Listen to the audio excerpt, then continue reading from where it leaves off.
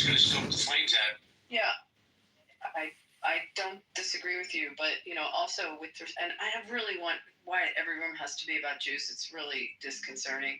But once again, Charlie Kirk and Turning Point had a very close relationship with the Jewish community. He was a man of faith, and the community is a community of faith. Many statements came out publicly from national Jewish organizations with what happened and in support of his family. And I know in this last election, those more conservative Jewish organizations worked very closely with Turning Point. So that if we can just kind of get off that subject, because rooms tend to go there, and it's just disheartening. There's always this attack. It doesn't need to be. Thank you, Council. Let me say hello to Lord Mwenda. Lord Mwenda, how you doing? Lord, are you there? I was saying that today with the jet game. Lord, are you there? Please hear me. Because they suck ass. All right, guys, we're going to go popcorn style. Please respect the one mic policy. David, I know you tried to jump in earlier. Did you want to jump in now?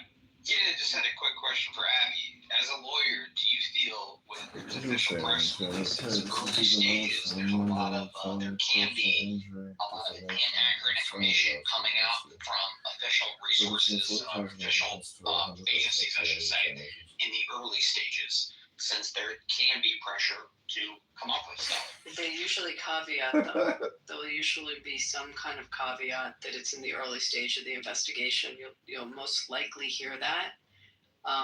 And I think you heard that in the press conference that they gave the other day. My point was, it's still going to be a lot more accurate than people going down the rabbit holes of TikTok to learn their news, and that it's still a trusted source to get updated information. But you will often, likely, when you hear a press conference or a press release saying still under investigation, that the facts are still being formulated, and way more accurate to get your information there than a TikTok or Facebook or even Fox News, CNN, whatever you want to call it. But personally, I feel sometimes in certain circumstances, they shouldn't just say anything to the public, because that can do more harm than good until they officially know. Do you understand why they released what they just released? I mean, they make decisions to go to the public when they're trying to locate someone. That was very intentional, very specific. Why they showed those videos, and they showed the physical person and what information they had to the public and what they don't release to the public. That's very calculated. If you worked in law enforcement, I'm sure you're aware of that. Yeah, I'm not talking about the videos of actually identifying them. Oh, yeah, those need to go out ASAP. In many ways, that those can be delayed 100%. But I'm talking about not necessarily just this case. I'm talking about just general, what if it's any of the active shooter situations. Sometimes they give out just facts that I think are information too early and that doesn't do the public any good about getting partial information about who his roommate may be, or whether this person is transgender or not transgender, or if his roommate's transgender.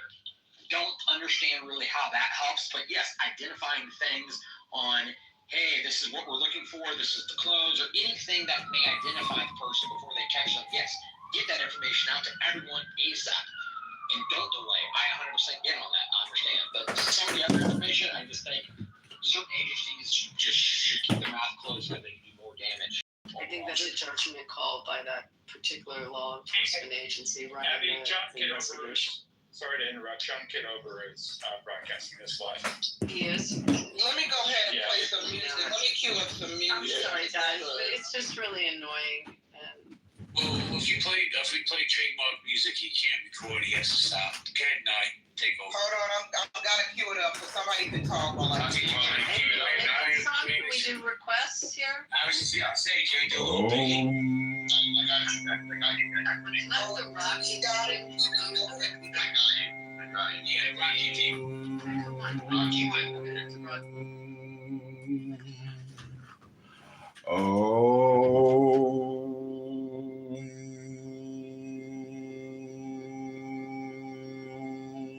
This is called meditating instead of running your lips all the time.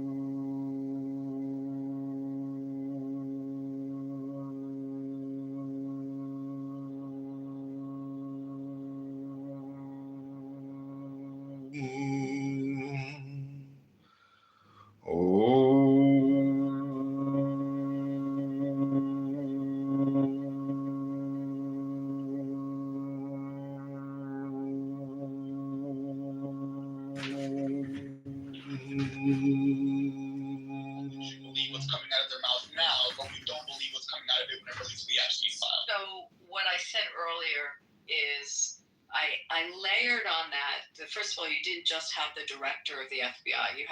You had the agent, the regional agent in charge of what would be northern Utah and that branch. You usually have a U.S. attorney from that district. You usually will have in those press conferences, you had the governor of Utah speak. You probably have if you have the district attorney from that county, you may have the police chief from that municipality that's affected. I mean, in most of these press conferences, it's not just one speaker. So and I gave the example that like in New York, when we had that shooting, what was that, about a month ago? Someone can remind me. And the dude was from Vegas, actually. They went to New York and I know what you're talking about. shot up the NFL, the building of the NFL. I mean, in those press conferences, if you remember, you had the chief of police. You had the federal. You have people from the Justice Department. So in these press conferences, it's usually an array. Now, whether you trust Patel or whether you trust Director Ray when he spoke before it was Patel, I mean, it's vetted with a lot of other people that are in that investigation. And, that's, if you don't like one, you have enough to choose from up there that, that are taking that investigation that you should have a comfort level with it. And again, I'm also saying that versus finding some conspiracy theory on TikTok. I mean, just use your brain. Oh, no, I agree with taking the word. The governor of Utah seemed to me very balanced through this. And by the way, I was going to put something in the chat that Gary put in his chat. You're going to be shocked that I'm the one saying this, but I don't know if you heard Bernie Sanders. Yes, I did. I listened to Bernie. Yeah. What did he say? I was amazing. I'll put it in the chat. It's actually something, Jay, you might even want to play in the room. Nice. And you think I'm the last person to tell you to do that, but Sanders came out with an excellent statement about political violence and how wrong it is. And when he gave it, he cited left and right violence. And it was actually a very balanced statement. So But I think that's what we have right now. We have to go on real facts as they come out. And again, it's not usually these press conferences are an array of people that are working the investigation. Also, just one last thing, just to piggyback off of David's point a little bit about the unnecessary information that comes out sometimes. I'm a little bit confused sometimes too as to how the automatic assumption is that you dated a trans person, therefore you're left wing, when one of the really big and still currently very big conservative influencers is Blair White, who is a trans woman, right? So I don't think being transgender exclusively puts you on the left when we've had multiple transgender figures that are consistently out there on the right espouting right-wing claims too and supporting Trump, including Caitlyn Jenner, for example. So, I hear you, but I think generally, if you were to poll that, you would probably see in polling that a conservative and looking at the position that people that vote more conservatively are probably less in support. And you saw that in this last presidential election with that issue becoming front and center in that election. And people took very, very strong positions against it. As it came up with Waltz and the tampons in the bathroom, and then going forward with the whole gender issue. So I don't know. I'm not here to opine as to what the percentage is, but I'd put some money on the fact that it's a pretty high percentage, or not. Council. Hey, Jordan, hold on, everybody, hold on a second. Being recorded? I have no idea. Supposedly, yeah, because he played a buzzing sound when the music was being played. So we'll play music again in a minute, but I want to say hello to Lucky Sinclair. Lucky Sinclair, how you doing? Hey, bro. Do you want to chime in on will Charlie Kirk's death spark more violence in America? Heck no, that's one of the most disrespectful things that could have happened to anybody in America. See, like, I'm not going to judge the brother, but there was people that was listening to him of a certain group, and they found somebody that they could respect. And when you take something away from somebody, even if it's sacred to the minutest point, you cause anger and strife. Those people who cause anger and strife, they don't care about peace. They enjoy contention. And I think that is devastating. Thank you, Lucky. Jordan, go ahead, Jordan. So, yeah, there's an enmeshment of several things that we have to look at from the perspective of a paradigm shift in one, how we get our news, how we editorialize it. I mean, if we didn't have new media, right, we would simply hear of this event. We would possibly make the assumption that it was, political warfare, and then we would have to wait to hear the facts, right, from the investigation. But so now what's going on is political violence is one consideration, and how public figures, public servants react to that. How folks on the right and the left respond to this event. Those things are enmeshed. And then there's a feedback loop on how the press and political figures then respond to how we perceive things and process it in social media. So the dynamic is rather complex and confusing, and people who don't pay attention to politics very much, because most Americans, I mean, they may be polarized, but they're not as vested in it as, say, we are. They are really lost in this. It's tumultuous and it's problematic, and so I think we need to think of all the layers and the conflation of constructs. This is really complicated stuff and very nuanced, and then we aren't diving deep into some of the content that is out there that is disinformation and misinformation. I mean, the whole thing is just an absolute mess, but it's serving some stakeholders. And I don't know how you could tease this out in a week, much less a year. So anyways, I just want to give that perspective, because I think we forget somewhat how things used to be and how things used to be processed from the perspective of government relations and public relations. Yeah, but Jordan, how things used to be processed, we didn't have $1,500 computers in our hands, and our kids are being raised by these phones. It's the truth. How many kids do you know that don't have phones? You don't want your kid to be the outlier of the group, so you got to get them a phone. It's $1,500. Hold on, let me finish, please. And they're being indoctrinated by these radical sites, because we as parents are being derelict in our duties to see what our kids are doing. That's really the truth. Right, but I guess what I'm arguing is that social media used to be an adjunct at most, at best. Now it's the central source of media as it's consumed.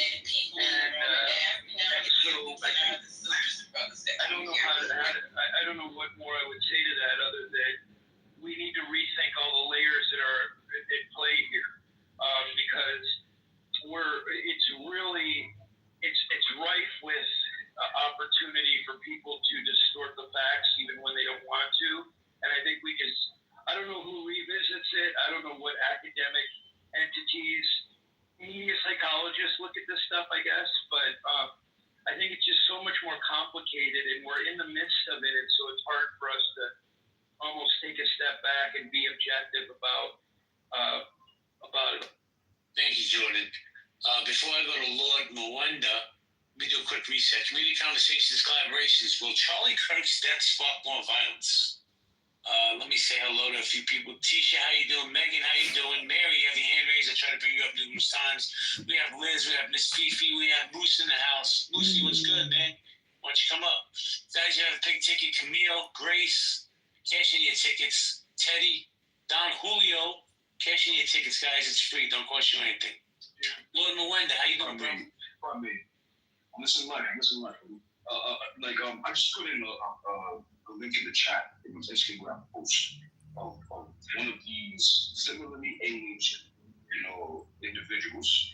Like it says, they're 19 years old, going around and vandalizing memorials that was set up for Mr. Kirk. And this is like for me initially, my position was that the violence will not be as much because if you notice, hey, there's not looting riots up here like it was for George Floyd or whatever. Any of these, every time that they're race baiting, Americans, relating to police brutality, et cetera. Like none of that has happened. Like to some extent, there's been an element of decorum, right? With situations like this, I think that it's you could just go up to the 4-minute mark if you want to watch it and even like pin it to the extent that is one of the situations that would create for more violence, because I don't think Mr. Kirk, if violence, if we see a whole bunch of violence in the name of Charlie Kirk for the people that supported or somewhat agreed with his rhetoric, that will actually be going against his principles. You know what I'm saying? So I don't think for the people that actually, accepted it or adhered to some of, it's like for me, like what I agree with, like where I stand with Mr. Kirk was he was a family man and he was a constitutionalist. So if you were a family man and you were a constitutionalist, I don't think you're going to be, act outrightly violent, you know what I'm saying, unless provoked. And like that video, I think is somewhat of a provocation for people who I guess are not really tapped into their own being. Because man, look, they had a vigil in the UK. You know what I'm saying? In South Korea. You know what I'm saying? So to suggest that this man didn't have a positive impact one way or another, regardless of whether or not what he said pissed you off, is using violence is just gonna negate a whole bunch of his turning point USA. You know what I'm saying? Even that's no turning point of USA, getting away from the violence and being violent. Let's have a discussion. He said it himself. But thank you, Lord Stan. You want to jump in? Yeah, I think it's preposterous to suggest that because a crazy person or someone on the extreme outlier shot someone, that everybody that is left of center agrees with what happened. I find it horrible. I think most people on the right find it horrible. I think the shooters that might have had a right identity, that did bad actions, people on the right don't agree to.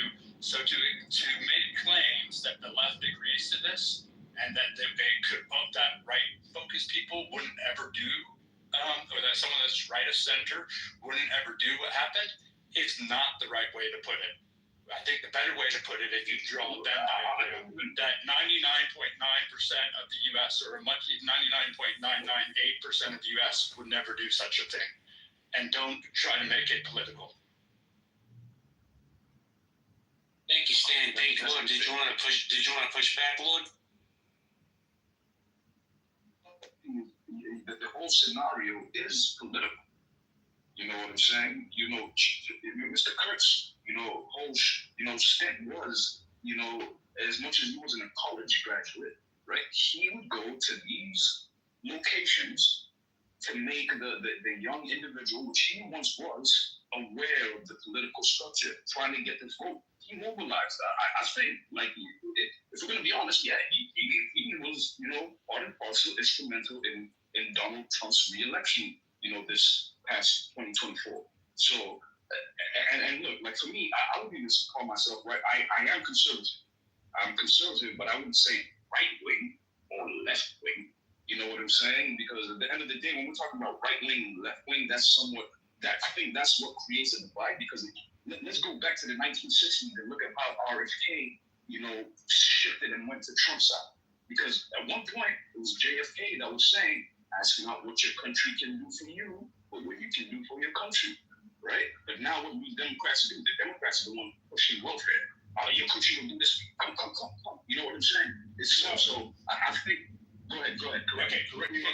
Okay, the fact that people care about the rest of humanity does not make it bad.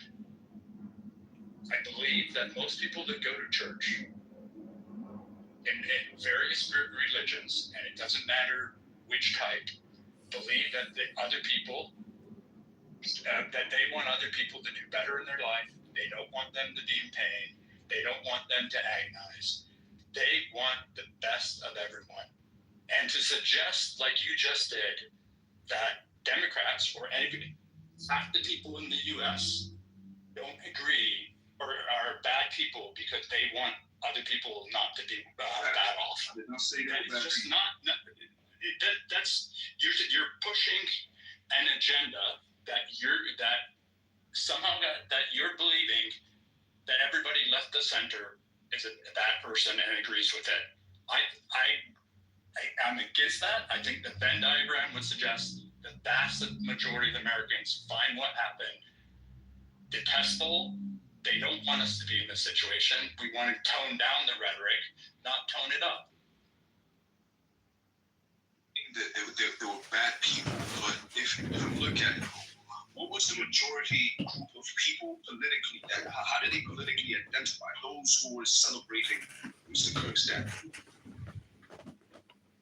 I want to just point out to what JB put above, is that causing us to tone down?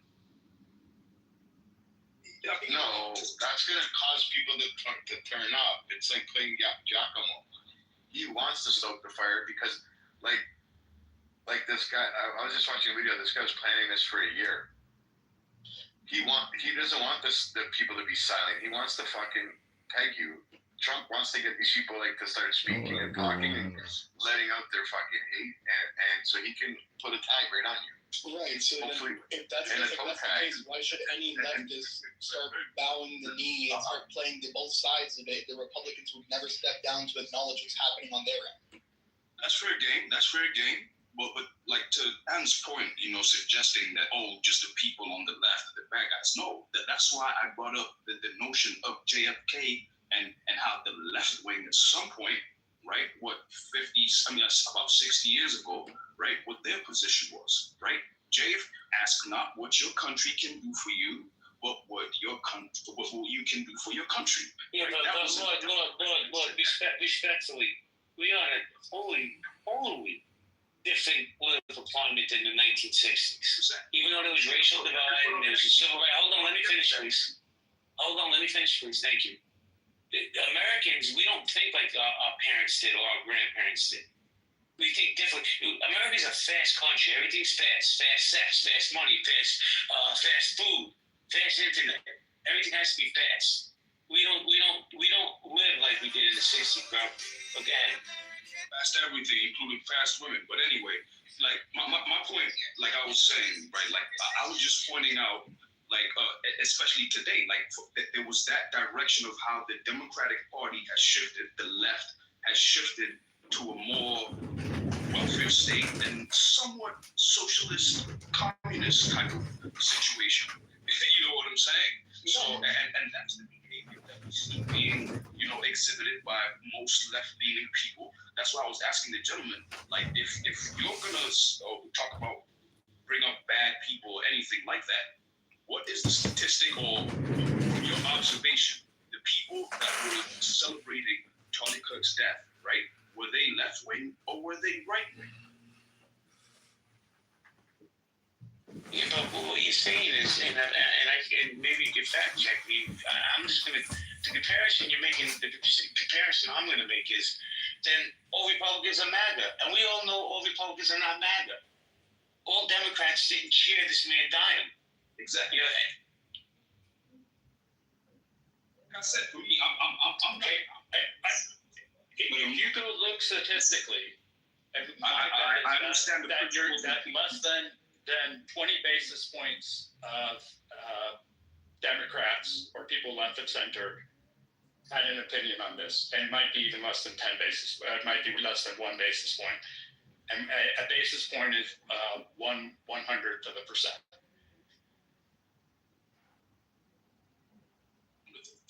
Was that like 0.0 something? 1/100th of a percent. So I said 10 to 20 basis points would be my bet.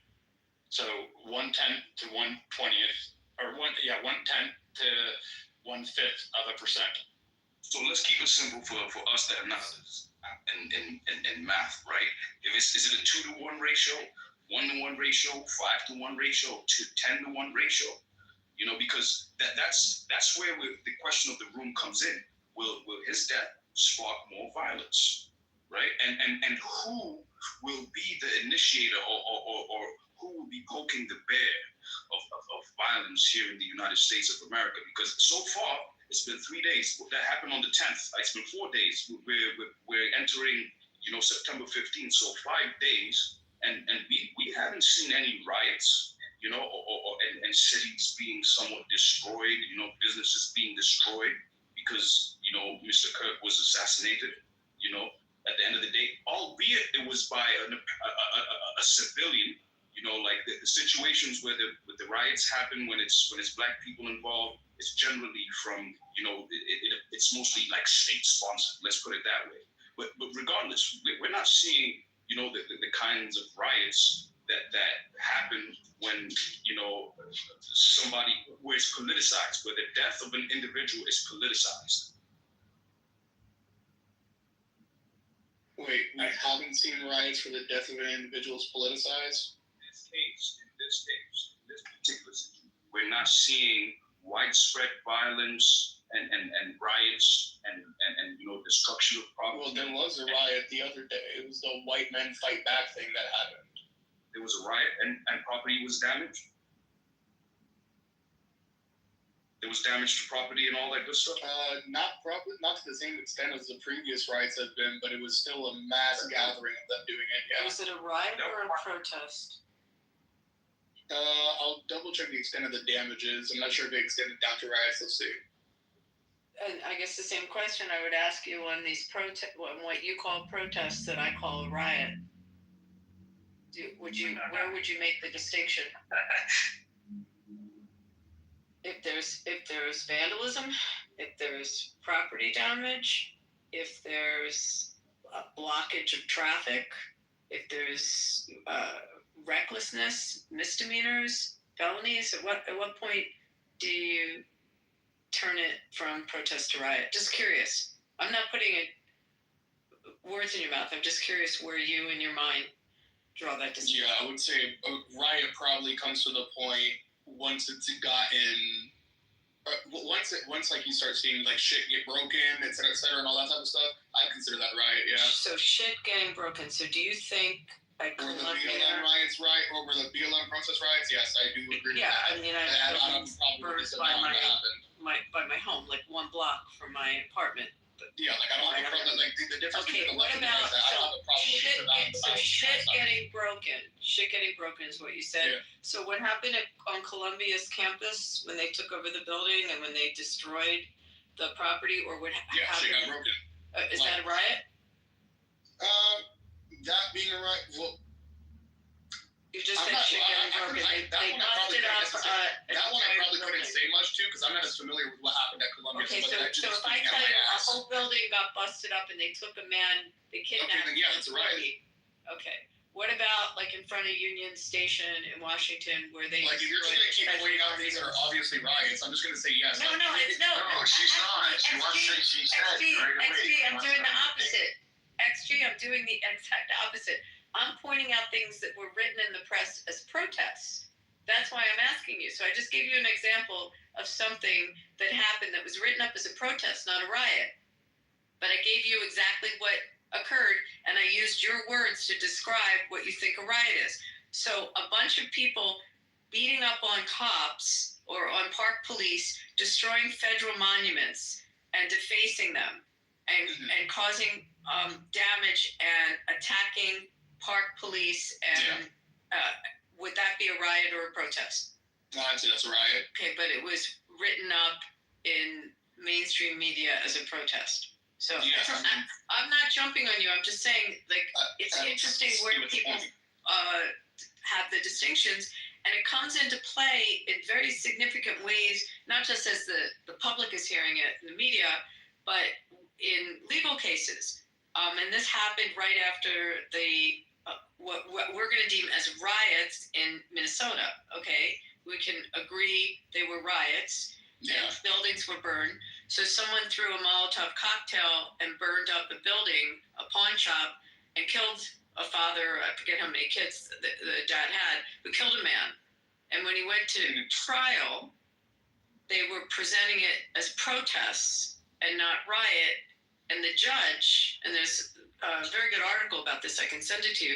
The judge took the approach that it was a protest, not a riot, and it was a much lesser sentence. Yeah, that makes sense. Okay, well, it makes sense, but it's not a good thing that it happened. It's not a good thing. It's hard for it to make sense. But that's why the distinction can come into play in a legal sense as well as in a... I wasn't... Let me make it clear. I wasn't denying the distinction at all, or that saying it didn't exist, or saying that violence or riots on my side of the aisle have never happened. No, that's the difference between me and Republicans. I will be willing to disavow and acknowledge the things that have happened on my side and be like, yeah, that shit was wrong. Shouldn't have happened. That probably shouldn't happen again.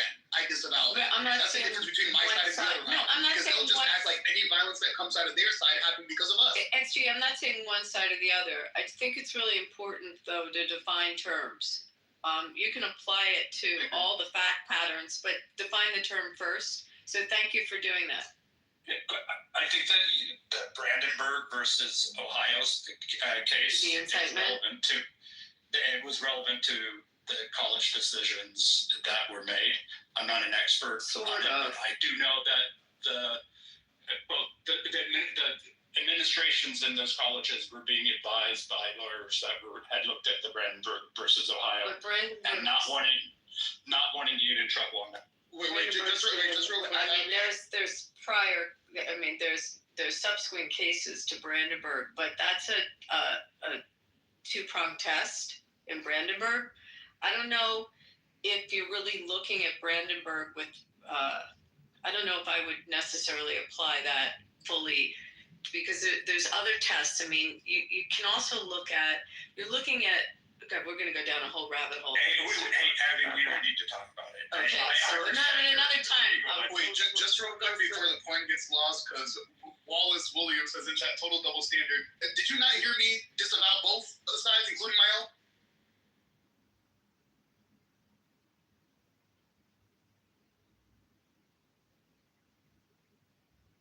I don't know if he's writing in the chat. Remember always, though, with any of these, that the policing powers of a government, of a state, specifically of a state, the policing powers that are given within the 10th Amendment, give that governor of the state the power to protect the health, safety, and welfare of the citizens. And when it is, something like a protest, or an organized gathering, there's the right to not take away and put a prior restraint on them gathering, but to limit the time, place, and manner that they do it. We have that ability under, the policing powers to protect the citizens, that people aren't gathering at 3 a.m. in a private neighborhood banging drums. It's time, place, and manner restrictions. Anyway, but Stan, we can do it another time. We can get into it. Wait, what's Brandenburg? So, leading case of Supreme Court case, It had to do with a guy, I'm going to do my best to remember this. He was a Ku Klux Klansman, and he was speaking to a group of Klansmen. And the question was what he said and whether what he was saying was incitement to then, was there an intent to incitement, and was there a likelihood that as a result of his words, they would be incited to then go, if he said, hey, there's a Jewish or a black community down the street, go rip them apart, versus there's blacks and Jews that live in your community and they're bad people. Like, difference. So they look at the likelihood of what he is saying could actually cause that crowd to do something, and was the speech intended to have the crowd do it. I'm doing my best. This is kind of a while ago, but that's basically. Kind of what Trump did on January 6th. And they used, and Brandenburg, that was why the case kind of came back into the limelight again. And there's been subsequent cases since it, but it has to really have a likelihood, and you have to show the intent, and the words that are spoken have to be words that are inciting words. So you have to really go through the fact pattern of it. And I mean, if that was to be litigated, it didn't get litigated with Trump. It was back and forth as to what he said. And in Brandenburg, the outcome of the case was that the Klansmen did not incite them. Although, if you look at the fact pattern, you would say, oh my God, like, that's horrible what he said. But it didn't reach that level to take away his ability to speak, to take away that freedom to speak. It has to be, it has to fit this test. So I'm doing my best on this. I'm trying to Google it. I guess I'm saying it wrong. How vague can you get before, or how vague or how little vague can you get before you start getting charged with something? It's a really good question. You have to look at the fact patterns. I would say Google Brandenburg and then probably Google subsequent cases. Okay. And there's been several in front of the Supreme Court. I mean, again, generally, the test to take away your right to speak has to be so compelling for that it's the highest level of scrutiny. They have to narrowly define what they're protecting, and it can't be overbroad. It has to be very specific. And it has to be so important to the government to protect that they can take away your right to speak. Well, on that topic, right, since we're talking about speech right now, plus to hit it back I took you down that rabbit. I apologize. No, you're good. Just to get a little bit more back to the title, on the same topic of speech, right, there's one point, and I'm, as you've noticed, I'm a lot more level-headed and calmer than I usually am in this room. Right? So I've been trying to keep it respectful. So understand that when I say this, I'm not trying to stoke flames. I'm just trying to point out what I'm seeing. When I look at social media, right, and I see the conservatives with like that 20,000 person website of people's names and addresses or workplaces that have been making fun of Charlie Kirk or have been making light of the incident or celebrating it, it feels like those same right-wingers and some of the politicians, left-wing too, that have called for like gun control and I guess wave of this incident, are completely working and spouting things antithetical to what Charlie Kirk wanted. I'm pretty sure Charlie Kirk would have just owned, quote unquote, whatever people were making fun of his death had he still been here. I'm pretty sure he would have just acted like it was just memes on Twitter, not to take it seriously, and that this is just the left being gross again, quote unquote, right? But for the most part, it feels like the free speech warriors and the people that are chanting the fact that he died in the name of free speech are now the same people scrutinizing every piece of free speech that's on the internet because they don't agree with the fact that they're celebrating his death or they think it's vile. Now, granted, you can think it's vile, you can think it's disgusting, but in the same way that Charlie didn't deserve to get shot over what he said, right? I don't believe people deserve to be losing their jobs over their personal feelings towards what's going on. Because guess what? That would have been the same exact standard that Charlie Kirk would have wanted. And as much as I disagree with him on 99% of what he says, he probably would have agreed with me that people shouldn't be getting fired over that, because conservatives were all on that plane when cancel culture happened in 2016 with the whole Gamergate stuff in 2014 prior to that. And conservatives were losing their jobs over simple jokes because liberals were triggered online, et cetera, et cetera. And conservatives are super anti people getting fired over making memes on the internet or jokes. But now it's completely 180 because it's one of theirs that got hit. Well, before anybody continues, Abby, BB, I have to make a phone call, so you gonna keep it open or you want to close it? No, we'll keep it open for a little and then we'll close it. If you give me about 10 minutes, I'll come back. Thank you. Abby, I just sent you a message. It's about exactly. I was just writing a comment in a group because somebody was saying the exact same thing about free speech, and I found, but I sent you, and it was talking about what you were saying exactly at the exact same time. These people with their hands raised, I can't figure out how to bring them on stage. I feel so bad. I'm clicking on it. I'll bring them up. Don't worry. Oh, but here is, wait, can we just have a moment? Augustus? Hello? It was a good day. Sorry, Augustus, go ahead. Hello? Can you hear me? Yeah. Yes, we can hear you. Go ahead. Yeah, I was just coming up to respond to the question at the top.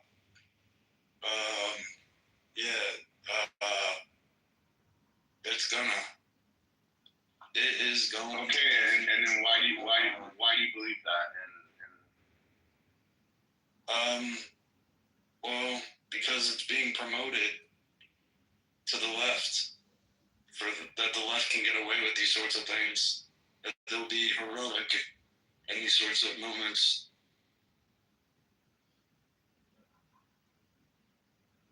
Thanks for letting me share. Heroic in what sense? Like, who's getting away with it? Like, I'm pretty sure he was caught. He's currently under investigation and being charged soon. No, I think So, he's yeah. talking about the more violence. Will the charge group that spark more violence? He's saying. Do you want to elaborate more, Augustus? Not really. All right. Not really. Thank you. Thanks for letting me share. Welcome to the stage, Holly. Welcome, J-Lo. Welcome, Jason.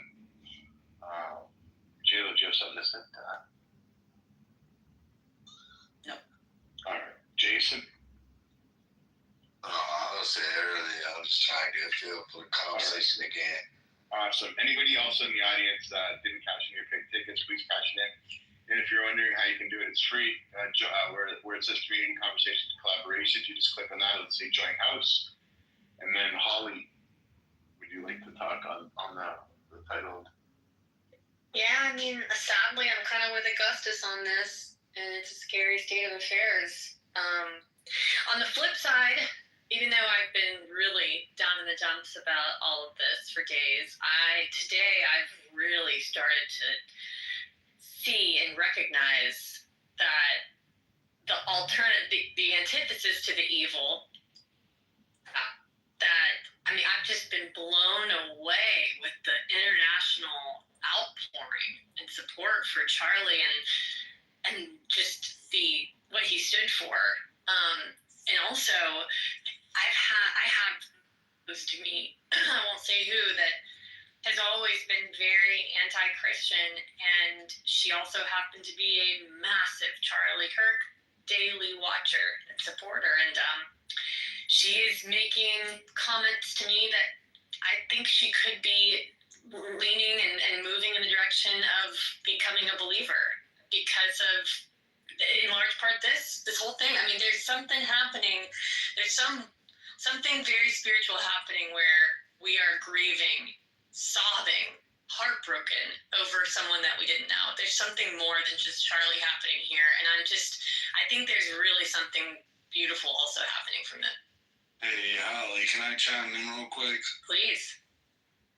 Yeah, just to support kind of the beginning of what you were saying, and when you were agreeing with what I was saying, an example came to mind that on the app Blue Sky, there's currently a hit list of conservative influencers that's going viral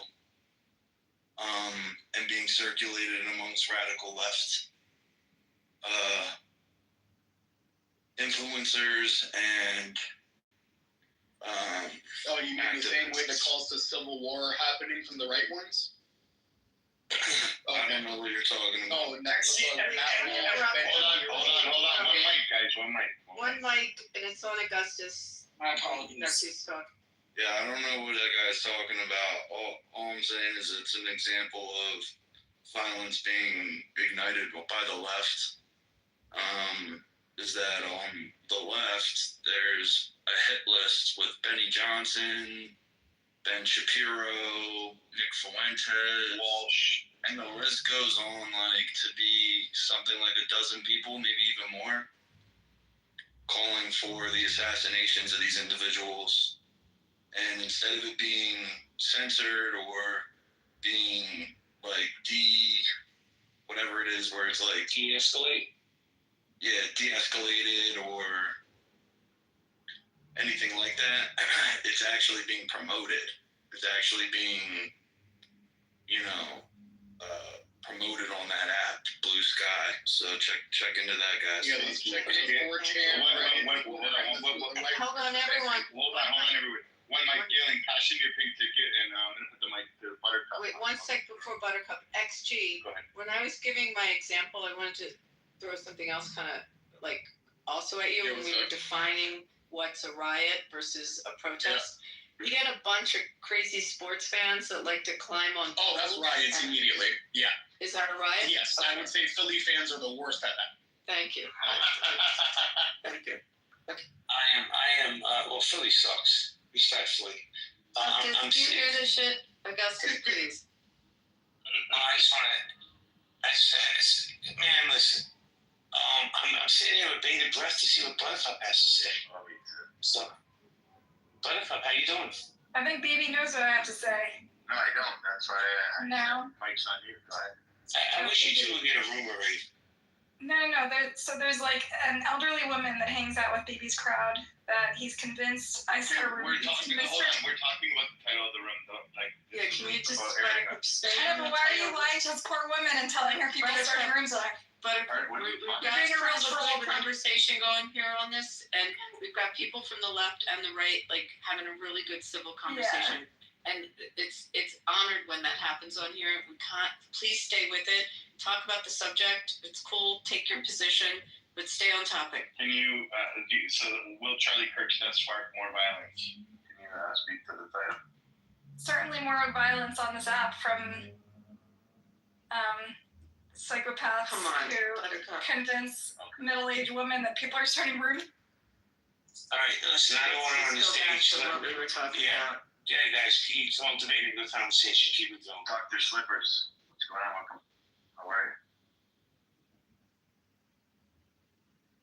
Adams, you there, Adams? Yeah, I'm very pissed off. And me? No, not you. Answering the question, Adams, do you think there will be more violence? I was just threatened, and I literally just got off the phone, Abby, with the FBI. We're talking here though on this. With a very credible. You're being recorded by John. Like, just don't talk about personal stuff in here. Abby, listen. Trying to help you. I understand. Where have we gotten into this place in America to where me being indifferent to this issue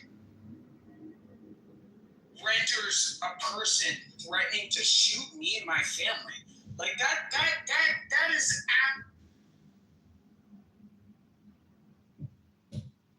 it's human nations. At this point, Abby, people have lost their minds, and Dr. Slippers, you're in patience, bro. I'm gonna wait for one of y'all to say it was a leftist and then. Yes, we can hear. We can hear. Hold on. My heart breaks for the Charlie Kirk family. I couldn't even imagine. I could not even imagine what these people had to go through. But the backlash and the shit that people are doing. Did this man die for nothing? Like, what are we doing? What are we doing as a pop? What are we doing?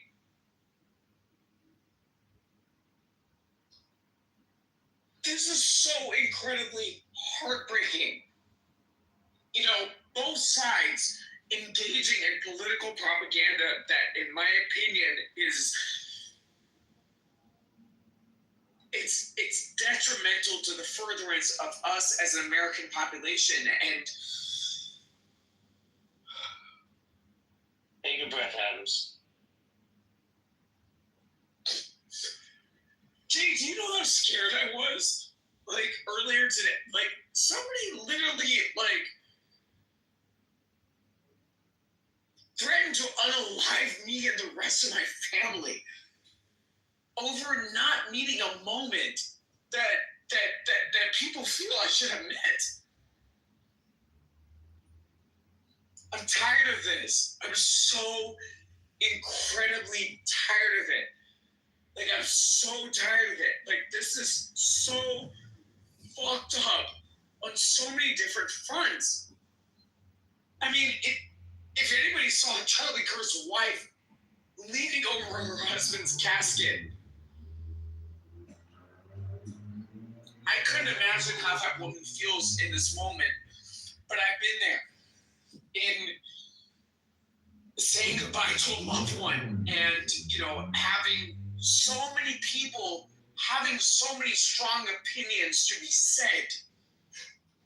We need to be kinder to each other. We do. We have to. We must. We need to be kinder to each other. And I'm sorry for getting emotional. Like, I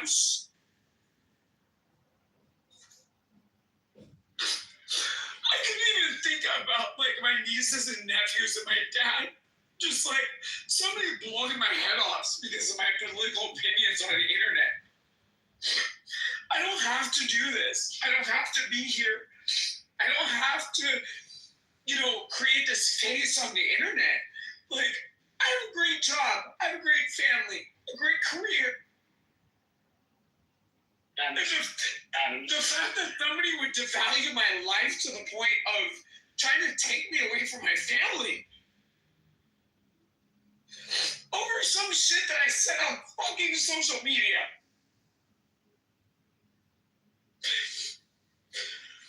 As a Republican, I cannot stand with this. Sorry. Adams, why don't you take a few minutes and I'll definitely come back to you. Let me say hello to J-Lo and Dr. Cato. Hello, ladies.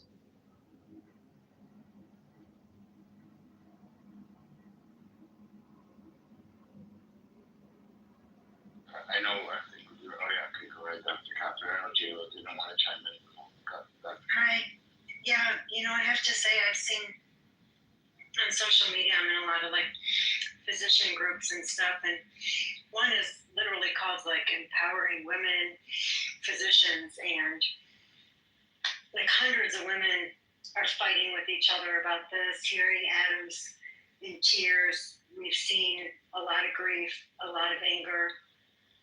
I never heard of Charlie Kirk before this happened.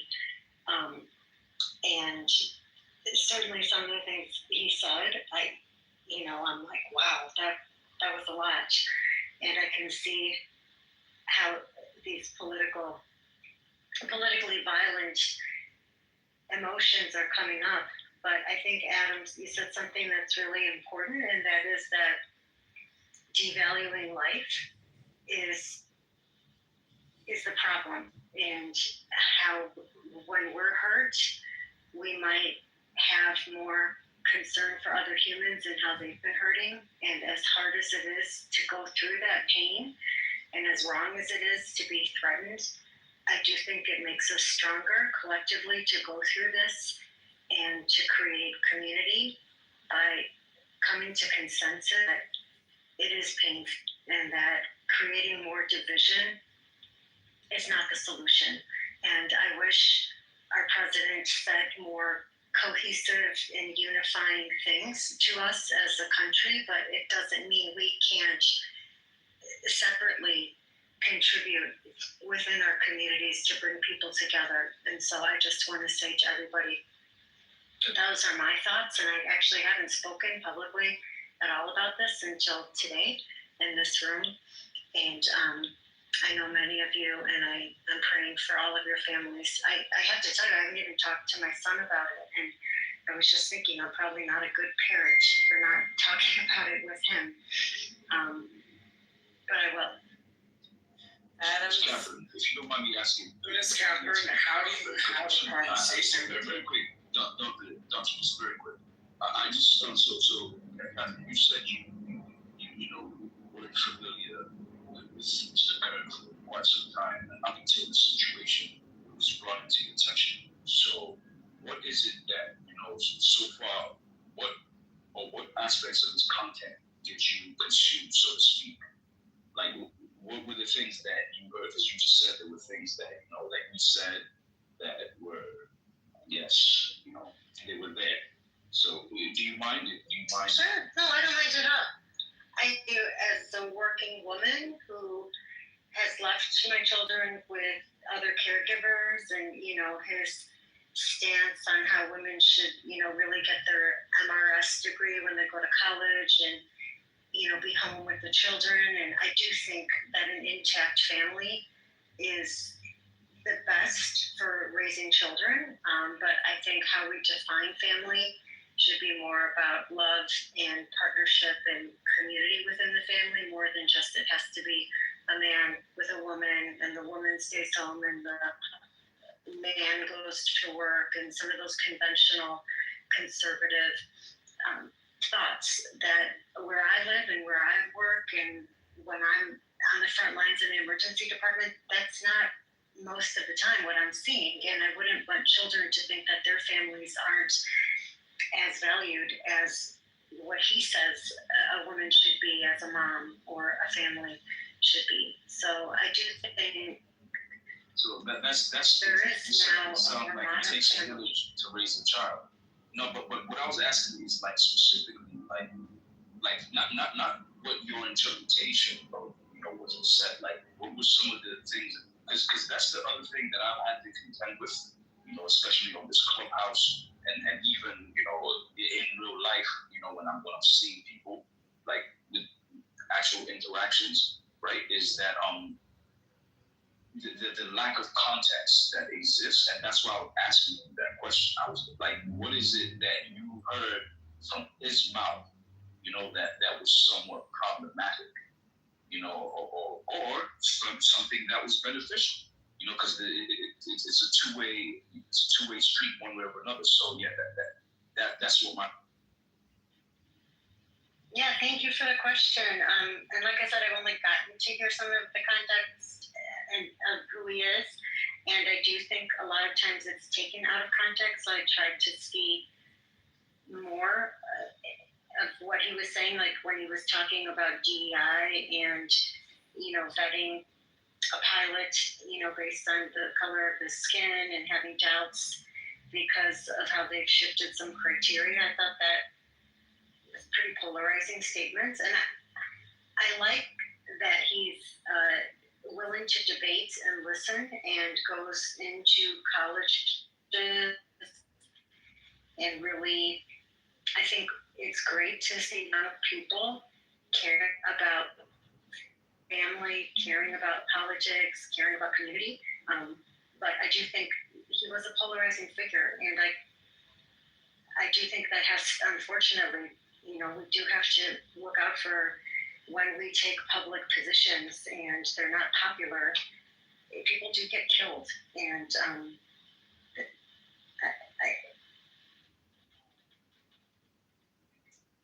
Dr. Catherine, the same thing that you're saying is what I said. And it received this level of backlash.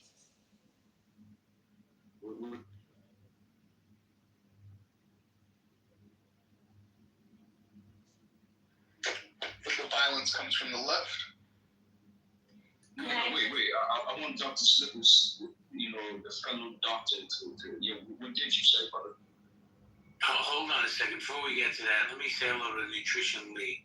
Hey, Nutrition Lee? hey, Hi. you can just call me Leah. I'm sorry, it's complicated, but hey, Catherine, it's been a while since we've spoken. I just want to kind of bolster what Catherine was saying. Here is a direct quote for you. Just get married. This is you were asking for Charlie Kirk's words. So just get married early, reject the siren song of modernity, and have lots of kids. Being a part, which I'm just because you asked for his words, not an interpretation, right? Being a partner at a local law firm isn't actually that big of a deal. Having 3 kids is a really big deal and will make you happier, and it's okay to be a stay-at-home mom. In fact, we need a lot of stay-at-home moms, and a lot of women want to be stay-at-home moms, and we have miserable women because we've been shuffling them into corporate wasteland, when in reality, a lot of them don't find a lot of passion and fulfillment in that line of work, and who can blame them? And that's like a pretty mild quote for a lot of what he said in terms of women not working, but I don't think Kevin is interpreting what he said. I think it's that's his belief, and I don't think it's a good thing or a bad thing. I think it's just he said what he stood for, and I think that's commendable that he said what he stood for, but that is what he stood for. But it's okay that he has the right to have the opinion to stand for that. Right. Of course.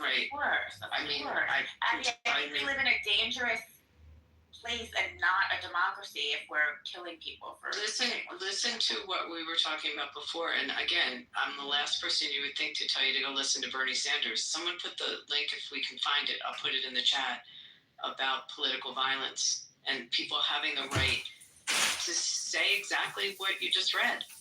And hey, anecdotally, I've had the career with kids and a partner in a law firm, and some of his saying what he says, sometimes you have to take pause. You look back and you think about how you were as a parent and what things have been different if you took a different direction and you were a stay-at-home. It does give you pause. It's not. I'm not saying right or wrong. It's not building is high to make people think. Really quick, could you give me any example of somebody on the right also denouncing both sides of violence like Bernie did? Yeah, it's probably, I haven't searched it, but I'll find it for you. That happened to be Gary's chat. So we all just stand, Dr. Jordan, those of us in Gary's chat just saw it. But, if you'd like, I'll search and I'll find statements from maybe, someone in Congress, or, I will look for it and find something for you. But it's just a general statement about exactly what you just heard. Having an opinion, and it's okay. That's what our foundation is. Well, let me ask you a question. Hold on. Let me ask you a question to Leah. Leah, do you find that statement you just read, do you find that to be problematic, or you had no issue with it? So I also work, right? I'm a dietitian and I have my own practice. I work and I think, and I'm a mom, and I think you can work and be fulfilled and also be a fantastic parent, right? So it's not that I have an issue with it, I would say. I think there are also stay-at-home moms who are very fulfilled. It's not my path, right? Are there things that Charlie Kirk said that I agree with? Yes. But that's not, I think I came up because I wanted to question for Catherine, was like, is that your interpretation or is that what he said? If that's what he said, but I think that's okay. Should he have been murdered for saying what he believed in? Like, no. That's, to me, that's insane in a healthy democracy. Many of us were raised by stay-at-home moms. I'm older, so maybe my parents' generation was a lot more stay-at-home moms, but I'm just curious. Everyone on the stage was raised by my mom worked part-time, but I wanted to add really quick. And this is by no intention to be prophetic, but Charlie's wife had a law degree, educated on the GED. She was working on her PhD in Christian theory. I suspect that there is now discussion over who will further the movement. And if she takes over that position, it kind of challenges the construct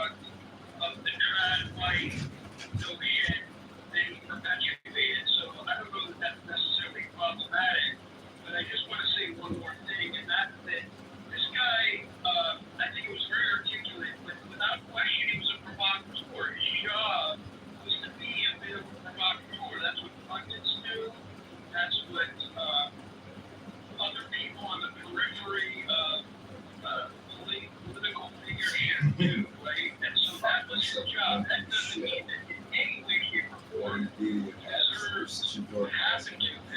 But the question is, free speech absolutist can't be allowed to say whatever he wants, and people respond to him and say whatever the heck they want. But the question is, some people are going to be angered by this, and some movements are going to support it, and some are going to advance because of what he said. And I'm sure he was well aware of the.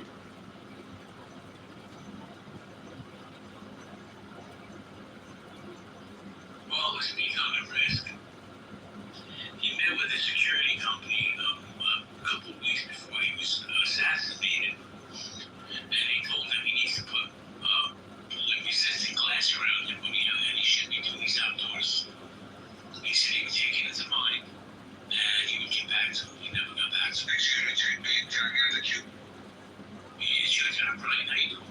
Hey, good evening, everybody. Thank you for having me on stage and giving me an opportunity to speak.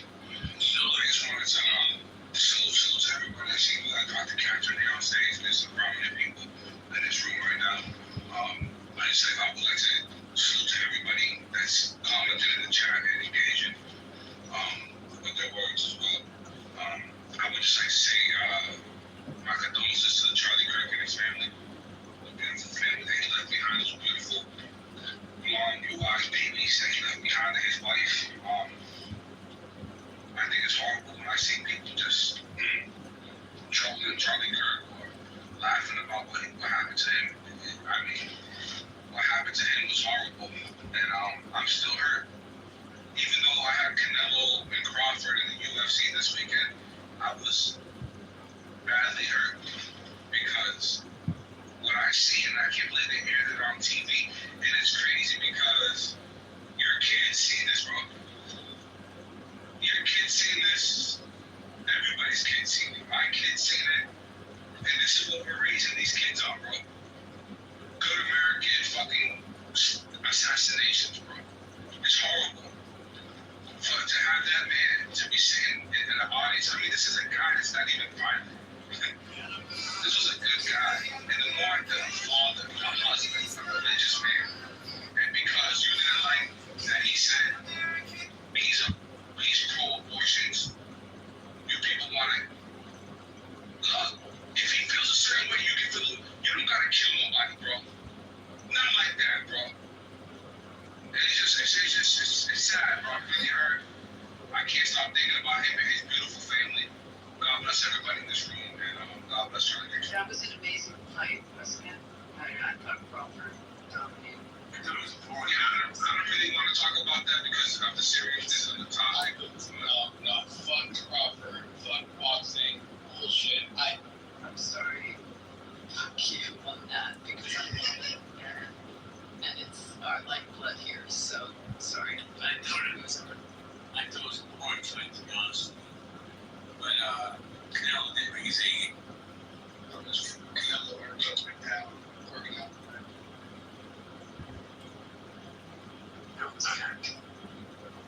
Yeah, it was good. To answer the question, XG, I started to put some stuff in the chat. Just did my best with this. Mike Johnson, and I'll try to get the video of it, recorded a video message, and I put his quote in the chat.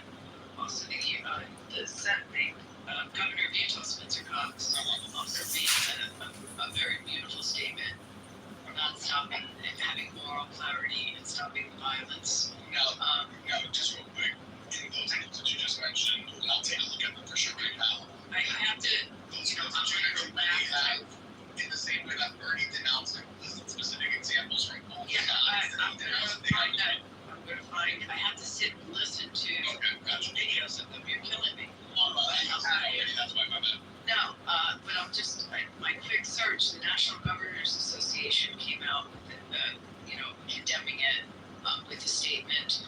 And then there was a co-sponsored resolution in Congress by 52 House Republicans, also reaffirming the same statement. There was a joint statement from college Republicans and Democrats together. But I gotta sit and listen to the video. Okay. The reason I asked for that part specifically is because there's a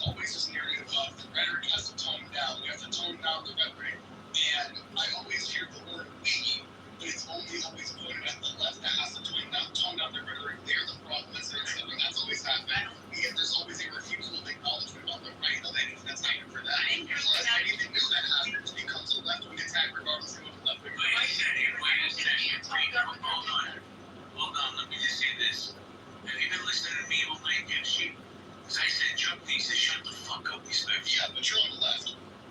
I'm not on the left. I'm in the middle. I'd be a little bit more surprised about you. He said, I am comfortable. I really like Mike Johnson. And he usually is very balanced in what he says. He's also very much a man of faith, and I respect that about him. So I will listen to the full video from Johnson, and I really am impressed with the governor of Utah. I didn't really know much about him before. Well, I mean, I'll say it's like but it's just my view. Mike Johnson's he's done a way better job than anybody thought he would when he first came in. I know, and he's crossed the aisle quite a bit. I mean, he's pissed off some far-right Republicans as he's done it, but he's crossed the aisle and he's worked well with Hakeem. And you can't take that away. I mean, that's what they're supposed to do. They have to get legislation through. But I promise you, XG, I'm listening to this room too, but I will listen to the videos and try to find them for you. The other significant point I would talk about is the fact that Mr. Kerr was poised to run for president one day. And so we need to kind of factor in tourism with his political ambitions and how perhaps he had to cater to a wider base and perhaps more narrow Democrats. So these are things that be careful. Congressman Kitover.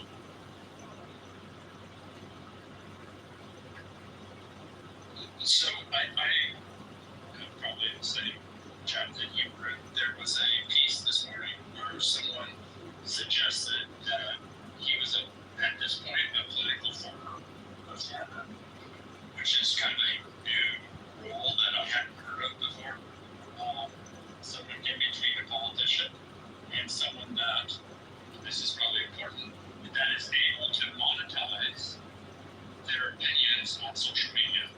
And just so everybody understands that, not in Clubhouse, but on YouTube or TikTok or X, when you generate engagement, you get paid for it. At the low level, it's not very significant, but at some point, it does. So this has led and continues to lead for people to try to say provocative things because they get paid and they can build a following in a certain niche and continue to go down that rabbit hole potentially and they get paid for it. So sometimes some of these opinions that you hear on different spaces because people are getting paid to do that. And it's unfortunate that algorithms change from kind of the sex cells which existed early on until now, triggering the emotions of anger, fear, surprise, etc. Where it works better for the larger engagement platforms. So you stay on longer. I'm the best moderator on Clubhouse. I've never made a fucking dime. Somebody should be able to do it. Hey, you gotta sell your soul, JB, for Don't tell him what he has to do. You haven't made no money. He's the best fucking moderator on Clubhouse. You still can tell him shit. You haven't made shit. Don't tell him nothing. You gotta pray, P. I'm just making suggestions. Don't tell him nothing. He knows more than you. Okay. You know what I was going to say? Can I go after work? No. Thank you. So I'm glad to see about the Charlie Kirk situation. That is actually the floodgates happened. Yeah, when you apologize to me for being just ridiculously obnoxious the other day, you can go next. But personally, I think you're an idiot. I don't even know about that scenario. Jamie, I'm not gonna lie. That's me.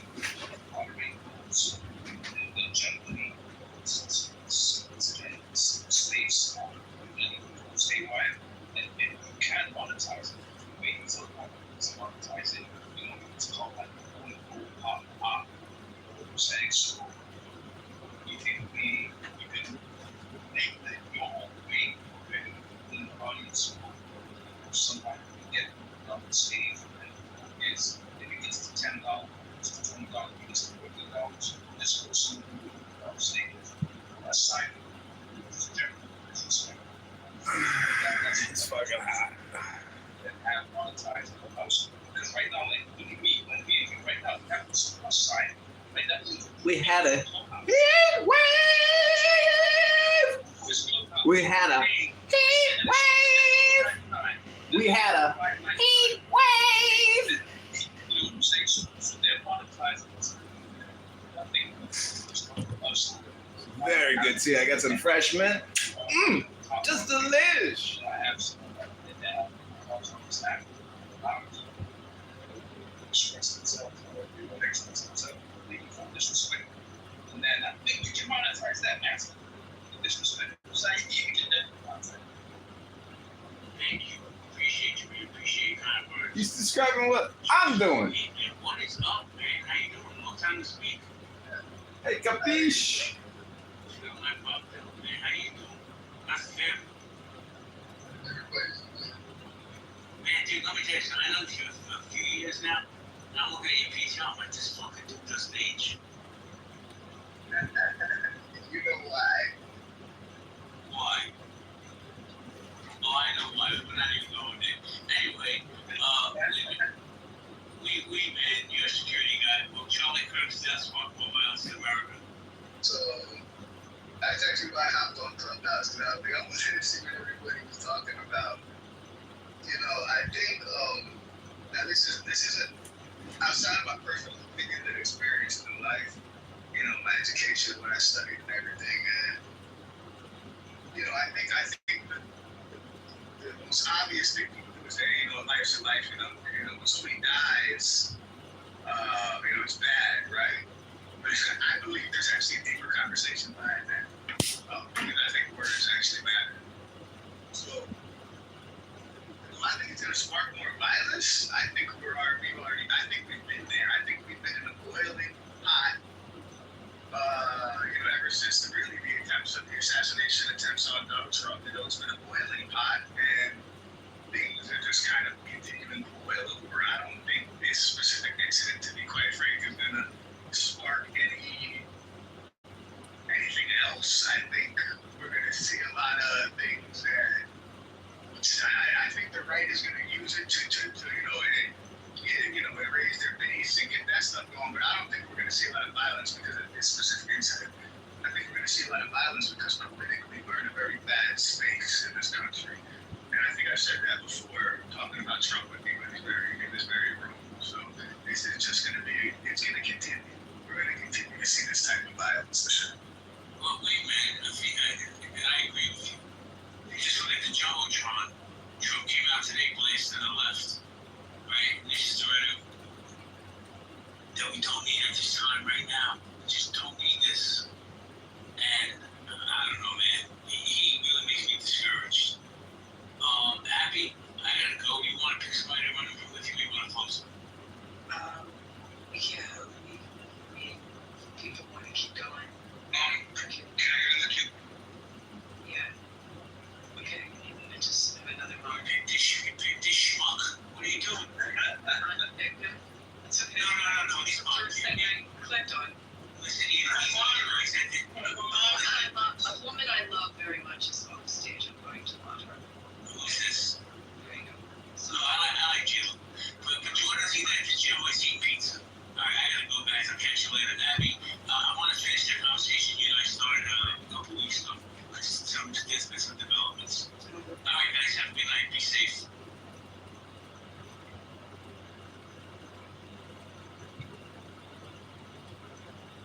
Another episode of Jay Bresca Incorporated. He's got to go take his dog for a walk so he can take his shit. Capiche?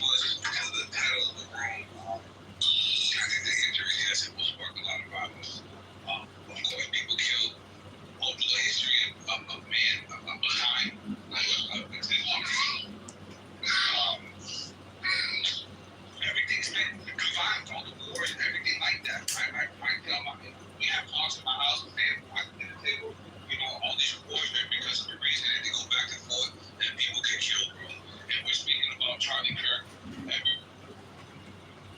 from the internet because he's a true American hero that people will die behind him.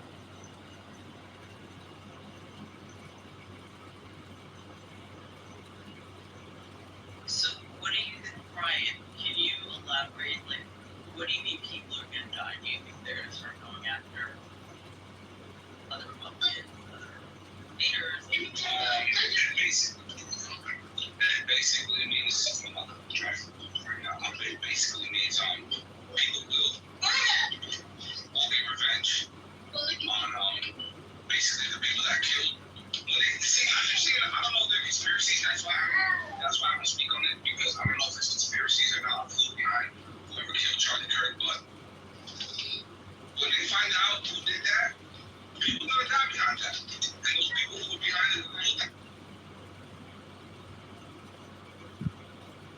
You mean you don't think the man they accuse of killing him killed him? Or are you saying that him? Like, Let me tell you something. Because just because they don't got a do-rag and a bandana and they're throwing up gang signs, that don't mean that they're not a part of a criminal organization. Nobody kills nobody by themselves. Ain't no such thing as killing put your shit going on. Ain't nobody behind killing people by themselves. Everybody's in the gang. You understand? So when they find out what gang that was, I know you're thinking of a conventional bloody crip. I love them. But at the end of the day, they're all mafia.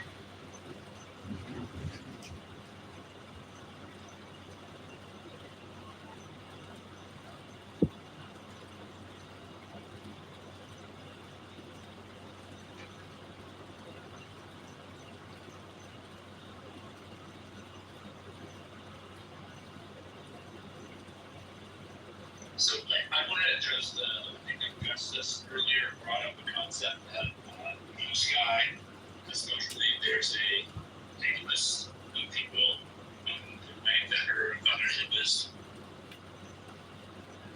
There might be a small number of personalities putting that together, but that's not the vast majority of people on the right and the left. And you don't even know if it's even Americans. There's a reason that for provocateurs would want to see something like that and use bots to amplify it. And I think Blue Sky has the same money that exploits to block the bots. So that's what I thought on Blue Sky. So you can speak to how it works there. But even if it was on X or somewhere else, the number of people that really want to see people hurt is very, very small. Well, I mean, Yes. and it just happened that in my city, a guy who was a realtor started posting right after the murder, like really horrible stuff that not only did he deserve it, but like he's happy that he just went on about like that. I'd have to find the posts, but very, very derogatory, very supportive of the murder, and there's a code of conduct, I guess, for realtors, and it went viral. It went viral all over the city, and then it went nationally viral.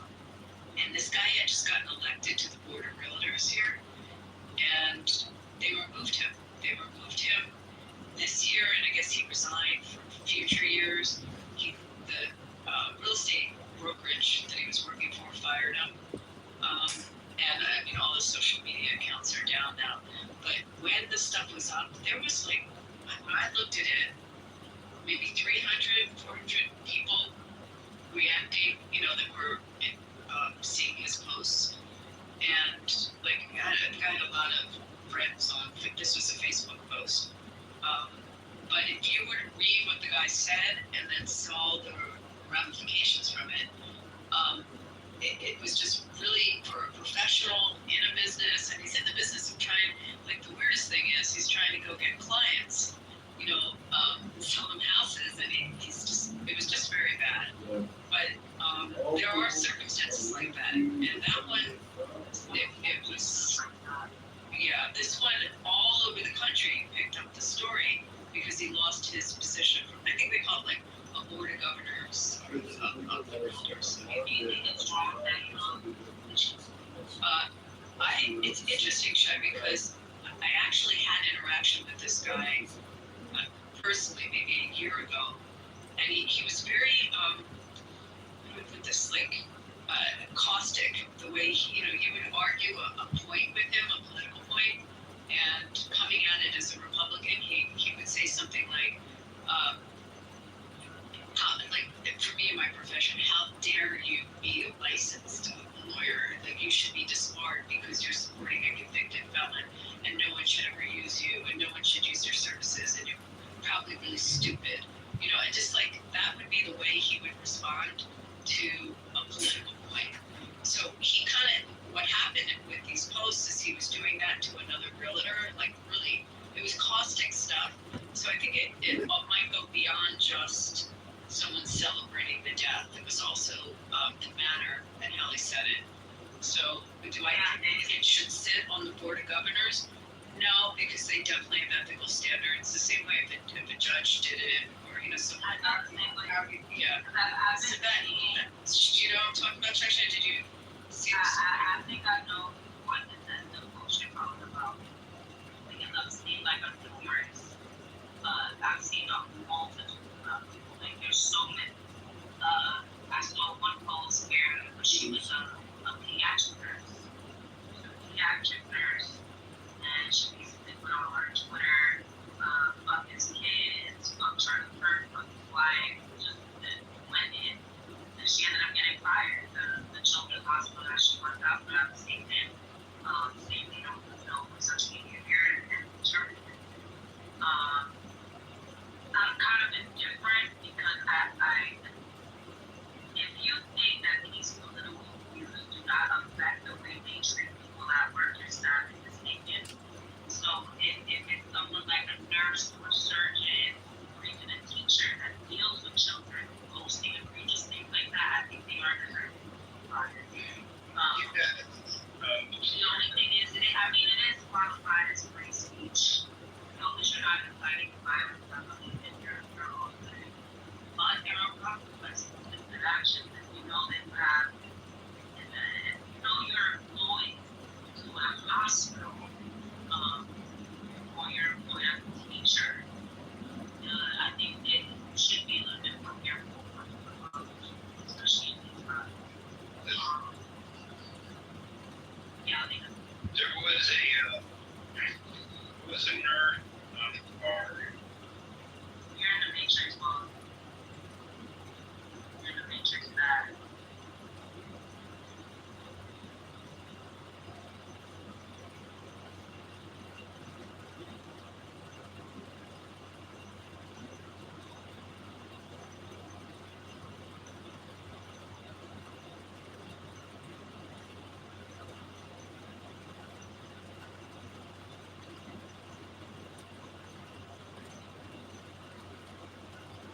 Headphones. Look, I think it's awful for these people to post stuff like that. They need to think for themselves. We're in the Chicago GOP. It's okay that people die. I think it's awful. Unfortunately, we're in a world where someone like Elon Musk basically implied everybody left the center was a bad person, with some of his tweets on Wednesday. And that is also inappropriate. The thing is, he's been able to monetize it. He is where he is because he has such a large following, and people misunderstand him getting away with it. Other people being able to do it. And that's very unfortunate. They also misunderstand being provocative and going way too far when someone dies. And there's real life involved. It's way different than saying something provocative that people has done many times. And also the person that's innocent of has done. By the way, I don't know that photo was just only to point out the political violence and the left promoted since 2015. Wow. So that's the only reason why Oh, yes. Yeah, it's a bunch of paid people that just switch whatever they're told. Because like a lot of these people were like from Trump at one point before he ran for president. So I don't know what the left is for. not only that, Jassy, what I pointed out like earlier, like how they're like now the shit when people like talk shit about trying to hurt families, trying to without worrying about like consequences. And then also like got killed for the consequences of his speech. And it's like if the roles were reversed and he was a transgender, you know, and he was going around college campus promoting transgenderism, was whatever on the left had a writing that shot him in the neck. Their response would have been, he doesn't deserve it, but I'm not surprised. Like, it's not a real so much view hatred. And they wouldn't leave that stage if it was, the world was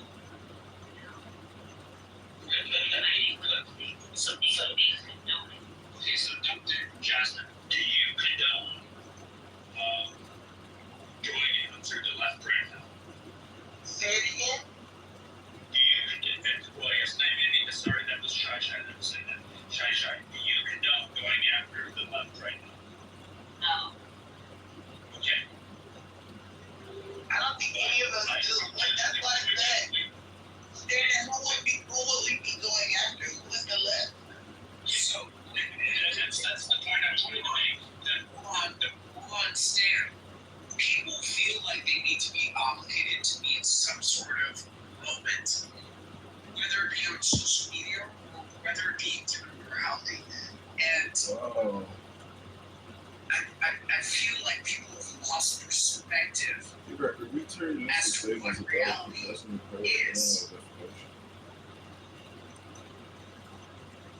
I would say Go ahead, Dan, I'm sorry. I mean, Terrorism projection. so, no, I mean, I would say, Oh, that's me. no, my name's Peter. So, All right, that's me.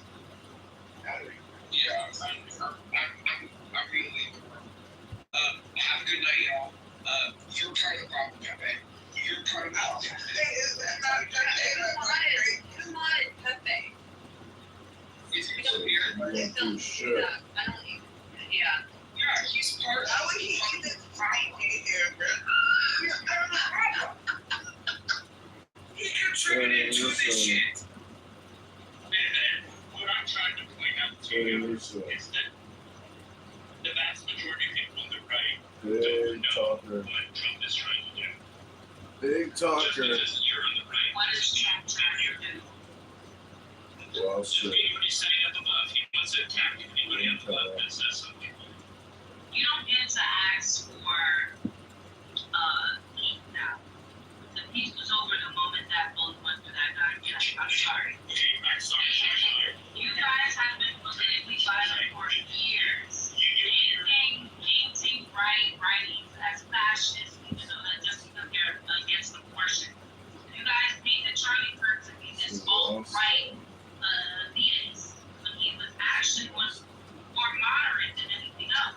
So now that he's one of the only guys that were willing to talk to you guys, now you guys want peace, now you guys want civil discourse. That's not how that works. Let's bring up Louis Maggioni, all the people that came in our room celebrating the death of the CEO of a healthcare company. Like, what the hell was that about? All I'm saying is, it's getting violent, and I played a clip in my room earlier. They're trying to normalize political violence. Sick of this bullshit. And it's not normal, and I'm not celebrating it. I don't care if it's the right or the left. Wait, Dan, hold on, please. We have a couple new folks in the room, so I just want to give them some space. Yasser, welcome. Big welcome, big breath. Yasser, let's go to you first. Do you have any thoughts on the room title? Will Charlie Kirk's death spark more violence? Hey everyone, it's a pleasure to be here, talk to all of you. So it being a JVs for just those also. Definitely. Any time that will develop more violence, sure, there will be give it a couple of months. There's no way because the thing is it's key. How did Pepe become mod in my space? I'm curious. I mean, you're already modded now. Kito! We don't know. I don't know. But y'all should call me. It definitely wasn't me. I didn't mod anybody. Yeah, y'all just a good friend of mine, though, Jimmy. Okay, you can bring it back up, but I need to get my point.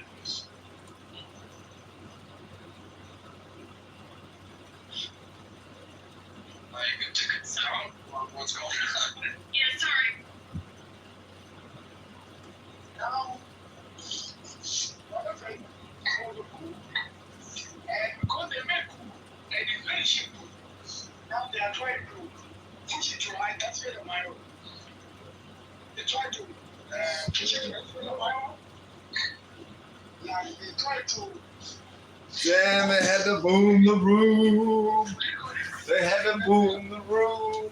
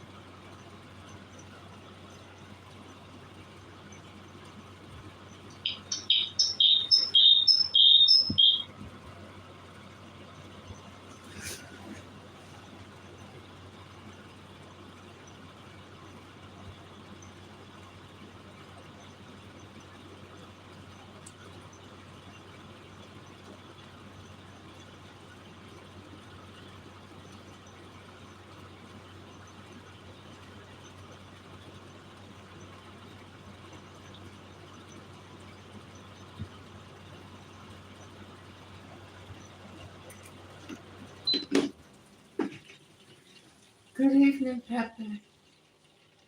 My name is Jaya. Thank you for holding this room.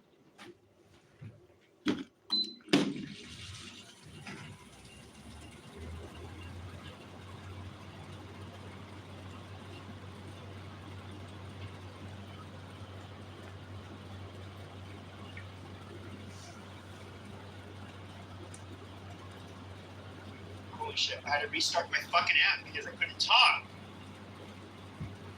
Can you guys hear me? Yes, we can hear you, dear Kito. Shut up. So, this is some shit that's pissing me off. So, who's going to replace Charlie Kirk? Now, this is some shit that's been kind of like getting on my nerves. Dude. Okay, so Ben Shapiro's kind of old school. He's kind of been like doing this shit, right, on college campuses. But then you have fuckfaces like Rabbi Shmuley and dude, I'm not like somebody who get into like conspiracy theory stuff, but all I'm saying is I just like I'm really kind of like worried about what kind of influence we're gonna have.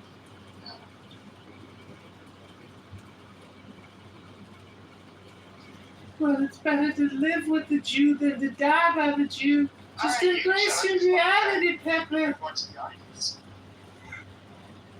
No, but I'm just saying, like, and this is not me, like, I'm not somebody who, I'm a Zionist, I guess you could say. It's like I support Israel defending themselves and existing, but it's just like, dude, I do not want them co-opting any fucking American movements, centering themselves, like, even at all, and I just, like,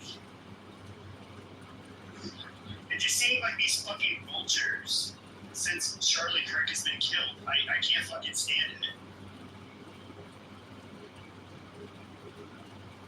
You know, Charlie Kirk, he's a good guy. I think he was kind of like starting to think for himself and kind of question things like right before he was killed. And to all the people who think maybe I'm gonna like agree with them that like Israel would have him killed or some stupid shit, I'm like, no, I think that's retarded.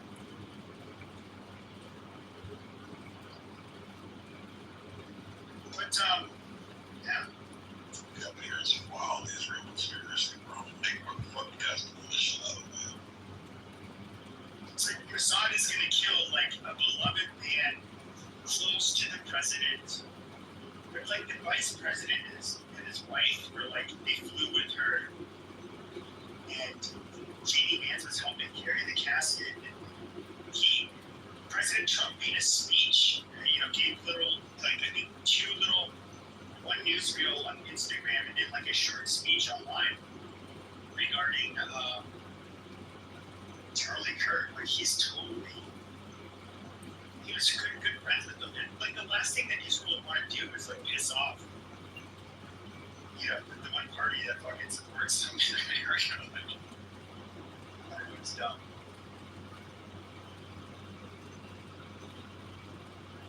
Then of course now piss off Trump. But how do you feel, Sid? Do you think that there's like, certain groups that kind of, or certain group that kind of, I don't know, pushes their, tries to insert their own nation's interest into our, China.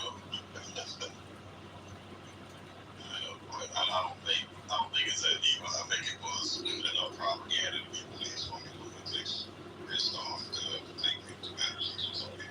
Oh, as far as the shooter goes, no. I don't think the shooter has anything to do with Israel.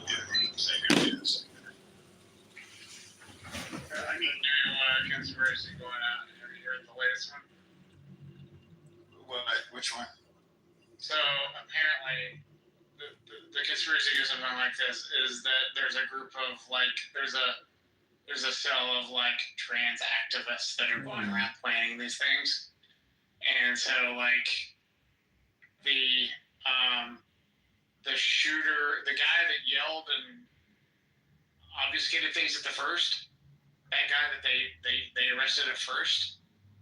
Supposedly he was actually hired by this group, and then it's apparently a group on Discord, and they planned out the whole attack ahead of time. It was multiple people, trans activists type of people. That's the story I've heard, and it's it was the guy's boyfriend or girlfriend or whatever is trans. They called it the roommate at first, but it's actually his partner. Well, yeah, it is his partner. So, multiple sources have confirmed that. Now, there are some weird things that happened. There is, I don't know who it is, but there was an account where there was they knew what was happening before it was going to happen, or they? Yeah, it was somebody said the day before, and it was a picture of a trans woman saying something's big is going to happen. Charlie Kirk is coming to my school to speak, and it's just that's weird. It could be a coincidence. I have no way of knowing. Charlie Kirk was coming to my school to speak, and then a little bit later, and then something big's going to happen tomorrow. That's what it said. It's in my profile right now. The woman is not related to the account. No, this person actually goes to the same university, UVE, or whatever, Utah Valley, whatever university. And this person actually stated the day before, said, "Oh, Charlie Kirk's coming tomorrow. Somebody should obliterate." Check your facts. So the person in the okay, I'll read the fucking. I'm not talking about his partner. It says Charlie Kirk is coming to my college tomorrow.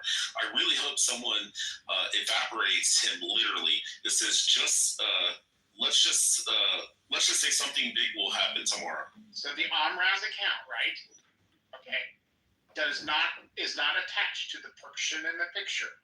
Somebody took those two pictures and took the Twitter account of the person that put Omraz and then added that picture to it.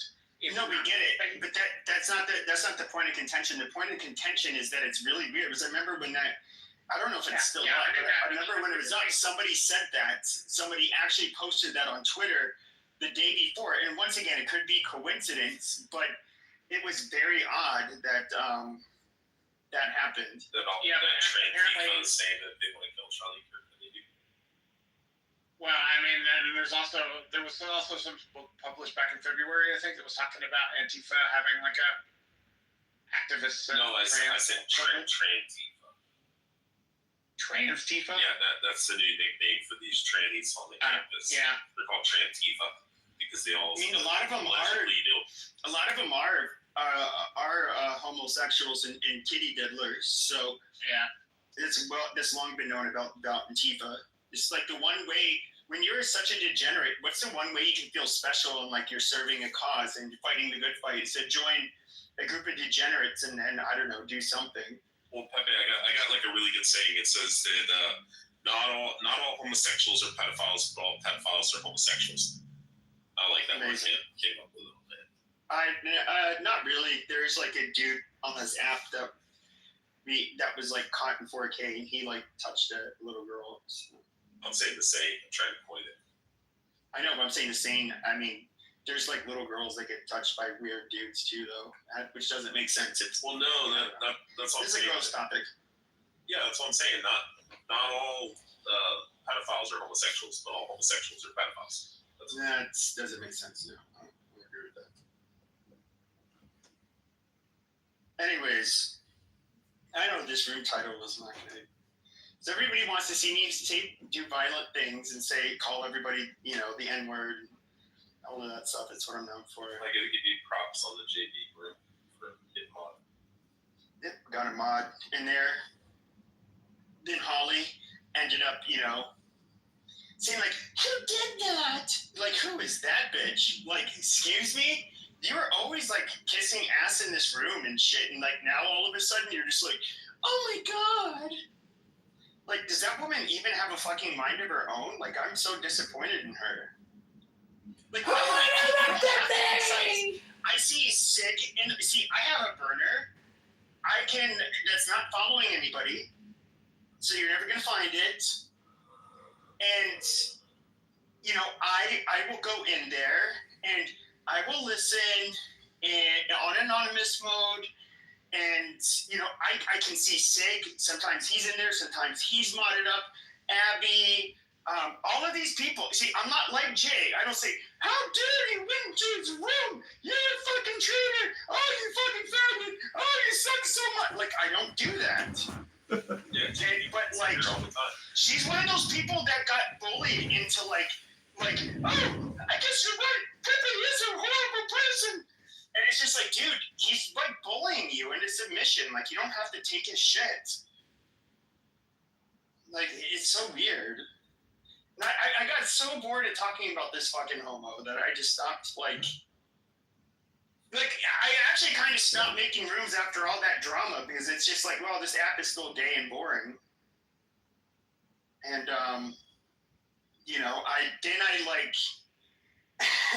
I just thought it was really funny to show this motherfucker that I don't even make rooms anymore.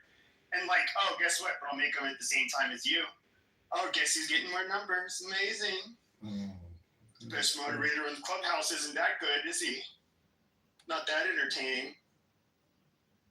Well, I mean, for the most part, I've left this app for a long time, and it's gonna come back, and it's just like the same toxic bullshit. Oh, it is. You know what I mean? Oh, it is very toxic. I go into a room and I get kicked out. And I'm like, why the fuck did I get kicked out? Who was in there that I knew? I pissed off like 2 years ago that all of a sudden sees me in a room and now has to kick me out of the room. You know what I mean? It's stupid shit like that. Like, what the fuck? I mean, I don't have as much of an issue on Discord as I have on here. That shit. Yeah, I mean, on here, I will just be like, you filthy nigger faggot. Why did you throw me out of that room? Okay, let's talk about your PTR, you ugly bitch. Like, I go straight to hell. Fuck these people. People say, oh my god, you say horrible shit. No, I actually am like, I'm actually, holy shit, when you say black people, here's fun. Okay, goats is a good example. Goats again. he'll be in a room, and he's smarter. He's probably smarter than me and all that shit. But he's also a university professor, so it is what it is. But he'll be like, "Oh, I hear you talking. No, so it's more nigger babble. Mm-hmm. Nigger babble. Okay, bro, go on with your nigger babble." And I'm just like, like I can't imagine like me saying that shit, even though it's exactly what I'm thinking. It's just like I watch how they talk to each other. It's like. White people, we just say what we want to each other, but we have to oh shit, they're black. We have to be sensitive, but black people don't have to hold off on us. Like we have to, walk on eggshells. Yeah, and it's just like okay, then why should we even debate you guys? You guys are just assholes, and certain stuff is off limits.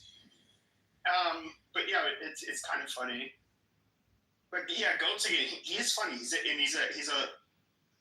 he's more of a classic liberal, but I don't know. Did you hear how much of a narcissistic piece of shit fucking Adams was? Every time you come off mic, he would bring the conversation back to him as having to call the FBI because somebody threatened him allegedly. Yeah, well, I don't even want to get into it about Adams. Him and I were cool for years, and so were most of the people in my circles on here. So, I don't. He did say something tonight, like I'm part of the problem. I think he was talking about violence, and I was like, "What the fuck are you talking about?" Yeah, he was. I actually say how it's this violent. I've said nothing but bad shit about. I talk about violent crime and violence in general, saying how it's bad.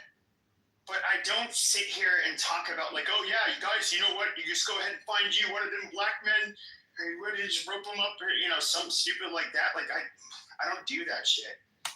That's the easiest way to end up on a watch list too. By the way, advocating for violence.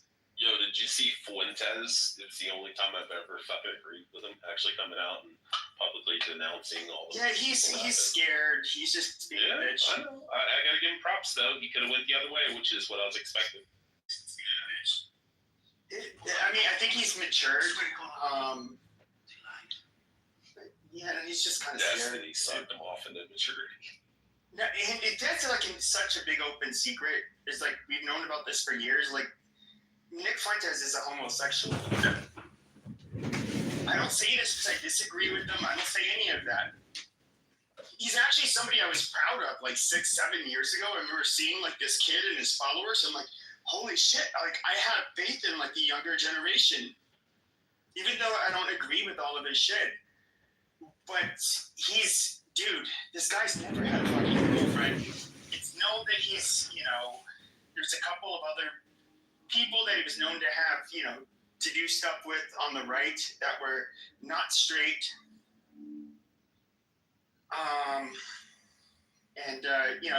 You can also look at the times where he's been exposed with what kind of porn he was looking at when, screen sharing. The guy's gay. At that age, how can you be 26, 27? And he's not been known to be with any woman, at all. But there's definitely the men. There's the porn you've looked at. And why are so many priests gay? Oh, I think I can answer that. I think that one of the conspiracies is that the Roman Catholic Church takes all the women who have extreme sexual proclivities and stuff like that, or nymphomaniacs and can't control their sexual urges and stuff like that, and also homosexual men. And I think they force the men to, or try to coach the men to become priests and nuns. That way they're celibate. That way they don't. Well, yeah, if you're a gay person, what is a respectable? It's a good ideal, but it's not that. It's not that. It's just you have to think about it throughout history. If you were a gay man, especially 3 centuries ago, if you can. What is a respectable thing you can do if vagina is ooey and gross? You become a priest. Oh, great word. I think the problem is the celibacy, the pledge of celibacy, and then you take a bunch of grown ass men, and we know men are all fucking horny anyways. you make them take an oath of celibacy, and then you stick them in a locked fucking castle with a bunch of young boys. Like, what the fuck do you think? Or a bunch of horny women, and it's kind of a big like conspiracy that nuns, I guess, like they have like a high. I've never heard that about nuns. You should look it up. And women, the thing I have wondered, like how many nuns. I will say this: it could be because like Catholics are very they shun materialism. They are. If you were to look at like who is somebody that's like heavily revered, it's like Mother Teresa. She's somebody who gave up all comforts to help the poor. And so like I'm not gonna lie, like in going to Catholic school, most of the nuns look like Butch Dykes, literally. Now, could it be that they were actual Butch Dykes? Possibly. But I don't know. Like I can't prove that, really. Where did you? Or maybe they were like so unmaterialistic and just so for serving God that they didn't care about trying to appear good looking. Also, where did you get the 6?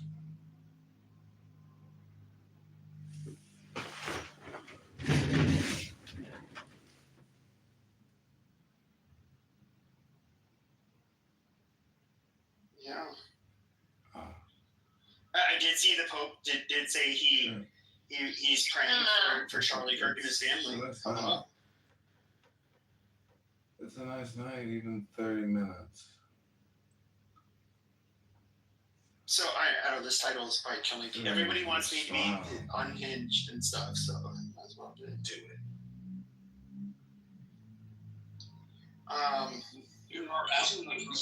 This is a great time to extend that, yeah. So for me, I think it would be, or it should be, somebody who graduated from this BLS program. The Black Leadership fantastic. Summit program. You should replace him? Yes, it's not even really going to be a replacement, but be the person moving, turning point forward to the extent that the whole argument, like everything I hear about, Charlie is all he was like, he was this, he was like, I'm like, yo, what the fuck are y'all talking about? Like, did y'all even watch or listen? Well, no, and I agree. Here's one of the weirdest things is even like before I kind of went down my, and I'm not going to say that the summer of brotherly love or summer of love, whatever the fuck you called it, where black people were chipping out over the country, and that kind of like radicalized me, not because of rhetoric, but I'm just like, oh, you fucking animals, naughty. That made, and then I had to hear their sassy rhetoric, and I was just like, oh, wow, you guys are just. That was what radicalized me. And then, but there was always like the moderate and the conservative black people that I always was a fan of. Like I've spoken with Officer Tatum before, like Charlie Kirk, he lives here in Phoenix. He's like, to me, just like a very reasonable everyday guy. I mean, I find him very hard to disagree with. But even like moderates, like what is it, like Chris McWhorter? And Kitover, it is very difficult. It is difficult to disagree with him when you're listening to what he's saying, not taking little tidbits that might make you feel uncomfortable because he's holding you accountable. Like in everything that I've heard him say about black people, so to speak. And look, I'm African, so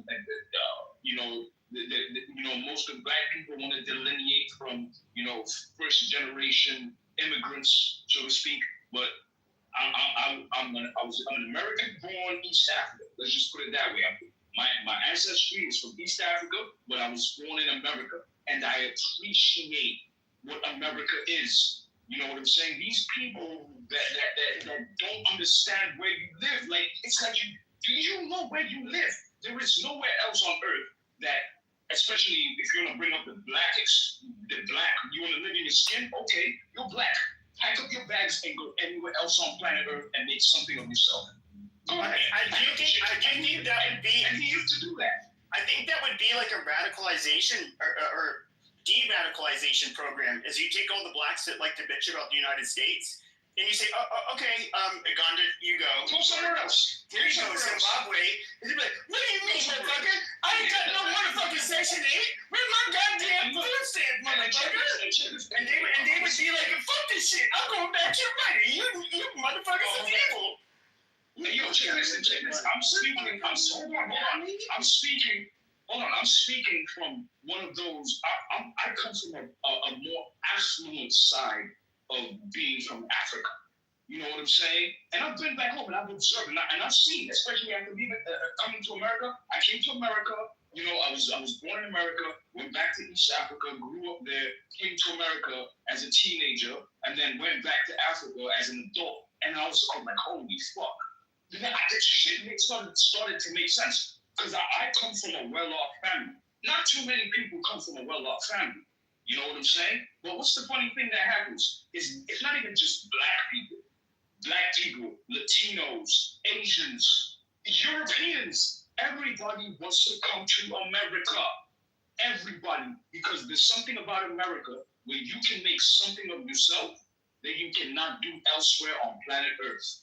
There is, and that's what I'm saying. Like, hey, you think, America this, America that. Okay, pack up your bags and go somewhere else where you can do what you could have done here in America that you didn't do. And because of white supremacy.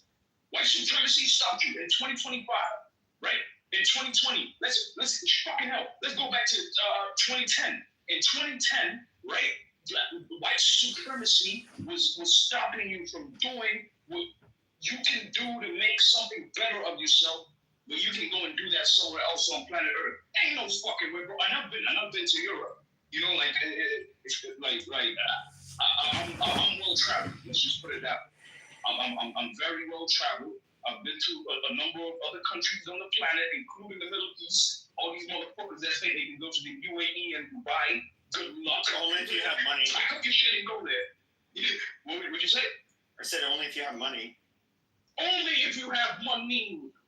The only place you can go on planet Earth without money, you can go there with your last fucking dime and still be able to make something of yourself, one way or another.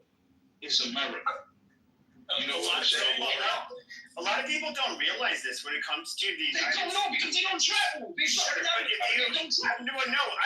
is not from traveling, but if you look at the economic mobility, for example, even in the country that spawned ours, which were the UK, the economic mobility there has always been horrible. You've always had a two-tier health system, two-tier school system. You've always the chance of you remaining like lower class or working class and being able to move your way up, it is so much different in the United States. We're a place that no, I haven't. But hold on a second. But UK is hold on a second. But like it is a lot easier to move yourself up into a different economic class here in the United States. Like that is something that everybody. And part of the reason why we're so successful is because we do make it easier for very intelligent people, because not everybody. I'm not going to be the next Mark Zuckerberg because I'm not as smart as him, or whatever, or sleazy as him. A combination of both. But he, if you are a very promising person, you can definitely come here, and that's why entrepreneurs come here from all over the world, because it's a lot easier to make. To blow up here in the United States as opposed to the rest of the world. So, Lauren, I have a question about Charlie Kirk for you. I just have a question. Do you agree with Charlie Kirk's statements that Islam is demonic and evil and false, and that Muhammad is a pedophile? That Islam is what? Demonic and false, and that Muhammad was a pedophile. I wouldn't, phrase it the way that. This is so unrelated. Who cares? I don't know. Just asking. I didn't know. You can bash Muslims all you want, but like we're not even talking. I don't. It's like he had a surah in his. It's like if we're talking about economics, and it's like, hey, do you think it's okay to call black people the N-word? Do you mind if I say the N-word? If Charlie Kirk said that, I would ask black people. Page 4. like to your question, look, like, and I think you said that because you looked at my profile, and it read that Surah 282. It's about contracts. So there are particular principles, you know, from the Quran that are viable and that make sense to the extent that it's still tied into the, you know, the Christian or the Judeo-Christian traditions. But at the end of the day, Islam is very militant. Islam is a militant religion that, and like I said, I'm from East Africa, right? So just give clarification. Hold on, I'll give you clarification. So before the transatlantic slave trade, there was the Indian Ocean slave trade, and they used to come to that portion of East Africa where I'm from, that coastline, and they used to take people that looked like me and force them to either convert into Islam. If they didn't, they would get castrated and then be sold into some type of slavery. They would castrate you. You get your dick chopped off. You know what I'm saying? So yeah, like hey, look, what he said, it was, you know, I'd be more careful when it comes to, you know, expressing, you know, my disparities with particular religions, because once you start attacking people's religion, you know, you're going into how they govern the spirituality, and then you have to be prepared to explain and prove and show them what it is that they're doing wrong relating to the spirituality. Christianity was used to enslave black people, so to speak, but not today. You cannot use Christianity today to enslave black people. We were the first to also outlaw it, and I would say this: a lot of people say. A lot of black people like to say chattel slavery was the worst form of fucking slavery. It was so horrible. No, if you look at the North African slave trade, where it didn't matter if you were black or European, there were actually more people from Europe taken as slaves. Yes. By North Africans than ended up making it to the United States. Chopping your dicks off. Yes, they chopped. If you're a male, they chopped your dicks off. They take cotton off your head and sew it up. That shit was fucking ridiculous, bro.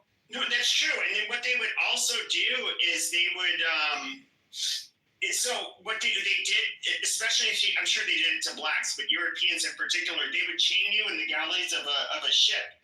So you had to shit, eat, and row like where you were sitting. And once you were too sick or weak to continue rowing, they just threw you overboard. You drowned. Like that was. It's just like, oh yeah, that's But chattel slavery is so much fucking worse. And it's not that I'm trying to like make light of chattel slavery. It's just like their rhetoric makes it so that you have to have this extreme empathy for them. And if you disagree at all, it's just like, no, it's bullshit. Exactly. It's like, oh, this just happened to you. You're the only one that has experienced, you know, this type of atrocity, you know, relating to, you know, colonial powers or imperial powers that are going around colonizing and trying to take over people's shit. You're not the fucking only ones. Yeah, and that's the thing. Like, even for me, like, part of my disparity, especially, you know, on the Black American side, is that they try to negate the fact that, yo, bro, I look like you. I'm in America in 2025, so it doesn't fucking matter my heritage. Like, they don't know and especially because I have locks. I have locks right now. You know what I'm saying? So I look just like any other nigga. You know, I'm just any other nigga over here until I start speaking, until we have a conversation, and then you'll start being able to know, oh shit, you're not actually a nigga. You're from here. You're from Hawaii. You know what I'm saying? And this shit is the dumbest shit ever to the extent again. And this is the thing. Like I was saying, like even going back to the title, who is going to replace Charlie? And like I was saying, I think it should be someone that, you know, was in his BLS program, right? His Black Leadership Summit program. That's who it should be, so that it can. To me, mine is a concession, relating to a concession, right? Because all these motherfuckers, bro, they can't even listen to what the man was saying. He was pro-family and pro-constitution. He was a pro-family constitutionalist. And these motherfuckers don't understand. And that's one of the things that I think that you missed. I mean, that you just said that people do not understand. As somebody who's been around the far right for fucking years, what the far right will always say is take your fucking constitution, shove it up your fucking ass, Your Constitution is what has led for your country to be the way it is. And especially a lot of them end up taking a fascist bend where it's just like freedom of speech. Like, what? So you can say to let the enemy speak? No, absolutely not. These are not people that are tolerant. And so I just not even tolerant. They're not even people that are educated to the extent that people that speak against the Constitution. Have you read it? Have you read the Constitution? You know what I'm saying? There's some. There are some. No. Hold on. No. Trust me when I say this. There are smart fascists, and even like, if you were to go to like the most extreme end of the far right, which I've spoken with a few of them, they're probably in prison now. But like neo-Nazi accelerationists, which they have a very bizarre formula for how they want to achieve their utopia, and that is basically. Before I describe their what their formula is, what they seek, or I should say, some of their let's just look at their qualifications. Like William A. Pierce, he's a doctor. He was a physicist, very intelligent man. Nobody would call him a dumbass. I believe he wrote the Turner Diaries, and it kind of serves as like a way. It serves as a fiction novel on how to achieve, accelerationism. At least if you're a neo-Nazi, because there's other forms of accelerationism. Even there's libertarian, like accelerationism. I wouldn't call them actual libertarians, but they are. The fuck do you call those people? They were really big. It's what the Boogaloo Boys were. Oh, anarcho-capitalists. But so basically, what they advocate for is for terrorist attacks. And so their whole idea is that you go into like, I don't know, a supermarket, wherever there's people of color, and you just start, mow them down, kill them, stack up a body count. You just do this kind of shit. And then eventually, what they think will end up happening is that, well, it'll create a stronger and stronger backlash against white people. And then they'll want to try to strip white people of their guns, and then white people will be kind of forced to resist and say, like, well, no, I'm not giving up my guns, go fuck yourself. And do you guys see how violent it is? Because at that point, they think that, well, like, black people, brown people, whatever people are going to be retaliated. Basically, be on the offensive. Hold on a second. But they're going to be on the offensive at that point. And then basically it forces like a racial / holy war. And so like one of the acronyms, 159. It's what's it? Roha. It says like racial holy war now. It's when it's like the less known acronyms that I don't know. I've never heard anybody talk about it on here on Clubhouse. But that's what they believe. Like I've always looked at these people as like complete like schizos and psychopaths. But I mean, I think it's like it's a hypothetical thing. If you're like a truly evil person, could it possibly achieve their goals? I have no fucking way of knowing. But it is, these people do exist. Timothy McVeigh was an example of an extremist that was a big fan of the Turner Diaries, and he's the one that like just set off a bomb in Oklahoma City and killed, I don't know how many people. I mean, like, these people do exist, and they're pretty horrible. Hello to Cleto. What's up, man? Yeah, 150 now.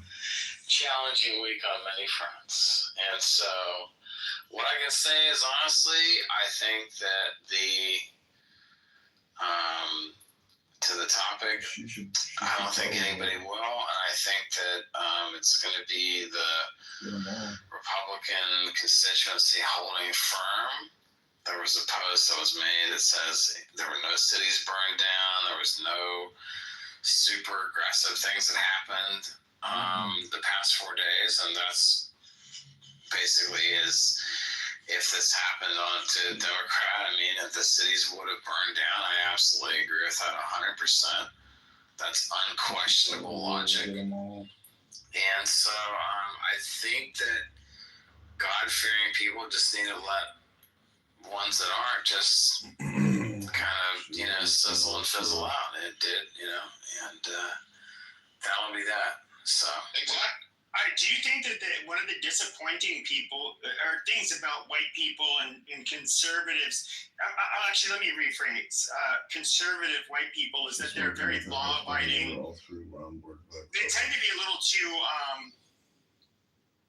I don't know, like they're very high levels of conscientiousness. Now, you can look at this, like do you really believe this? Shut the fuck up. Shut the fuck up. The psychologist, shut the fuck up. All right, dude. January. Dude, I let you on. That's not me eating you, by the way. But if we're not, dude. Okay, articulate. What are we doing? I'll entertain you if you literally don't disrupt like you usually do. That's your plan for the evening. I'm just gonna get you the audience. See, let me tell you something. What if this was like the Republican George Floyd test? And the Republicans passed it, right? Because they didn't burn down shit. So great. So whoever does less violence is going to win. No, I don't think that's.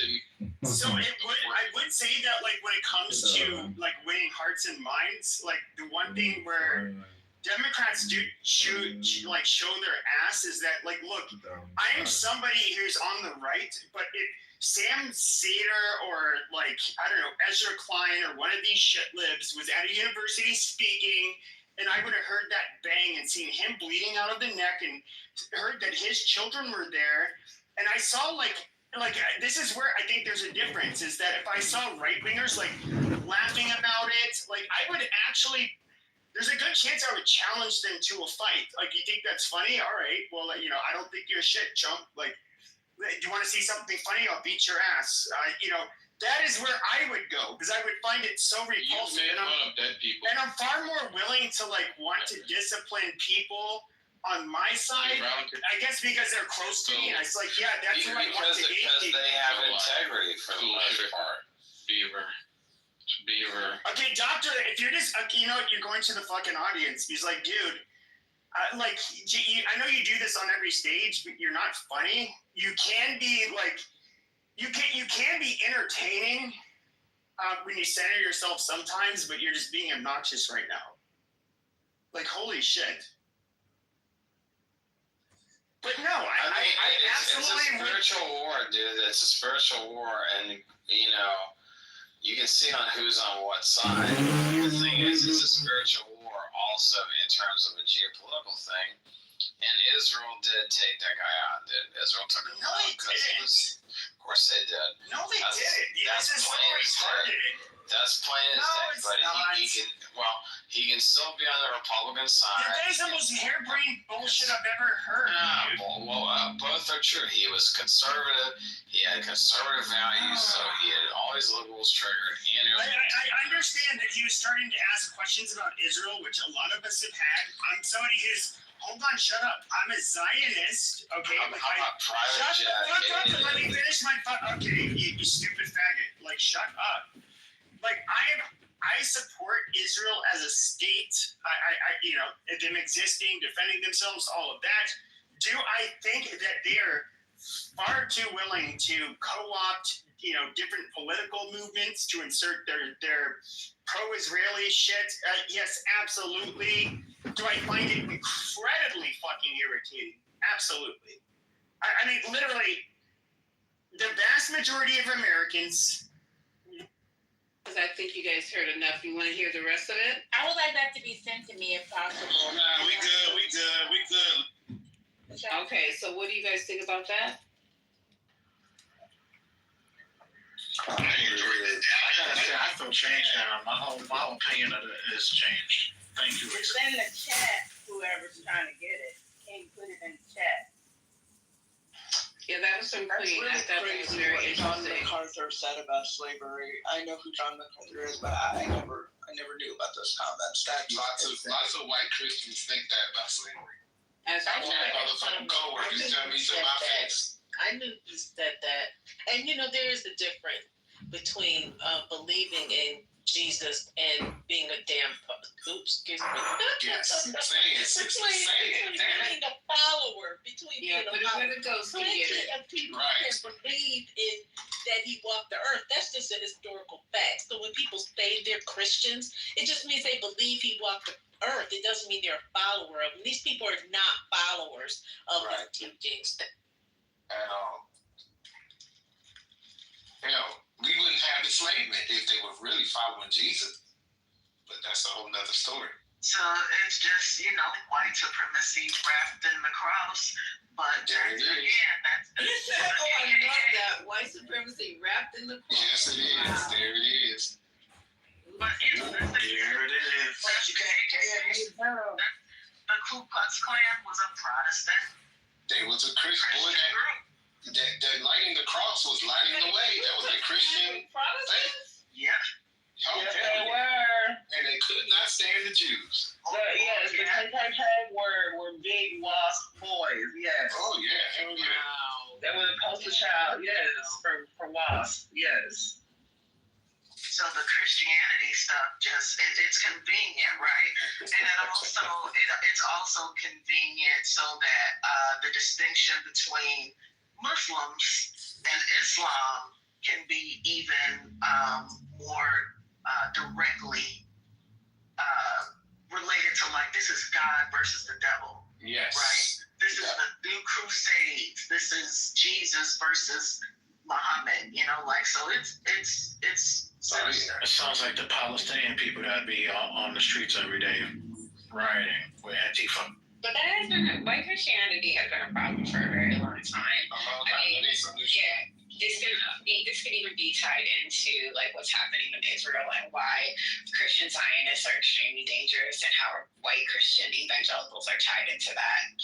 They were also tied into the adoption of Indigenous children and displacement of the Indigenous children. I mean, there's like a whole thing that rabbit hole you can go down when it comes to white Christianity and what it has done to this nation and black people of color. It's actually just right, because they don't care about the people in Israel. They want that shit because of the rapture. They don't give a fuck about the people in Israel.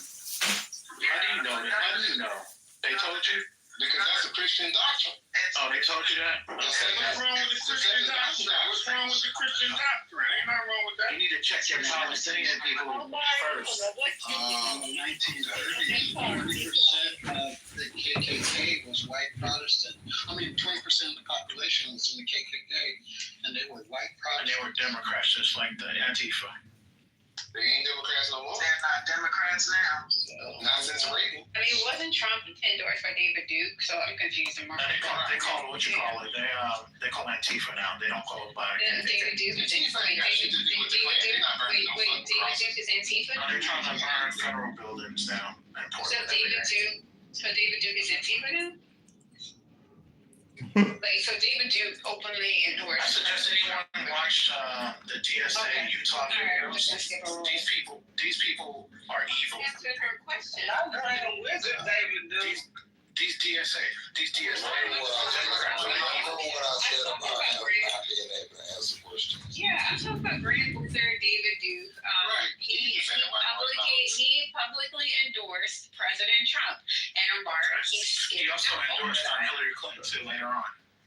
But who became president? What is your point? At the end of the day, Nick Fuentes also endorsed Biden. What do you want?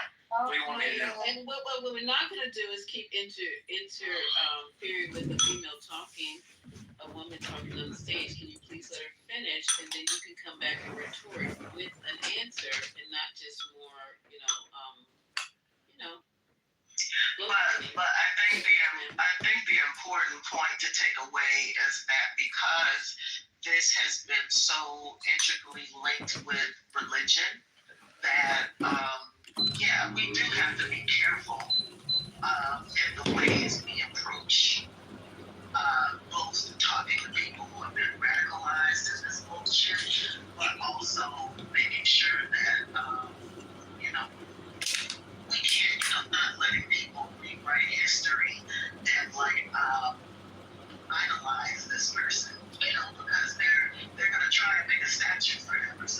They are. Yeah, that's already done. Trump's already done. I mean, it won't work now. Okay, children are ready. Y'all is not the killers. Trump and the right have been very y'all, that's talking about you guys. I mean, Y'all, that's what y'all mean. I'm sorry that you don't have a good commander. He was built by That's what y'all Trump and the right have been very strategic in using Christianity and, galvanizing the Christian base in their favor. If you go to places like the Midwest, I'm assuming that most of us live in, the cities or the east on the coasts, right, where we're not going to see these commercials, we're not going to go to these types of churches. And they have been very strategic at they've been very strategic about having a stronghold specifically in the Midwest. You're the only one speaking. Oh, I keep hearing someone. Sorry. They've been very strategic about who they are speaking to, going to churches in the Midwest. If you see the commercials in the Midwest, you'll be alarmed by what you see. There's a lot of propaganda, a lot of lies supporting the right, demonizing the left. That is what they've been doing. They have been using evangelical. Is this turning point? Sorry. No, it's just Trump and his base. Trump and his base have been doing that. Yeah, that's what they've been doing. They have been using evangelical churches to, get voters, to radicalize people. If you go to these churches, if you see the commercials, it's like insane. Like, it's like going to another world. And so, I think, a mistake that we oftentimes do because we live in cities or we live in coastal states is that we forget about what's happening in the Midwest, what they are seeing, the messaging that they're receiving, and it's very different from what we're seeing. It's very negative. I'm going to responsibility. So here's the thing, okay? So go ahead, Mark. So the left has been losing Christians well before Trump came on the scene. You can go back to 2012, the Tea Party. So factually, you have to actually go further than that to actually look at how the left has been. That was never my point. So then you consider propaganda is not from your seat. That was never my point, Omari. This is a one-on-one conversation between her and I.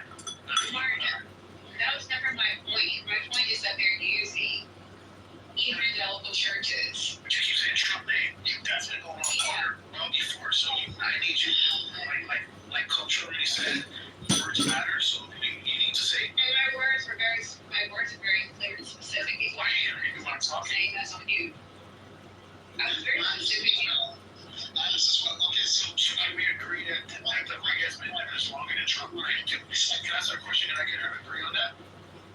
She's not going to agree with you. Should we agree that the right has been using the evangelical? Your argument is essentially that Trump has continued right-wing tactics. Okay. Yeah, I'm trying to get her to agree with me. Can you agree that that's been going on? Why am I in agreement when you can't answer my questions? Like I asked you earlier. You didn't even ask me a question. Yes, I did. We was having some coffee right now. So then your question isn't good.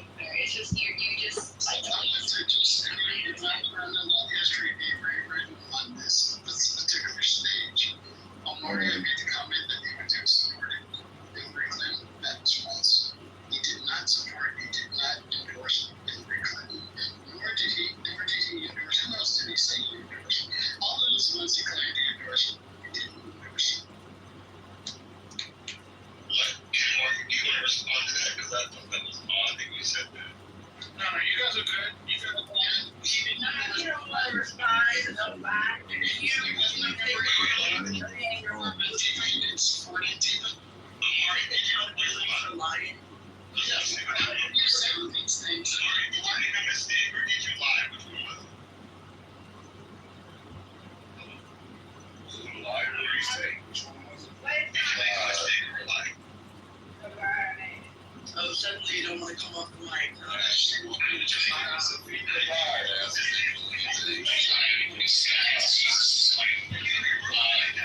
speak for myself. This next speaker is not speaking to this house. He just not speaking for me. I have any laws. He speaks for himself. I mean, just give me everything I have to say on that. He was a patient way.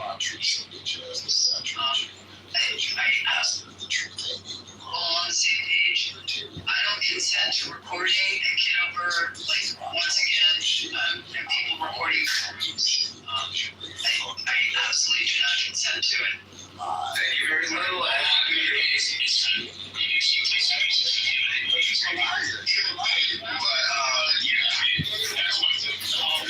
That's right. You just gotta flip and all the trash. Couldn't shut you up, but now your bitch ass can't stay on me. It's a shame that I'm the gay one. I'm the realest nigga here. You niggas come on. Same shit. You need to do something contrary to the same shit. Did you lie or not? You lie or not? Accountability from hold on. I answered I'm checking this man. I'm checking this man. Did you lie or not? Why did you lie or not? Did you lie or not? I'm sitting here over there like a little girl. Did you lie or not? Yeah, that's why you stay on you, you bitch. You softy ice cream ass. Yeah, I run you niggas. Queens run you niggas, bitch. Queen, you are a queen. You right, and I run you. That's why I said it. You are a queen. He's gonna run any stupid. Are they fucking deformed ears? Are there indication of something else going on? Queens don't run anything. Wake up, nigga. I already ran you. I just made you stay on you, bitch. And now I got you out your body. I'm fine, Jesus. Oh, yes, you did not have sex. Why Jesus? Proof. Tell me in order to find Jesus why she's having babies out of wedlock and living in your home. Yeah, check your own home. Check your own home. Not living with me. Damn. You are the worst Christian. You live right here, so. You should never say anything about Jesus out of your mouth. You are no example for him. No, he needs to find Jesus straight up. Me and your daughter, we'll go to church together, so cause she having babies out of wedlock, not me. Your judgment. Oh my God, this is my son, and he's out of wedlock. I'm living with you. Something's not clicking. Did you not teach him how to provide for himself? At least my son. I was out there. I'm a single fat. He's over 100,000 cat. So I'm paying for your kids. I did a property report, bitch. You're gonna have an AI. I did a progress report on all your kids. Fuck out of here. Time we have for you when you're fucking my ass. Your baby's gonna be a man or you're gonna be a little chihuahua. Your baby is a man. Your baby's gonna be a chihuahua. Your baby's a Tory. Producing kids out of wedlock. No. And you're standing up here as my Christian. You're not gonna let it go. Way to go, Dad. Your kids are gonna be on someone's belly button for the rest of your life. Okay. They won't be living in my house with their whole family.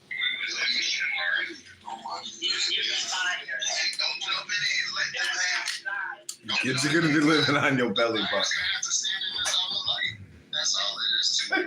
Y'all niggas be trying, and I'm not trying to go perfect. Only reason I'm going perfect with you, that's fine. That's where their kids are at. All that, niece. I got the money. I got the money to afford it. Can you pay for your kids' apartment? On your check. Can you put your kids in an apartment, or do they live with you? Your kids are on your face. That's cool. I can afford it. You can afford to have someone pop their kids on your face. I can afford it. You pay for people to pop their kids on your face? I can afford it. Okay. I can pay for your kids. Would you like a donation? Too? Because I was raised. You want that to raise it? I was educated. My mother made me go to school. My mother made me go to school. Wasn't none of that having no kids out of wedlock. And when I got my first degree, she said, go get another one. So I can help you out if you need it. Your degree was a waste. I can help you out if you need it. No. You don't need help. You need Jesus. No, you do. You live in a house full of kids. You live in a house full of adult kids. Charlie Kirk would not go for this. Stop popping your kids. He would actually say you fell into the trap of the black stereotype. Stop popping on people's faces. Charlie Kirk Stop having literally people said, pop on your face like Brian. if you have kids out of wedlock, he was like, that's bad for the Your black whole community. face look like Brian. So that's what Charlie said. Did you say when you met him and you had Your him whole here? face looks like Did you Brian's tell him, picture on his hey head. Charlie, I have kids that live with me and they're out of wedlock, and we don't really know if the dad is doing his best. Cause Charlie wouldn't have been like he wasn't going for that. Man. He wasn't going for that. Yeah, because I take care of plenty of kids. I take care of plenty of kids, baby. Pay tuitions and all that. Yeah, you pay. Yeah, Charlie wouldn't have liked you too much, Amari. Morris, you muted you. Come off mute, brother. We can't hear you. Okay, Amari, stay on mute, please. Right. So when segregation ended, right, black people when slavery ended, actually, black people were just forced wherever, right? So they had nowhere to go. And then there was laws put in place to put them into prison and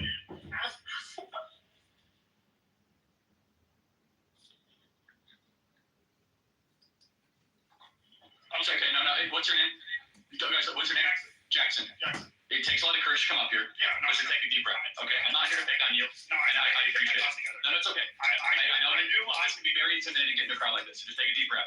Let me make your argument. I'm going to make your argument for you, and I'm going to tell you why I think it's wrong. Okay? Okay, yeah. Is that fair? Yeah. Okay, so the argument that is being made, that you want to make, is that there's legacies of injustice. Yes. And that those legacies impact one generation after the other.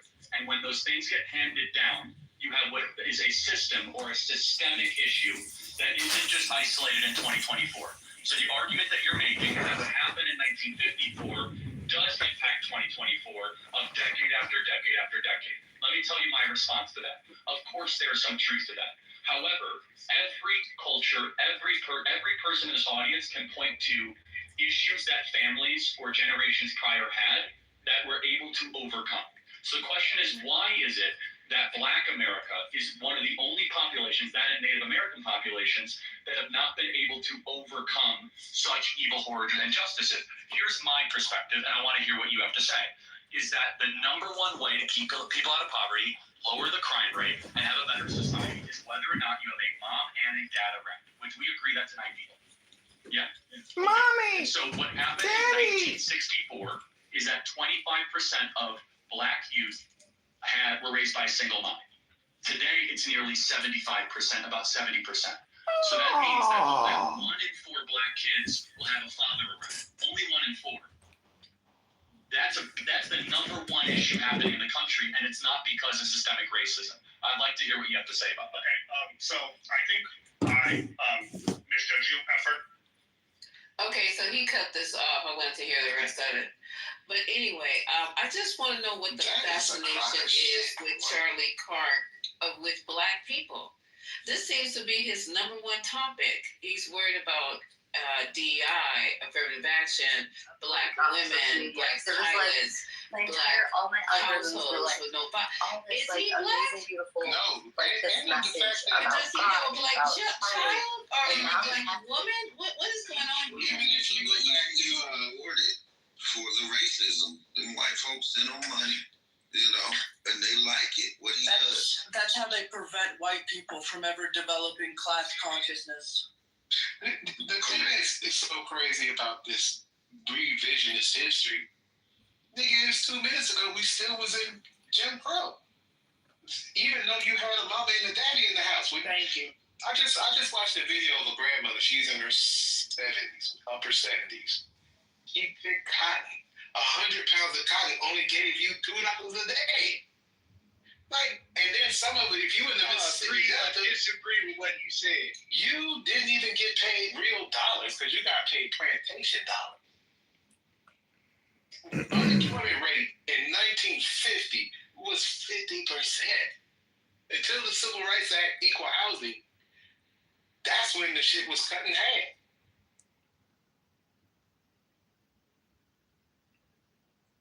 I mean, we used to get arrested and beat up. No one should have seen that shit. That was. No, I agree, but I would say, read for Black people back in the day. but I would say, like, I saw it And then, to me, it was, he lives in Phoenix, like myself.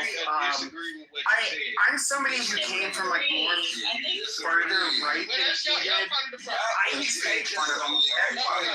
Like pretty much everybody further from the right made fun of him. However, one of the things I could say about him is that I thought he was a genuinely good person. And I can say this about a lot of leftists, people too. I disagree with them, but I do not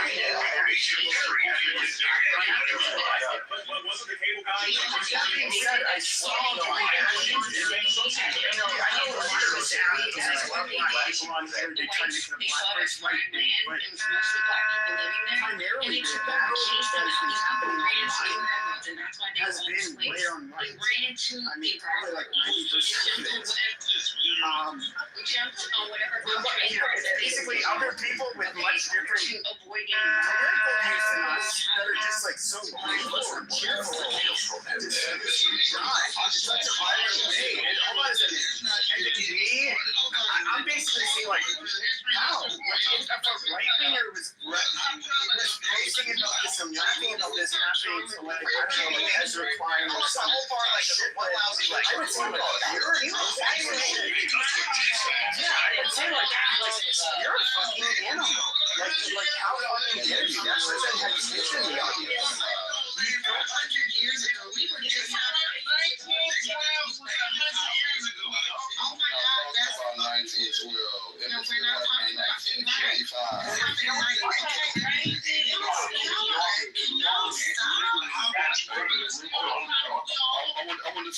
I want to say this real quick.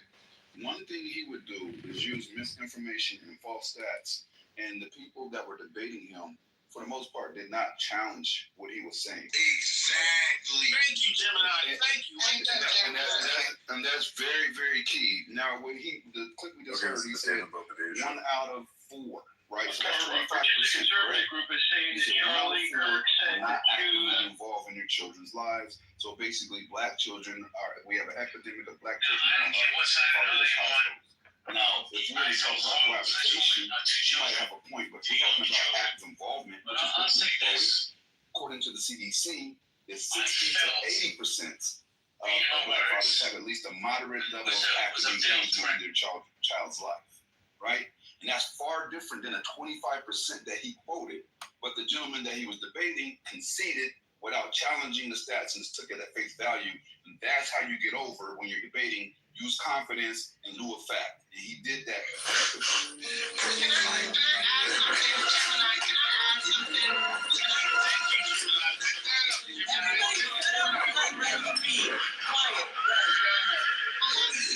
I haven't spoken on this table, right? So I want to add some context to what Agent was talking about and add a little bit more context. So I don't know if anybody has ever seen the movie called The 13th Amendment. David King this documentary back in 2016 about the prison industrial complex and about the prison pipeline system and about the Jim Crow laws marching and the prison pipeline actually did, especially to black men, and how it impacted black men in regards to increase the prison population. It took black men out of the homes for petty crimes or for crimes that would not have been considered to actually have been the same crimes, and how they were literally given heavier sentences, and the sentencing guidelines and structures were not given the same. So now you had this continued recidivism. Right? And then on top of it, it then took black men out of the home. So now you created single parent homes, right? I think on top of this, now you created the prison pipeline system, where also you had young men who literally were from the juvenile system being put into the adult system, right? And then now homes were also being taken from these women and from people who also had families. And we talked about this, Agent, in another room, where literally what was happening is people didn't have enough money to have bail. So now people are selling their homes and trying to mortgage and finance their homes. And if they're behind on the mortgages, so Black families were losing their homes at large range in the 1960s and the 1970s. And all of this all has contextual conversation. But the people who were challenging Charlie Kirk never had the intellectual prowess to actually challenge him in these things. And if you listen to a lot of the conversations, and if you've listened to a lot of the people that are challenging him, they did not have the prowess to come back and have these conversations with him intellectually, because they did not understand these things in depthly. So he knew who he was challenging, and he knew how to challenge it. He didn't have the in-depth conversations because he didn't have the in-depth knowledge. He was just spewing a lot of bullshit and a lot of very invalid data, and people were just taking it at face value. I'm sorry, but y'all can be mad at me all you want, but that's the reality of the situation. And we live in a time where people are allowed to literally come onto places and stages. I hear a lot of this rhetoric, not just in these rooms, but in X and all of these places where a lot of you people, not everyone, but I hear a lot of people spew a lot of bullshit. I heard this, I heard that. I will literally tell folks that I have gotten my data from the crime index, from the FBI. Oh, you don't know what you're talking about. Sir, crime is reported through the crime index from local and federal authorities. That is how we get stats. You only want to believe stats if it fits your narrative. You can't believe stats only when it fits your narrative or your discussion. It's either you believe the data or you don't. You can't force data or want to believe data when it's encouraging your argument. Period. And I'm going to land here. Some of y'all need to really stop listening to X. Stop listening to all these fucking platforms. Get in some books and really fucking read. Because some of y'all lack some real intelligence to have real intelligent ass conversations. I'm going on mute. Hey, Red, I'm glad Red woke that up, right? She add context to a contemporary time period where we can, all great. Yeah, and a left just got through doing that very thing in real time when Omari lied about support for David Duke, and Aleph challenged it, told him it was not true, and he went on mute. The nigga went on mute and wouldn't come off mute. So we get it. We understand. We know what's going on. Hey, but I think the problem is most people in this room here, not only in this room, but in a lot of Black Clubhouse, we haven't saw Charlie Kirk's content. Let's be honest, right? Hold on. I'm telling you, if it don't apply, let it fly. The correct word isn't saw. Listen, if it don't apply, let it fly. What I'm saying is, you gotta understand, Red Sawyer. A lot of Charlie Kirk's content, he was talking to kids that were 19 years old, 20 years old, right? 21. They didn't have the qualified information that a Red has or a culturally inappropriate has. We are in our grander years now, right?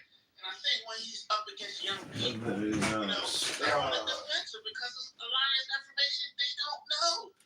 That was part of his thing.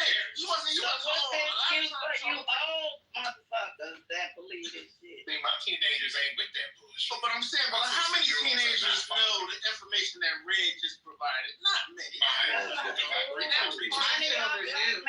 sorry, but my kids do. I raised my listen.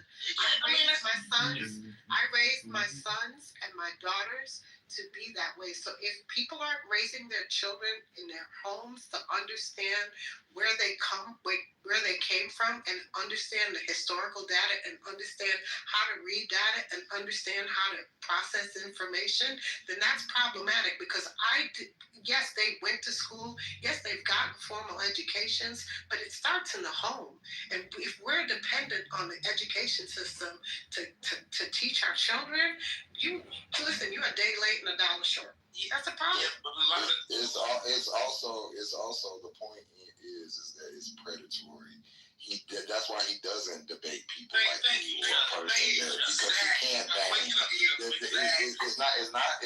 And they may know the information, but you have to be a certain type of aggressive and have a certain type of bite to get up there and know his platform, know that you're gonna be posted on platform. We could go to the because he's gotten fucked up before. Let's be like he's gotten destroyed. He got destroyed by all them Cambridge University students in when you pick and choose insecure, kids that they don't really know their way around this stuff. They may even know the information, but they may not know how to deliver it. And if you bombard them, him and Candace have this very specific way of debating where they take stuff, and they ask you stuff that like right back at you and like try to throw you off your square. You have to be super confident. So it's not that they just don't know. They young, they little kids. I seen the same debate that was there. The boy, he was a kid, but it's predatory. Why you going there? Go bang with some adults. And that was my thing too. And that's why when he was just rushing you, Omar was getting mad. It was either Omar at the clip, and I'm like, well, no, this is important to highlight because the way that he used to pose that stuff, these kids didn't know how to debunk it or rebut it. But a lot of us in this room alone, we could have easily destroyed that man. So, but the danger of it is them being embarrassed in real time with lies and not having the ammunition. Go ahead. He has a specific debate style that is not in debate, right? Because you can be very specific and precise in your words, and then they'll try to repeat it back to you and say, like, so you're saying such and such is evil? Right. They have very interesting tactics to twist what a person is saying, and people are not expecting to have to correct like that. It's very clubhouse, ain't it? They don't know Exactly. to say. That's why I destroyed them. I don't believe in good or evil. I'm just stating what it is. It's racism or something to that nature. But like him and Candace, they will go off and they will just take something that you say and they'll either amplify it so that it sounds ridiculous because they know that that works with a lot of people. Or they'll hang on to like a portion of what you said and ignore the main point. And just harp on that portion. Yes. And they take one word and hang into it, right? And then what they do is twist it. So what they do is for a young person, it's hard to regurgitate. And so what they'll do is they'll spin and spin and spin in that situation. So it's hard for them to get off of it. And then the person doesn't know how to redirect. And if you're not sure how to redirect in debate, it's very hard. So if you don't understand debate decorum, you're not going to be able to challenge somebody because you don't understand debate decorum. If you never took debate in school, or if you never did moot court, if you never did any of those things, you're not going to understand the tactics that they're using. And these are very basic tactics when it comes to debate. So they're skilled in it. Right. And that's why when they get in front of real scholars like Destiny, he can roll over a lot of people his age because of the way. And I agree with some of what he says, but like I've seen him be on the same stage as like a fucking Finkelstein, and like these prominent scholars, and he sounds like a child because they have all of the facts, they know the dates, they know the details. Our kids, like I read to my son, especially since we live in the burbs, I made sure that he had a sense of identity, and he also had a sense of what our history was as a people, our accomplishments, and our the fact that we're all the fucking same, right? And to not be a self-loathing Negro, right? And so because is he came across these same influencers, the PewDiePies. When he was in junior high, it was PewDiePie, and they were doing this subtle racism, even on the video games where they would be on the headphones talking to other people playing the game, but they were strangers. They would all be saying nigga, like everybody, like the white kids, the black kids, and I would be like, dude, why are you kicking with these motherfuckers with the N-word? I said I stopped him and I corrected him, but I wasn't even aware, like the influencers on YouTube, that there was this pipeline that was directing these white suburban boys and some black boys down these alt-right rabbit holes. And they got a whole generation. I think it's too late. They already got the generation. That's why they had that film, Parenthood. I think it's called Parenthood or some shit about that kid in London who killed the girl and he had gotten indoctrinated with the manosphere shit. Like a whole generation has been exposed to this bullshit from what's the guy's name? Andrew Tate.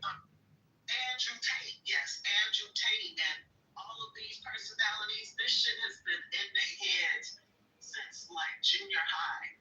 My son's 21 now, and that's when I noticed it was when he was in junior high. So these kids that are coming up behind him, like they've been thoroughly indoctrinated with this bullshit. And I think we need to be talking about how to get ready to confront this new batch of white supremacists, because the internet did it. It did what it's supposed to do with these fucking rabbit holes in the algorithm.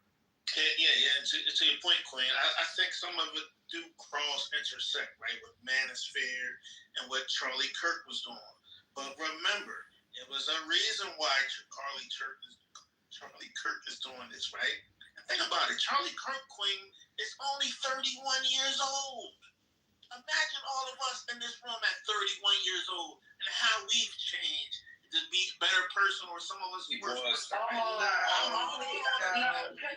My God, because I just turned 30 in June, and I don't know. What are you saying? No, let her respond. I'm saying it. Yeah, he's 31 years old, right? He had the ability to change. I guess we're not going to know now, right? Who among us was not a racist when we were 31? Right. Listen. We are never going to see his development, or as Julian said, his growth and development. Like shout out to Chicago, right? We're never going to see that, right? So I do agree with you, Queen, that some of it is a manosphere intersect, and it's a reason why. Democrats pretty much said, we ain't thinking about men, particularly young ones. Right?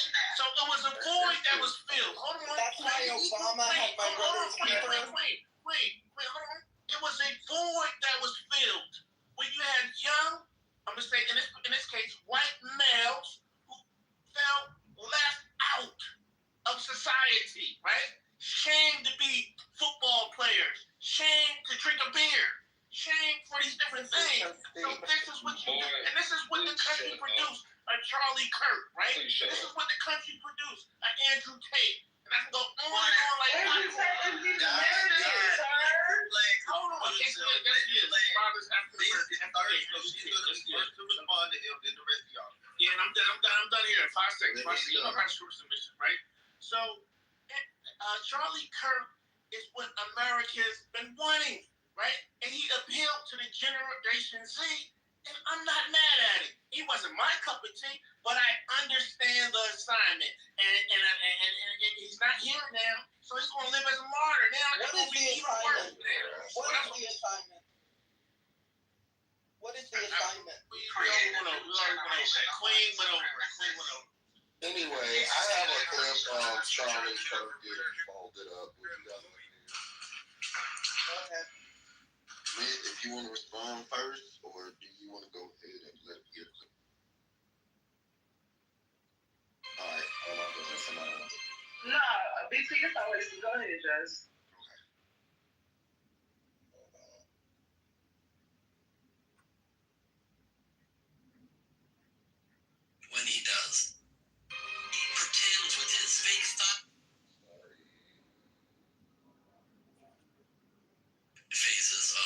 simply developing, which is before something is born, which is when life is generally determined. So, first, the classic clip. Question, do human beings have tails?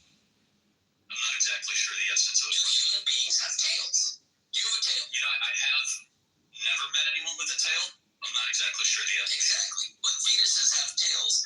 Kind of proves that at that phase, they are not a human being. They got tails. Humans don't have tails. We're not dinosaurs. Let me even show you a photo if I may, okay? Do you truly, in your heart of hearts, truly believe that this is a human being? This? Without a doubt. Without a doubt? Yes. This is a dolphin fetus. So let me... Without a doubt, a dolphin fetus is a human being. This is a human fetus. Look how similar they look. But quite different. Dolphin. You just confirmed that a dolphin... In life, you confuse dolphins for human babies often. So let me ask you. And you're like, someone's got human babies in that aquarium. Get the human babies out of the aquarium. Well, you labeled it as a human fetus. No, I did not. Dishonest. No, I did not. So there was that. That one set the internet on fire and...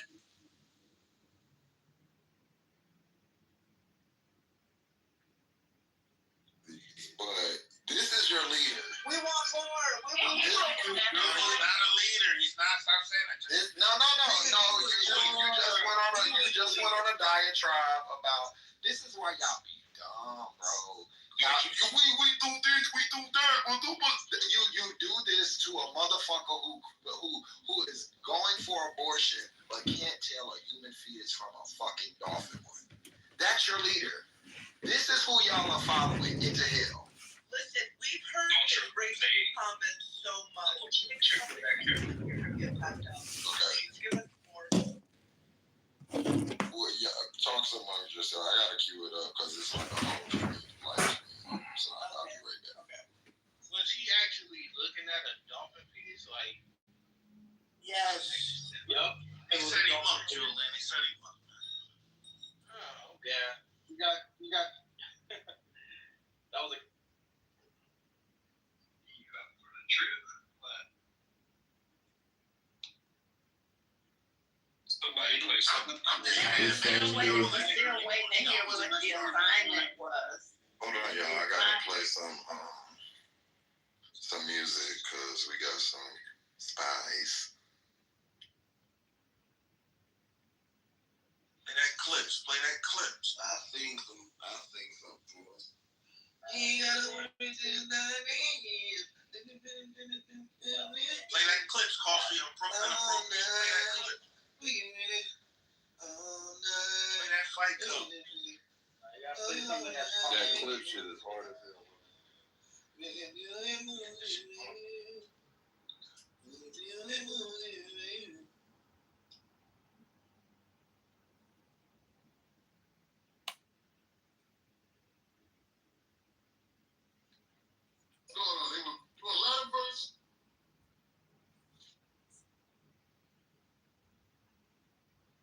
Coach him.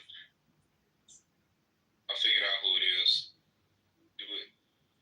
Take the back shot.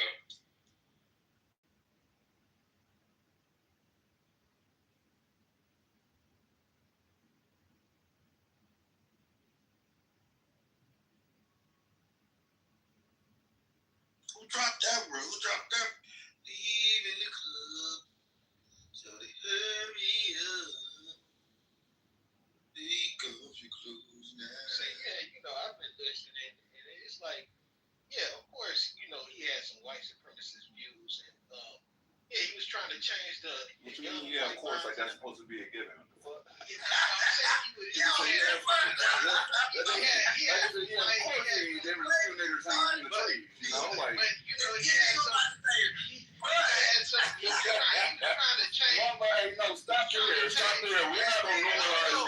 not gonna normalize racism. We're not normalizing racism. He was trying to change. We're not gonna go by the way racism. A lot of these young minds out here. But at the end of the day, some of the stuff, like I said, I agree with some of his points, but a lot of you guys have been disingenuous with a lot of his points that he made. Because a lot of things, when you go read it, it wasn't in the same context that y'all try to make it. Can you just tell us one point that you agree with? I just want to hear one that you agree with. Like the empathy thing. He said a whole statement. He said he don't believe in empathy, but guys made it seem like he just, don't have any empathy. He just, said, I don't care about nobody. Nigga, he said we shouldn't be fighting flames because we're not smart enough. No, what are you talking about? What Lisa played earlier, he was talking in the context of that lady saying that she was had affirmative action or whatever, and she got into his position with affirmative action. He used that plane. He used that pilot saying basically if it's a pilot that's not qualified, I don't want a person that's just black not flying a plane. See, Wasn't that a response? you guys take things out of context and then try to make it seem like they make things. You guys. Wait, wasn't the response to the plane that crashed, and they automatically assumed that like the pilot was a woman, another pilot was black? The story is mixed up. That was the helicopter. Yeah, the helicopter. That was a response to the helicopter crash, right? But you know what? When he said what he said, what I heard, the way I heard it, it's like if we was back in the day, it's the equivalent of saying, of course there's a few niggers swinging us in the trees, and Master does which a lot of them out there, but he does say some good things sometimes. He said chicken is good, and you know what chicken is good. So and if you win, I'm saying, you guys don't have to make things up to make y'all point. And that means y'all are making anything up. So you have to question for you, okay? I'm just trying to paint a narrative. Julius, here's a real question for you that's related to the subject, okay? Now, he said he would question if a black pilot flying a plane, the credentials for the pilot. But as you and everyone else on the stage know, Tuskegee Airmen were some of the best pilots of World War II, despite the adversity that they went through. And they're one of the reasons why we won the war. So what do you have to say about that? Wouldn't you trust a black pilot like those white bomber pilots trusted black pilots more than they trusted the white fighter pilots? I definitely trust the Tuskegee Airmen and black pilots that they was some of the best pilots, like you said. But I don't trust you guys because you guys take a lot of his stuff out of context. You're like, y'all know if you take it out of context, he took us out of context. Listen, hold on. Hold up, BT. Let Alec finish what he's saying. Go ahead, Alec. Okay. So you know how Will Chamberlain was one of the best basketball players of his day. These black pilots today are the Michael Jordans and the LeBron James of flying planes. They're the top pilots, dude.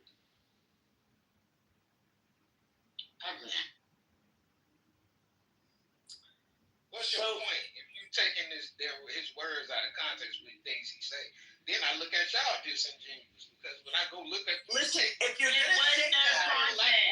wasn't no right context for some racist bullshit. If you're gonna say that, then you have to come with the full context. So go on mute, get the entire quote about the sympathy and all the bullshit, and say the quote in the full context. But you can't come up here talking blah blah blah blah blah blah blah out your fucking ass without any fucking quotes. You gotta be lying, man. Y'all just be lying. You are lying. It ain't no context for no racist ass bullshit.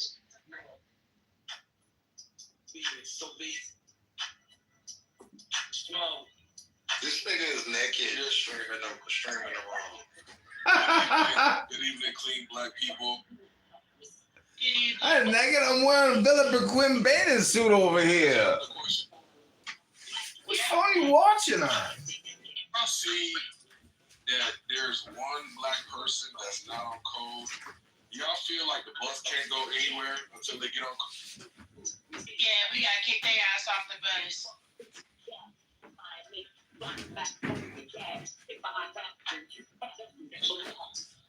We gonna pull this back?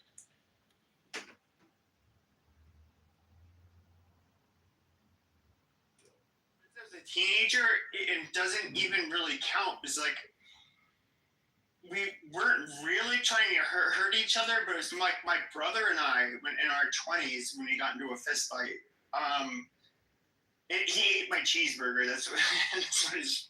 That is literally up. But who else did you think of, Pepe, that would have whose death and assassination would have such an effect on his sister and the nation, right? Oh, since we've a lot, because you're like a little older than me, but not much.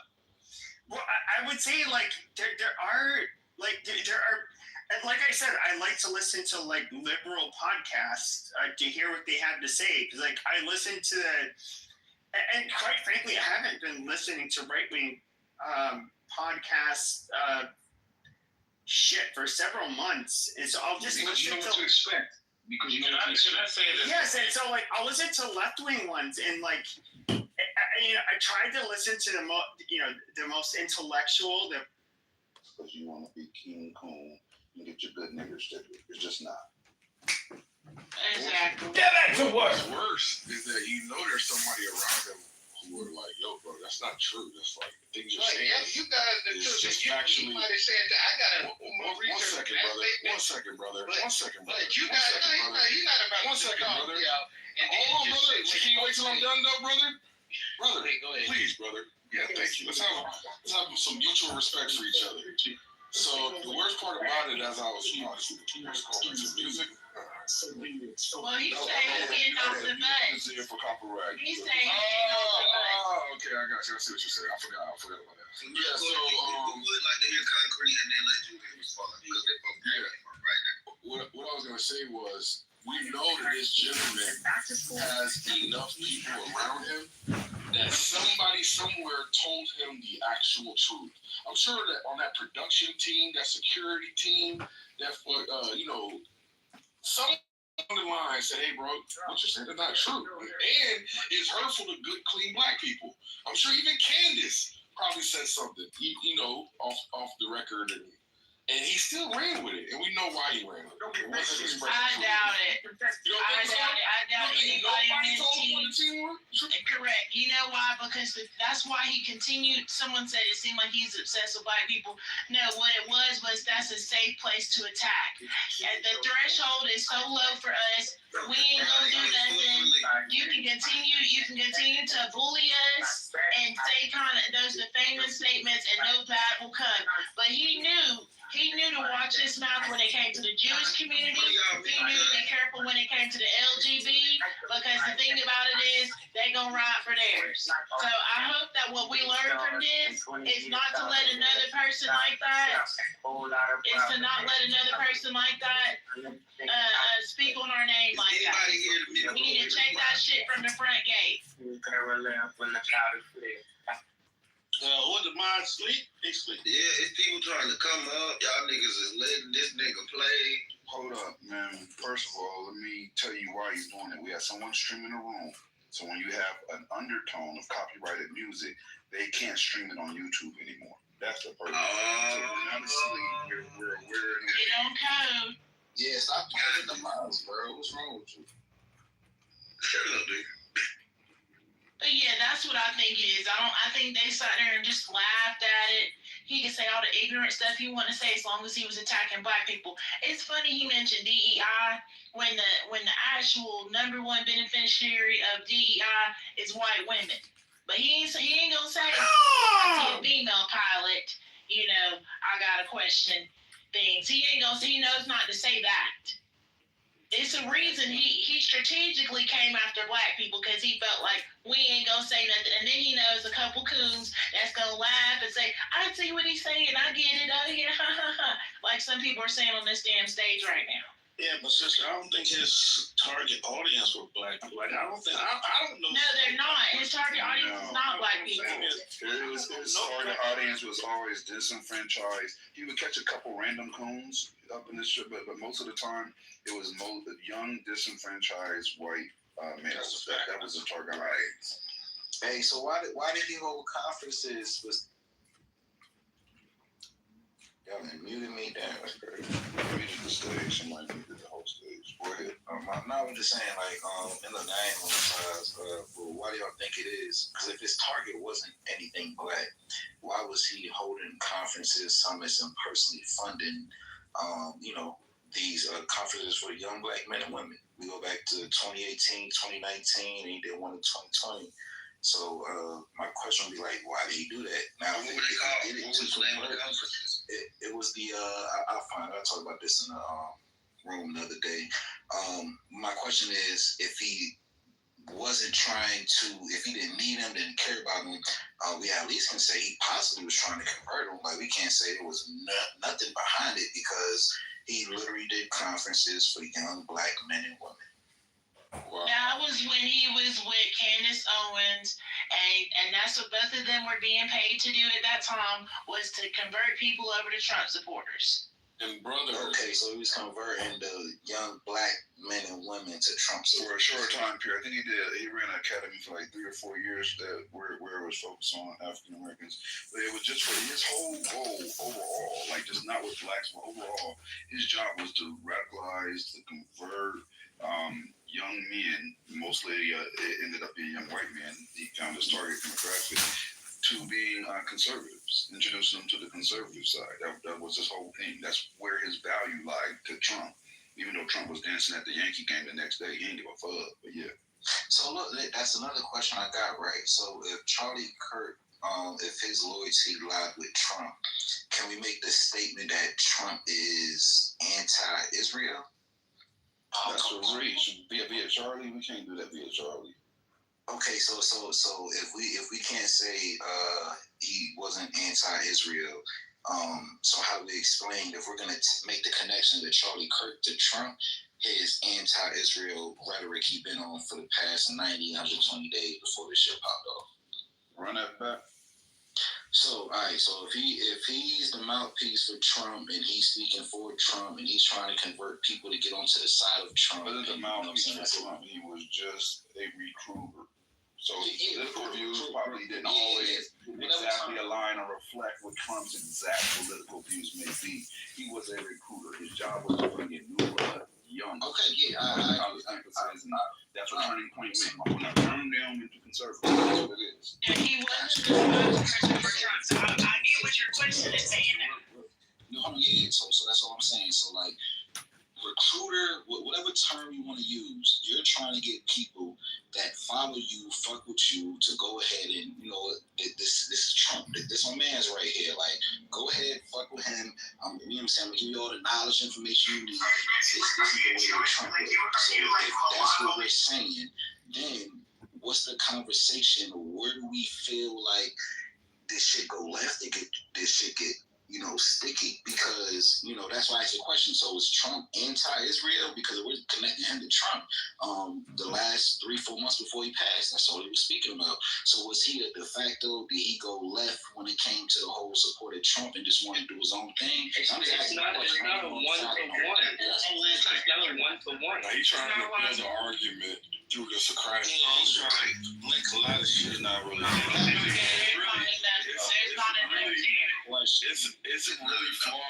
It's some really flawed premises that you're operating under as well. And inaccurate. Number one, the flaw I saw immediately was the idea that he did something for Black people, or that said, oh, Black people in the title, and therefore that's like a benefit to Black people. Because again, converting them to what? To be MAGA? Do you think that's beneficial for Blacks? Even if he were to get, one second, brother. Let concrete land. Let concrete land. Go ahead, concrete. Thank you, appreciate it. So that's what I got from your first statement. That if he were to do something for Blacks, isn't that beneficial to Blacks? He would convert them, and then I just take it that profiteers make a profit in what would ostensibly be the enemy's home. They have no problem doing that. If they want to convert you, if they have some susceptible people who are willing to patronize them and convert to their ideology, even though it's destructive to the person that's converting, they have no problem with that either. It's called being a useful idiot. So I just take it that you were trying to make an argument that he's probably a beneficial aspect to Blacks. I don't see it. Unless we're going to do some sort of Yeah, I'm going to respond to you on this. Like, he was not anti-Israel before he died. He was still pro-Israel before he died. The day before his death, he took a Zoom call with a responses to anti-Israel comments, questions that he anticipated coming, because he wanted to show that he was still aligned and right. So you're saying where he went off key, where he went off base, which is why he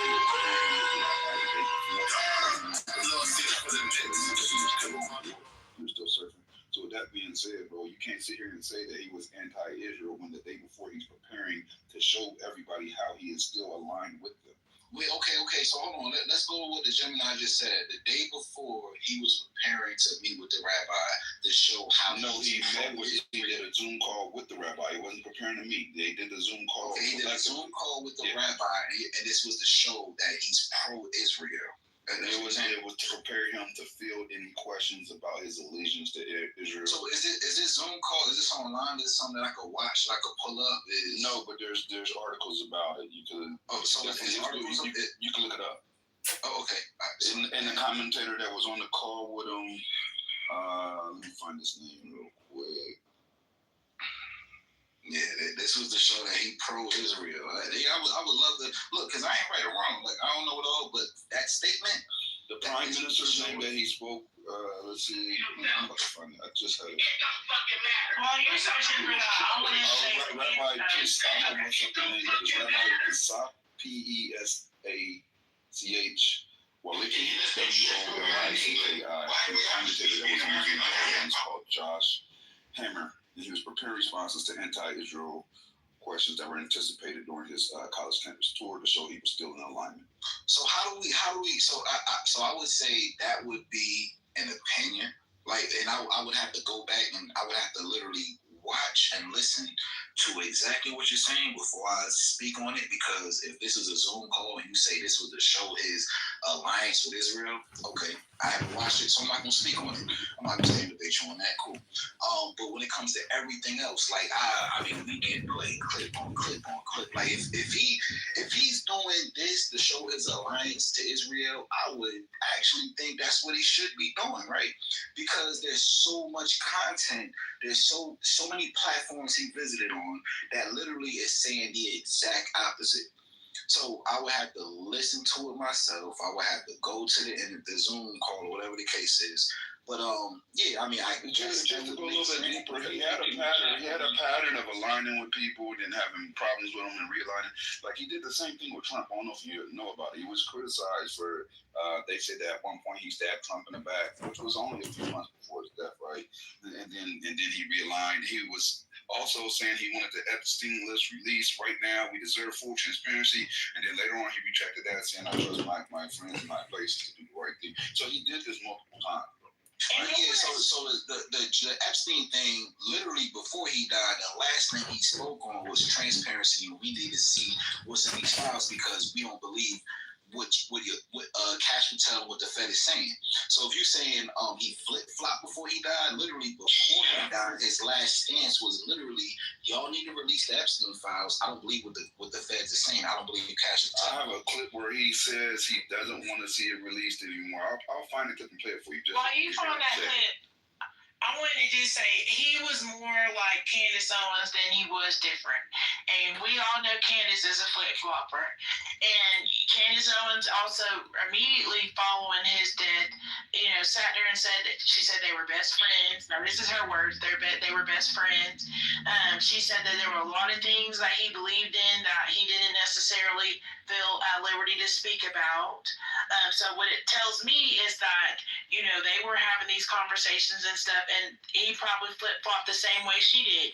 Now, she recently, I think yesterday, tweeted, Charlie Kirk was fighting with some very powerful billionaires that he took money from over things he was discussing. The pressure on him was immense over the last 2 weeks. The truth will be revealed, the messages will be leaked, and the movement he built will rise up.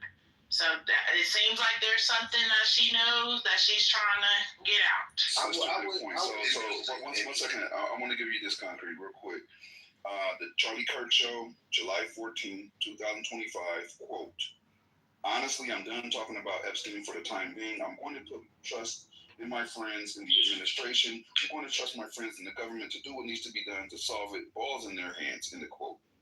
Okay, mine's is from the end of August. So let me get this and drop this in the chat. And that's what I'm saying. So go ahead, sis. I just want to understand, like, why does any of this matter? He started Turning Point USA, which is a Christian conservative group, and they endorsed Trump not once but twice.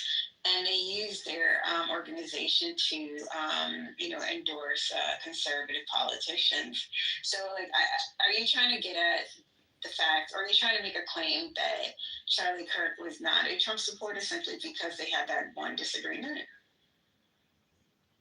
I think she's talking to Gemini. I don't know. No, I'm not talking to Gemini. I'm talking to you, whoever. You talking to me? Yeah. Oh, wait. The guy who was speaking earlier? Yeah, you probably federal agent. Yeah, I'm sorry, state. Sorry, yeah. Me? What was the question? Because that's the question that I literally posed. I literally posed the question when it came to Trump's alliance with Israel. My question was, so are we saying that Trump is anti-Israel? And I asked that question because anti-Israel. Okay, so when it comes to the last 3 months or whatever time frame, because Gemini just made a statement from the show in July, and I got one from August. So Charlie was starting to become anti-Israel. So when did he stop becoming the mouthpiece or the cheerleader, whatever you want to call it, for Trump? Because he was never the mouthpiece. He was never the mouthpiece. He was never the mouthpiece for Trump. He just started an organization that endorsed conservative politicians. So that's all they were. They wanted. So him going to these campuses and passing Trump hats throughout the crowd says what? That he endorses Trump. Okay, and so are we gonna do semantics when it comes to a mouthpiece versus? Hold on. Because Charlie Kirk had an agenda. His movement, he had his own movement. Trump is a mouthpiece for the conservative movement. I think that's where the confusion is. Yeah, definitely. Trump is the mouthpiece for the conservative movement. It's not the other way around. Bro, that man supported MAGA and Trump, and he spread that shit. Like, what are we talking about? It's not bigger than Trump, so he's not bigger than Trump. I think to address your point, yes, we're not trying semantics, but we are being precise with our language, because a mouthpiece is somebody who speaks directly for somebody. A supporter could be a mouthpiece, but is not necessarily a mouthpiece. A mouthpiece is repeating verbatim what the person they're representing is telling them. That's not merely a supporter. A supporter can have their own agenda, their own ideology, and still support somebody else because of some like overarching goal. Doesn't mean that they are in lockstep. A mouthpiece speaks specifically. Okay, all right. That's how we're using. So I'm gonna say I agree, but how many mouthpieces or supporters of Trump have passed away or something horrible happened to them, and Trump said we're gonna fly the flag halfway? Like, come on, let's be for real. Are you just saying Charlie Kirk? All right, so you let's use the definition or the term. Hold on, brother. Let's use the term supporter. And now the question is, why does this supporter get so much reverence? Is that the question, basically? Yeah, we can go with that. All right, great, because he really appreciates his work. There you go. He really appreciates his He's highly indebted to the work that he did. There it is. Gemini, are you there? Gemini? Any of the mods there? I'm right here. I'm right here. Can you remove John Kitover? He's saying he's going to report everyone in this room. He's in the group. I'm going to give him too much attention. Yeah, he don't got no power. He feeds off of that. I don't want him. He's got 1,000 accounts. I don't want him adding me. I don't. He's gone. He's got 1,000 accounts. He's gone. He's live streaming the room right now.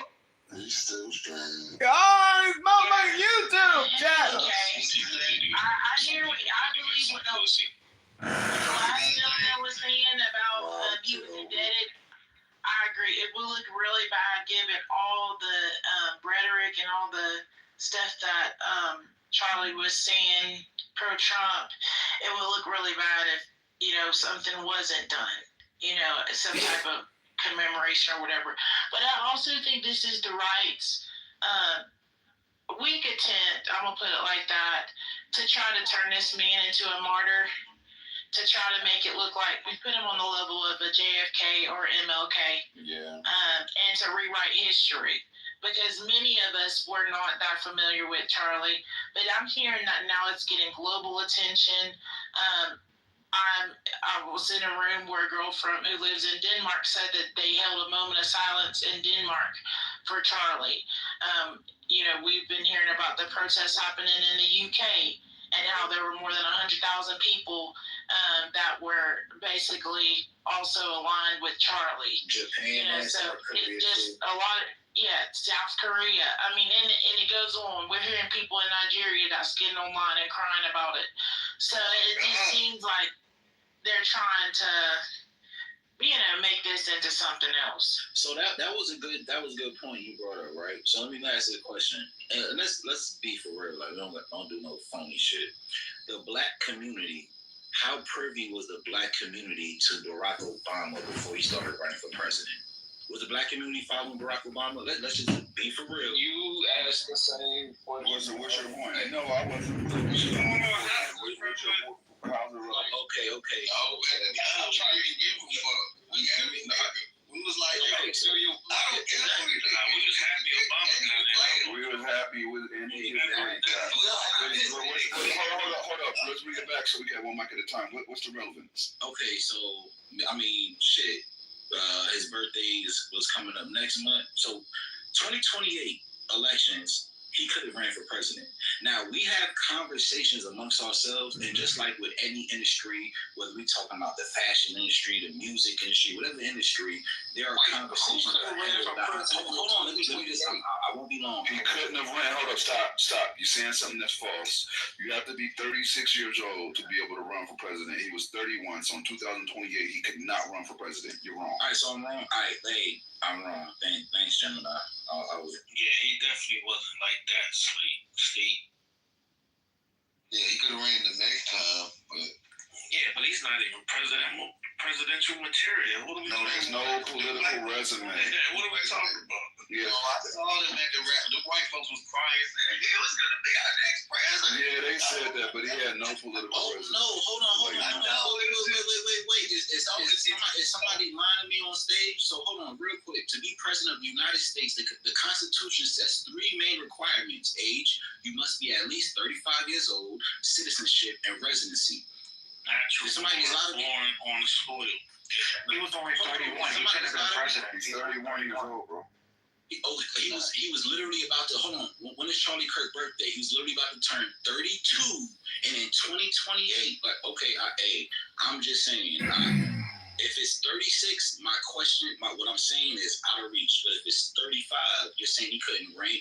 No, he was still too young, bro. He's still too young. I'm trying to figure it out. Yeah, I don't get it. Like, let's move forward. What's going on? Like, I feel like the women when they say that. Jumping around, you asking a lot of questions, but you trying to hide your position on this.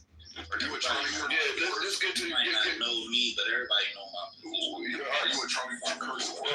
What were you trying to get to? Like, what was your overarching point? Let's concede. Okay, he can run. Okay, now what? Like, where were you going with it? I actually forgot, bro. Go ahead, John. We was having put it into your brain just to try to help you get to your next point. Like, fuck it, I'm not going to contest it at this point. Just go ahead and see where you was going with it. Real gentleman. Hey, Gemini, I was going somewhere. that car is trying to hit a circle, bro. That's all right. Come up. It was swerving. It was looking. Hey, he pulled up and pulled off. It be like that sometimes. You crashed into some I power. feel like blacks want to support Charlie Kirk, and I don't get it because he was so blatantly against us. I don't know why anybody would find the time to support this young man. No, I wouldn't even say blacks are trying to support Charlie Kirk. For one, blacks being in a conversation or having conversations about it shows the play off rip, because this is a conservative white man that got killed by a white man, but somehow, they need the energy of black people, right? So somehow now, Clubhouse, media, wherever we want to talk about it, we're deeply involved in this conversation. HBCUs are getting shut down. Black people are speaking out, making their videos. I speak about the play. I'm not really a side person. What's the play? I speak about I speak about the play, and the play is literally trying to garner the energy of the black community. Because why did this white man get killed by a white man, and the black community is so involved in the situation? That's the white people. This is harvesting the energy. They have a room right now, the white people, called "Who is Going to Replace Charlie?" Sad face. It's the same thing that happened with Rittenhouse. If you remember, Rittenhouse didn't shoot any blacks. Yeah, he wasn't attacked. Well, he was attacked. I don't think he was ever hit by a black. It was a black dude that was there, I think, with a skateboard. I don't know, but he didn't shoot any blacks. But the thing is, he was like black adjacent because he was patrolling the George Floyd protests. So that's why we're involved with Charlie Kirk, is because he was an outspoken, harsh critic of the black community. So obviously we're pulled into the fray with his assassination, because it could have possibly been one of the Negroes to have done it, even though we know that that's not our type of shit. It's still something that we could have been involved with because of his outspokenness against us. Still involved because, again, it's his outspoken. To redirect the conversation, I have a question, right? Because we are hyper-focused on someone that's not here anymore and is creating a larger impact in his passing than he did when he was alive. But on our side of the fence, our side being anyone that is not pro-Trump, right? Do we have anyone that is our Charlie Kirk, that is actively recruiting, effectively recruiting the younger generation that's going to come in, the new blood? Like Dr. Umar. Absolutely not. Absolutely. Yeah, Dr. Umar. I would think, after seeing how impactful and effective he was and how pertinent he was to their campaign, that we would duplicate that or improve that and utilize it on our side at the same time. Like, you have to fight fire with fire. You can't just sit back and see, okay, they're obviously going to run that play again. That play is working. Matter of fact, they don't even got to run it again. They're going to improve and enhance what's already there. So we need to be doing the same thing so that we can have new energy, new blood, new people coming in on our side with fresh, younger ideas on how to campaign and market and reach a newer generation. We need to focus on that. I think that would be a better thing than to keep talking about somebody that's already done their job and is still doing their job in post-mortem. And Jim and I, will the Democrats have a person that wants to recruit young men? That's ultimately what it comes down to. And that's what Charlie Kirk did. That was his superpower, right? Because the man's dead now. I'm just giving him maybe a little teeny bit of flowers, right? His superpower was galvanizing young white males. And that's what the Democrats do not want to do. You know, they telling y'all, them white male or guys like BT, what they call it? Masculinity, toxic masculinity. Oh, boys shouldn't play football. And that's the culture war that Charlie Kirk was fighting. I don't know if the Democrats want to ever do that.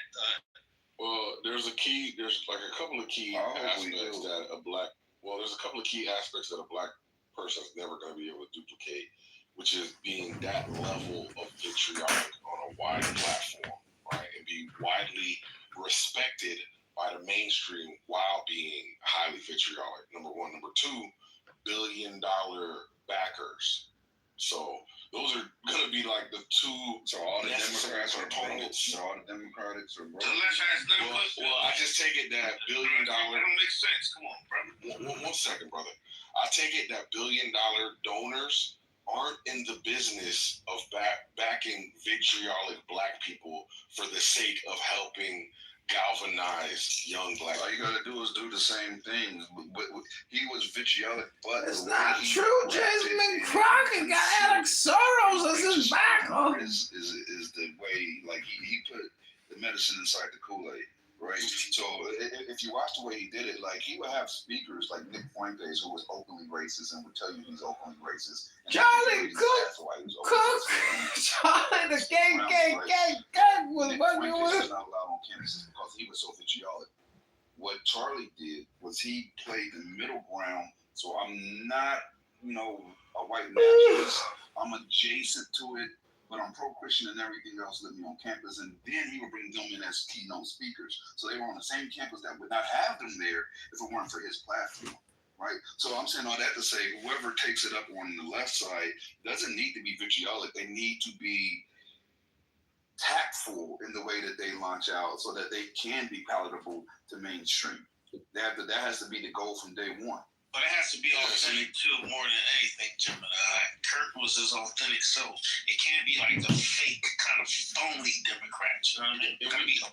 You're talking about. So let me just say this real quick. If you're talking about getting support in a way which is not acceptable as a black person, or I'm saying it for a white person is acceptable. He can be as vitriolic as he wants. He can tone it down and still play the racist card in front of you. A black person can't do that. There's no possible way that would be palatable on any mainstream level if you're being an extremist. But it can be a white guy. Basically, it can be a white guy. So now, so yeah, we already have that. If you have black people who if you have somebody who wants to be a spokesperson to get black people behind them, as vitriolic as they can be in that regard, we already have that.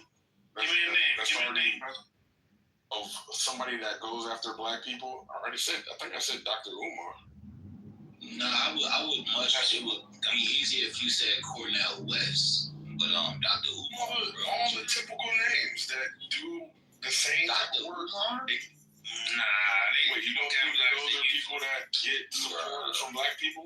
I mean, you might not like him or respect him, but he's still somebody that's trying to get the job done. The average his level of vitriol.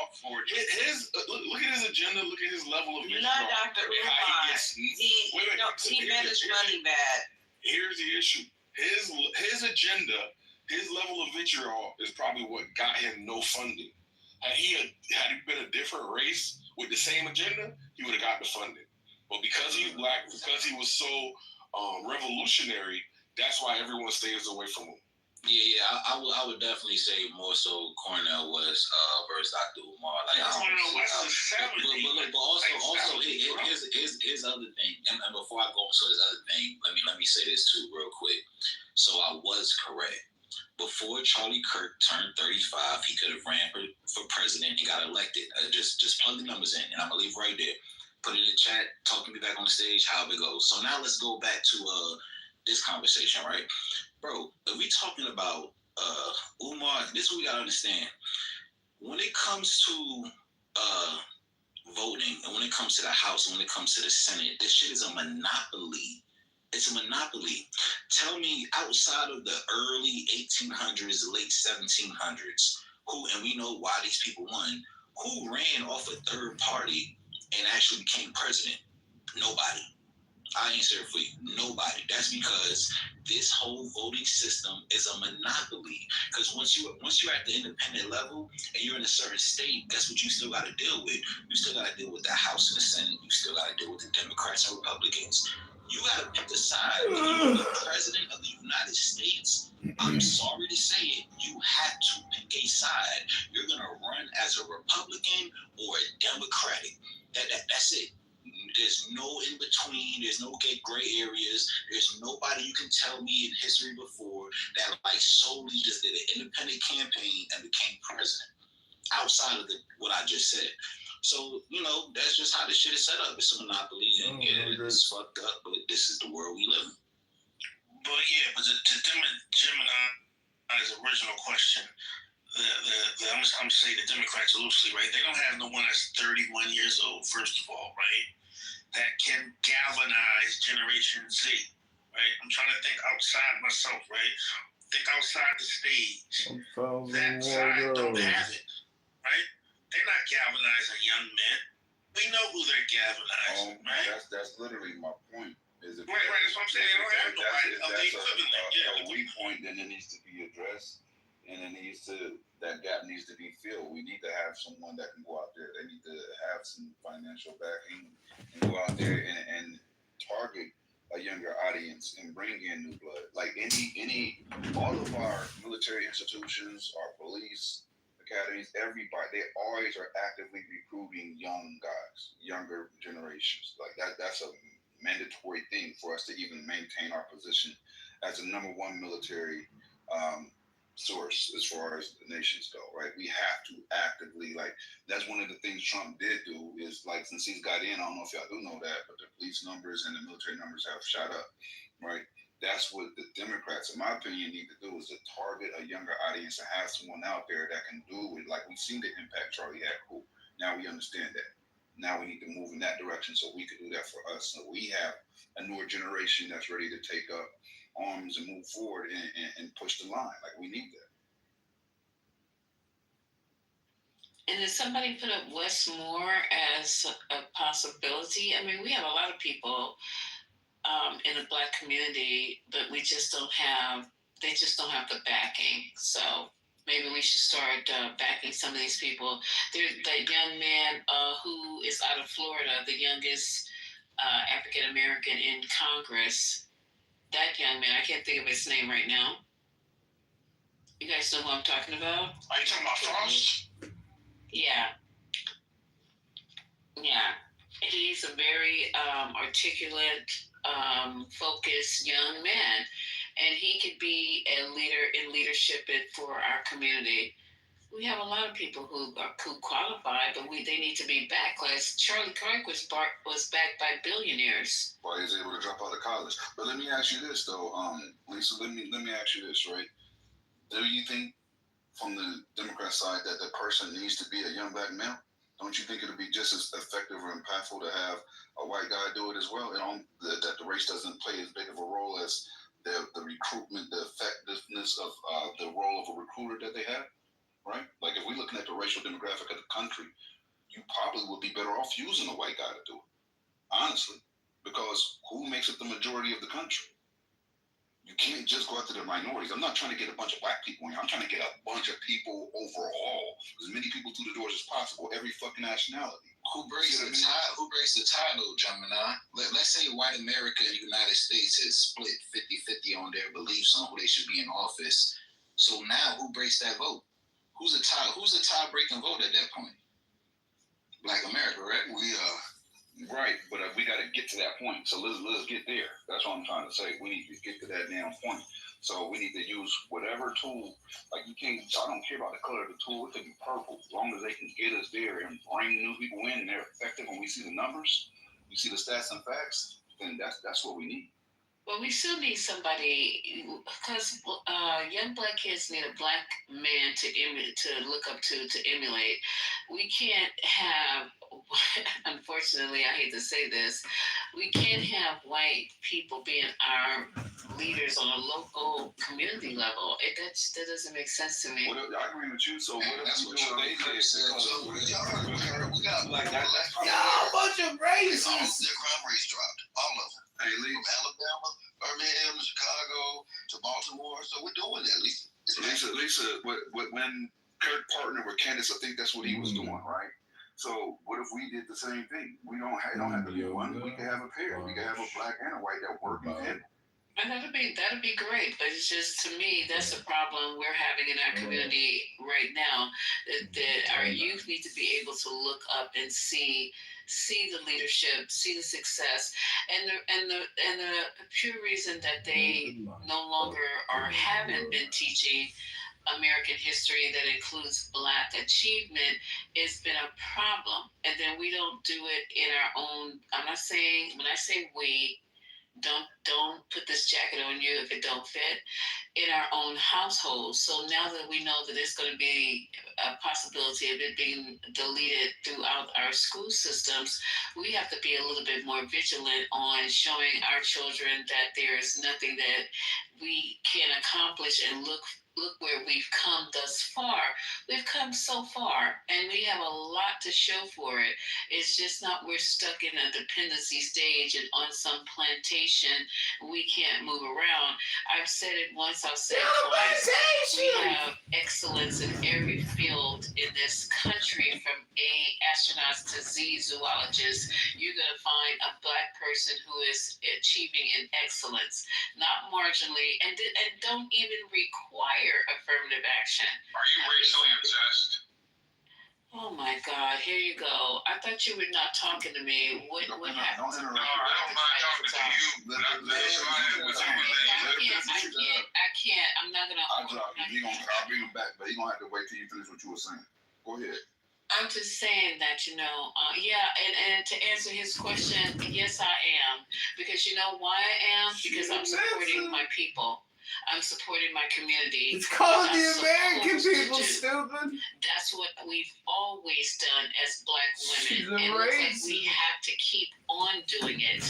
Don't want no white leaders. With this, that's on you. Don't make your insecurities. She's obsessed with Black race. Lisa, I don't have a problem with you. I don't mind talking to you. Lisa, I don't mind talking to you. The only reason I left the room the other night is because you were swearing every other word and it was disrupting my spirit. Okay, so yes, ma'am. Excuse me. Now the other thing is, your people, okay, there are Black people that you don't care for, like a Candace Owens. You don't care for her. So what I'm saying is there ain't no such thing as my people are Black. It's my people are people who are aligned with my way of thinking.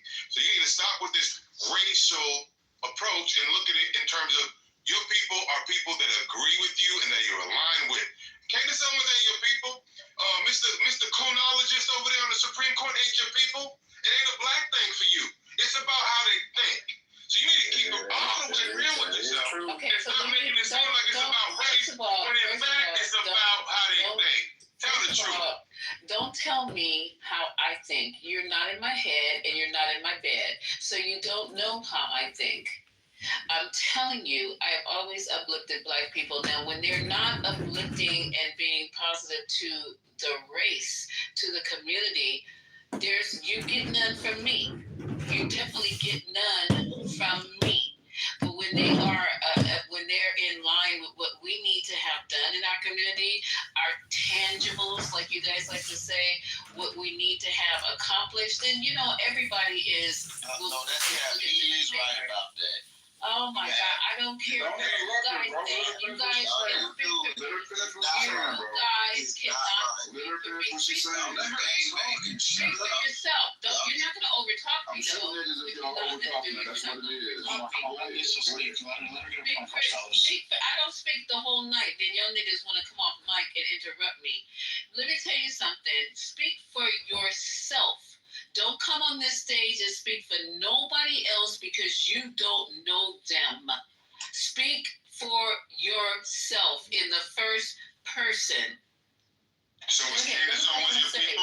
Is Candace Owens your people? Like you said, no. Black people. All right then. So don't say it's about Black people. It's about people that you agree with. I just explained to you about that, and you're like I said to you the other night. You don't listen to absorb. You don't listen to appreciate. You don't listen to engage. You only listening, waiting for your chance to contradict on shit that you haven't even gave the whole conversation any type of consideration. You didn't hear the second part of what I said. I jumped in the room. I apologize. Yeah, you definitely did. What I heard you say, the only reason I jumped in like that is because I heard you say Black people are excellent in every area, which is true. But then you went on to say that my people in this, your people ain't Black. Your people is.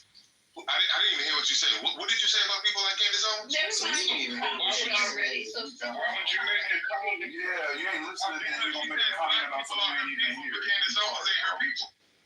Candace Owens is not her people. So what is she talking about? Man, watch out. Did you hear what she said or didn't you? No, that's why I asked her to repeat. He didn't hear shit. You just call me an idiot?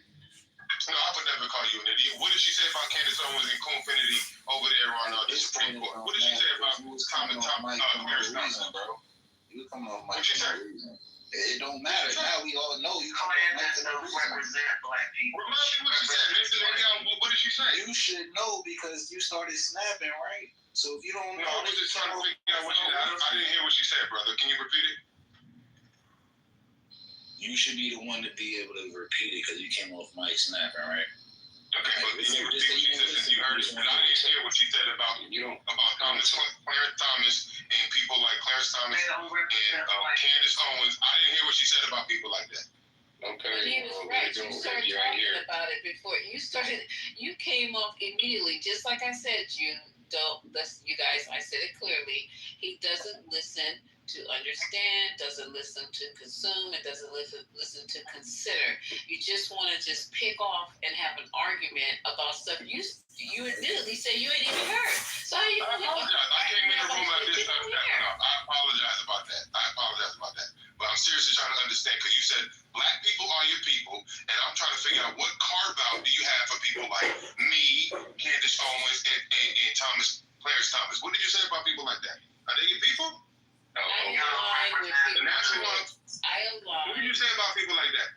Listen, I'm gonna tell you, I'm gonna repeat it. When we have people who don't align with what the good of the overall good of the black community, then I don't align with them. And is there anything more basic that I could tell you, make it more simple, put it where the ghosts can get it? That's just plain, because even from the time we got over here, and all y'all know, somebody was putting about Harriet, forget it, not even Harriet, what was the first rebellion? What was the guy who held the rebellion? It's late for me, y'all. He had people yeah, come on. We're not going to bring them all. So let's not be uncomfortable with leaving the ones who want to be left behind because they think the master's water is colder. I don't have a problem with leaving them behind. So then why don't you say I'm for the black people that agree with me instead of saying I'm for all black people? No, it's not agree. I said my community. I don't know. If I, what am I? Am I? Why are you? So do you consider people like me in your community? Understand? Do you consider people like me in your community? Am I in your community? Oh my God. Okay, y'all. Am I in your community, Lisa? No, you ask yourself that. Don't ask me. I'm asking because I'm not in your head. Do you think I'm asking you? Am I in your community? I asked you, do you think you're in the community? I don't know what you're talking about. You said my people. You don't know what you're talking about. You said my people. Who is your people? Okay, listen, Manfinity, I'm not gonna have this. Of course you're not. Really, you jibber jabbing over there. You double talking and you jibber jabbing, and you can't even make sense of what you own. You just see you yelling. You just want to come in and get attention. You got your attention. You're yelling and screaming. You got what you came for. I am not going to upset my spirit tonight, knowing that your intentions are not even pure, that this conversation is not even one that you really want to have. You just want to be seen. So come up here and get seen. That's all I can tell you right now. Y'all bring them up. Y'all, you can have a conversation with somebody in. I ain't trying to take nobody's spotlight. I just asked you a question. Nobody needs spotlight. Nobody needs the spotlight. We having a very. You jibber jabbing and double talking, and I don't understand what you're talking about. Okay. You're not even listening. You're just talking to try to be seen, bro. We've been both talking. I ain't trying to be seen. We've been having a very great conversation for hours, and here you come. Until I came, right? No, the disruption is unnecessary. If you want to join in the conversation, feel free. I'll shut up. It was literally until you came. It was literally until you came. No, we're gonna keep it simple. Hey, it's Either you join in on, stay on topic on the conversation. Oh, give me 1 second, State. Give me 1 second, State. State, 1 second. Either you join in on the conversation, stay on topic without trying to center yourself. I'm removing you from the room the next time you do it, bro. I can't help but center myself. Everything I say is what it is. I said what I said, bro. And I said what I said too.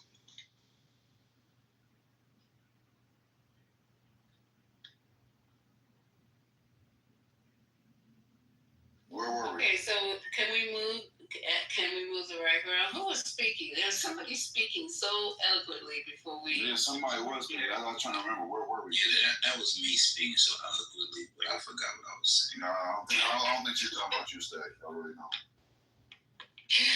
Oh, child. So I see my homie TC joined the stage. What's up, TC? Oh, okay. What's going on? Yeah, man, it's crazy out here. I think the left has finally lost its mind, and it's plain for everybody to see. Listen, I think you guys have kind of wrestled with this concept of American freedom, and you've realized that you don't want freedom. I think you realize you want a type of anarchist type of freedom where rules are according to you and everybody follows With your rules, you're happy. But when somebody takes the First Amendment and they say things that you don't like, now they're racist and anti-American and anti-black and all this other stuff. You guys don't want America. You want an idea of America that fits your biases and your prejudices. You don't want America because America is a big enough space for a multitude of opinions, whether they agree with you or not. You guys like to be put them there in the audience if they don't agree with you. You like to shout them down if they don't agree with you. You like to censor them if you don't agree. Look, it's happening right now. You're triggered. You don't want freedom of speech. So when a guy like Charlie Kirk comes around and then he commits you guys, yeah, when a guy like Charlie Kirk comes around and commits to the First Amendment principles that this country was founded upon, and challenges your presuppositions and your perspective on the world, you come away thinking he's a racist and he's a bigot and he's a misogynist and he's anti-black. No, he's not. He's just not agreeing with you. And if you come to a debate with him and he has a more informed position and you walk away with a bit of information that you didn't have before you came to the conversation, you don't denigrate him. You don't try and celebrate his death. You don't celebrate his assassination. I got next. What you do is you realize that, damn, this is America. This is what America looks like. This is what I get when I get America, which is why this guy is celebrated. They had a vigil for him today in D.C. at John F. Kennedy Center, and I'm so glad that there are people that are coming to Christ because of his witness. Thousands of people have agreed to go to church today simply because of his witness. So that demonstrates that there's no amount of silencing on the left that can cause people to essentially reject the faith. People are coming to the faith because of Kirk. Wrap it up, bro. Okay. I wanted to respond to that. That was amazing. So, I've been paying attention to politics since I was about 16 years old. And I'm going to give you an example, right? I didn't agree with a lot of the things that John McCain said. Stout Republican conservative, right? But I never walked away from hearing anything John McCain said to say he's racist. Nothing he ever said that I heard would lead me to believe that he's racist. So that shit's on that point, right? Because it's many conservatives that I've heard speak throughout my life that I cannot cleanly say are racist. I just wonder what goes on in you kind of folks' heads to what makes you want to bow down to these people so much. Do you want to feel included? Is that your way? And I noticed on your PTR, you have multiple pictures of Dak Prescott, which would make you a Cowboys fan, which would make me understand why why you think the way you think. Stay on subject. I did stay on subject. The team that he likes proves his personality. Man, stop making it personal, yo. That's why y'all lose debates.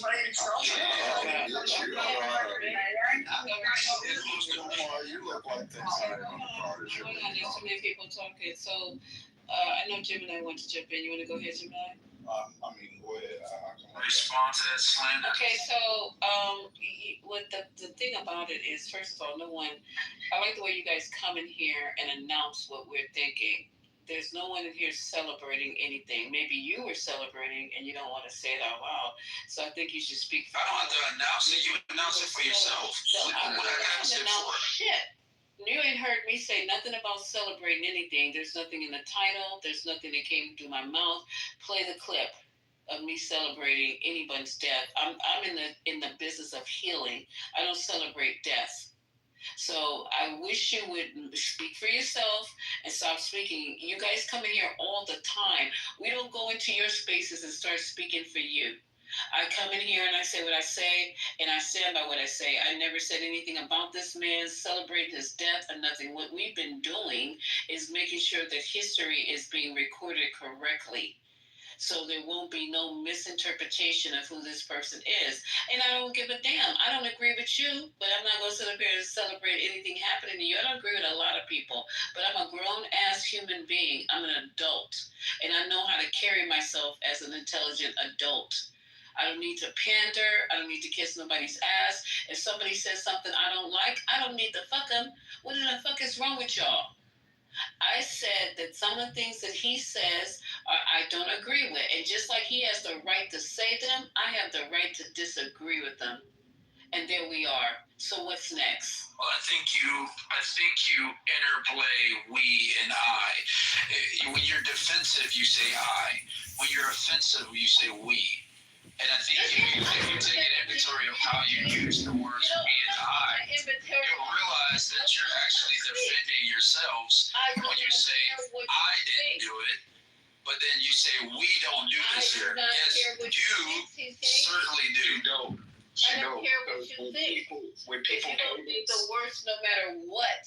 Okay, now you're trying to tell me which pronouns is. You don't know how I think. Well, you know how I think, so don't do that. It's not a one-way street. So let me hop in there. And I can witness this. When people did come in and celebrate, she immediately reprimanded them. Right, but that's my point. When she says we don't do it, she's speaking for a group. When she says I don't do it, she's speaking for herself. So which one is it? Is it we or is it I? Exactly what we do. Because I know I was early in this room and they were celebrating her instead. Put a name on it, TC. Hold on. Give me 1 second. TC. Brooklyn is one. Okay, I have to say who else? Hold up. You said they. The other one. Brooklyn did. We conceded that, and she got pushed back too. Brooklyn, no, she's not in here. All right, so then that's not Who's relevant. the other one? So who, TC? Who's the they? You can't make that statement and not substantiate it. Who's the Excuse they? me, I said, when I said you, I was talking to the group. Because when Lisa says we, she's talking You just for said the group. they. When You is said they when were is celebrating. who's that you? But When it's it's not, tolerated, no, when it's tolerated, it becomes as a consent of the entire group. It wasn't tolerated. Matter of fact, hold it for 1 second, just give me 1 second. TC. Brooklyn recently has been standing in the goo because it was pushback, and she goes, I get it, I'm too volatile for the stage. Because she received pushback about saying that type of rhetoric, right? So, again, I'm going to ask you, who's the they? Put names on it that's been celebrating his demise in the room. I gave you Brooklyn and name a few. If you guys That's the only person who's chastised her, been in then the group. that's hold on. If you guys chastised her for celebrating, then good for you. But if the shoe fits, then wear it. I understand Lisa has a position she stands on that she's not doing it. I can respect that position. But I've been in this room plenty of times where I've heard the celebration, and I personally I don't like to lie. And I'm not lying. I was here. I was here when it happened. When did this man die? Can somebody give me a date? Wednesday. Okay, so today is now Sunday. I have only had one room since then. So how many times have you been in here? And the replays are up. How many times have you been in here and you've heard people celebrating? And you know what's funny? Moving on. No. We're not gonna move yet because he chastised you for using we and I interchangeably.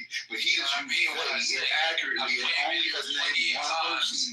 I've come in here plenty of times, and his death has been celebrated. One room. By who? It was only one room since the death happened, so you came here for the time.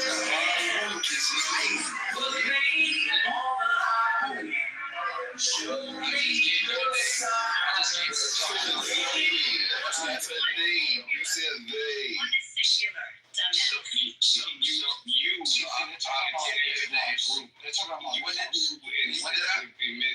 When I say you, I'm talking to the collective group because there's tacit consent. When I hear somebody celebrating it is permissible, and there's no pushback in the room. When I was here specifically, There was no pushback. So you're talking about that gives tacit consent for somebody else to participate. And I don't know what chastising happened when I wasn't here, but I didn't. Can't nobody get chastised first off.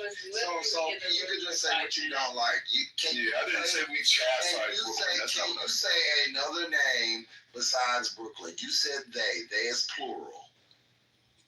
You were celebrating it. As I said, when I'm speaking to you, I'm speaking to you in general terms. Hold on, because I'm finna fuck your bitch ass up. He did not. Yes, he was. I'm gonna fuck your bitch ass up. Is that the tolerance of the left? Tell me what I said, because now bitch, you're finna make an enemy. Now bitch, you're finna make an enemy, so you better be motherfucking accurate. Because bitch, I had a motherfucking lawyers. You talking about racist? You was calling him all these names and shit. Matt G. Bitch, you was a fucking racist. That's not celebrating his death. You fucking lying, bitch. Don't get fucked up, bitch. Oh, he's a racist. Don't get fucked up. No, you heard him all I'm these gonna names. beat you out your body if you keep on You was fucking calling him. Hey, Judge, give me 1 second, brother. Like, you playing with the wrong one, bitch. I'm for real. I asked you, when was he celebrating his death? Your response to that, right? Because I want to stay on topic. You're not going to worm your way out of this shit. Your response to that was he was saying some negative remarks about Matt. He didn't ask you about Matt. He said, when was he celebrating Kurt's Who said death? that? That's the question. Who's talking about Matt? We're talking about, okay, that's what I heard you say. When was Just celebrating his death? Because I didn't hear Just do that at all. So in the rooms, a lot of people have said there's a difference. The day he died. Omari, I want you to be able to differentiate because you're intelligent. I want you to hear me. If somebody disagrees with someone else's rhetoric, that's a lot different than celebrating their demise. If you say, I don't believe in what he was saying, I believe he was X, I believe he was Y, I believe in Z, you have a right to have your opinion about that person. That's a lot different. All right, let me tell you something. You playing with the right bitch, but you got the wrong fucking idea. I'm telling you right now, I'm not the one to play with, bitch. I'm not. You play tag with all these motherfuckers. You patronize all these other people. I'm the wrong one to play with.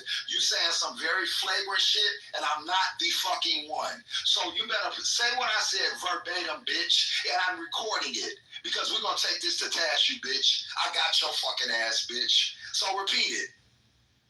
Come up off mute, bitch. Pussy.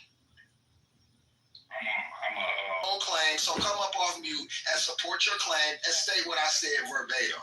Respectfully, anybody coming up there might get shot. We're dealing between Justin and Omari right now. Okay, go ahead. Go ahead. No, I said what you said. You were. All right, repeat it verbatim. I don't even. You know what you were saying. You act like you were not being all like, hey, you know what? I'm sorry to hear this man died. Bitch, I don't gotta do that shit. You were not. You were not. You were last. I was the first one. I was the first one who said I don't enjoy people getting killed. That's not my style. I don't have to like him. I don't have to think he was cool. I don't have to think he was not racist. Like you are getting sued, ho. You're getting sued. I'm going to make an example out of your bum ass. I promise you I am. I promise. He is a racist, and so are you. You were calling him names after he died. That's basically celebrating. Bitch, that's not basically celebrating. I promise you. Let me 1 second. I promise you, you're gonna pay for everything you said. Okay, fine. Omari, I want you to hear me. I'm gonna rip your ears out the side of your head. Omari, listen. Saying a name, right? Let's say, I'm gonna use a random person because I won't even deal with Kirk. Let's say Jamal died. And later on, I'm like, you know what? I was a real fucking racist. That's not me celebrating his demise. Me celebrating Jamal's demise sound like, yay, Jamal is fucking dead. Fuck that nigga, I'm glad he's fucking dead. That's me celebrating his demise. Me saying, you know what, I always thought he was an asshole. There's a big fucking difference. That is showing I have just loving that moment. There's a big difference in saying a name or saying this is how you felt about said individual. Then celebrate. I don't see it that way. I don't see it that way. You think it's funny to play with people's You think it's funny to play with people's very interesting. Nigga, fuck you. I promise you, this shit ain't funny, you fucking cracker. I'm going to serve you, bitch. I promise you. You play with the wrong motherfucker. You won't never get along around me. You won't put on you. I promise you, bitch. I don't give a fuck what you talking about. You won't never get in the room with me. You won't never get in the room with me. I don't give a fuck what you talking about. You admitted to that. Fucking hoe ass nigga. You gonna sue me for your racist statements? Yes, bitch. Okay. Yes. Do that. Yes. You do that. Your racist for defamation of character. Yes, I'm going to sue. For your racist statement that a man was shot and killed. Yes. Okay. You do that. Bitch, I can say whoever is racist. You want to call him all these things after Do you understand what country we live in? The day he died, He was a cheater and everything else, and this man was already dead, right? So was that celebrating his death? He absolutely still stated his opinion about people that were already dead. Right? So if the same thing happens on ours, but you don't call that out, we're with them. But when somebody else has an opinion about him, then all of it, because he's passed, all of a sudden it's celebrated. How can he not have an opinion? Martin Luther King died. It doesn't matter. It's still after his death. It's still after his death. It's still after his death. Is he alive? Is it Martin Luther King alive? If he would have did that, if anyone would have did that when Martin Luther King, the day he died, guess what would have happened? That person would have been crucified. No, they wouldn't. We would have been angry. What? I would have been. Does anybody understand what I'm saying right now? I'm just curious. You don't do that when people first die. Some years you don't do that when people first die. That's just evil. You are a hoe, bitch. That is evil. That's why your family is fucked up. That's why you live. That's why you live with 30 motherfuckers in your house, and your kid don't listen to you. It doesn't matter. That's why you got a baby out of fucking win like you fucking pathetic bitch. You're evil. You're evil. You're evil. And your son can't keep his dick in his pants. You fucking evil. And you're I hate you, bitch. And I said it. You're an evil piece of shit. That's what you are. You're evil. And you're not of God, and your child isn't of God, bitch. You have a grandson that was born out. Bitch, I'm very evil to bitches like you. You fucking black rat, bitch. You've been the worst type of person. And I am the worst type of person. Motherfuckers like you, I'm the worst type of person. You're exactly right. You're exactly right. DEI, bitch. Culture chill. Look, I'm gonna say this right now. This is why do y'all give these punk ass niggas like space to be punk ass niggas? Like it was completely. You won't get another chance. I'm gonna be up right early in every room to block your bitch ass out. Bitch, them funny looking ears won't never hear another word. Look, man. I remember when my grandma had dementia and we stopped letting her do the prayer at Thanksgiving because we would be there for 20 minutes talking about Job and Noah and all that. Just took the mic away from her. No, Ray, please do something. Man, this man about this. Ray, hold up, Amari. He would hang me on the street.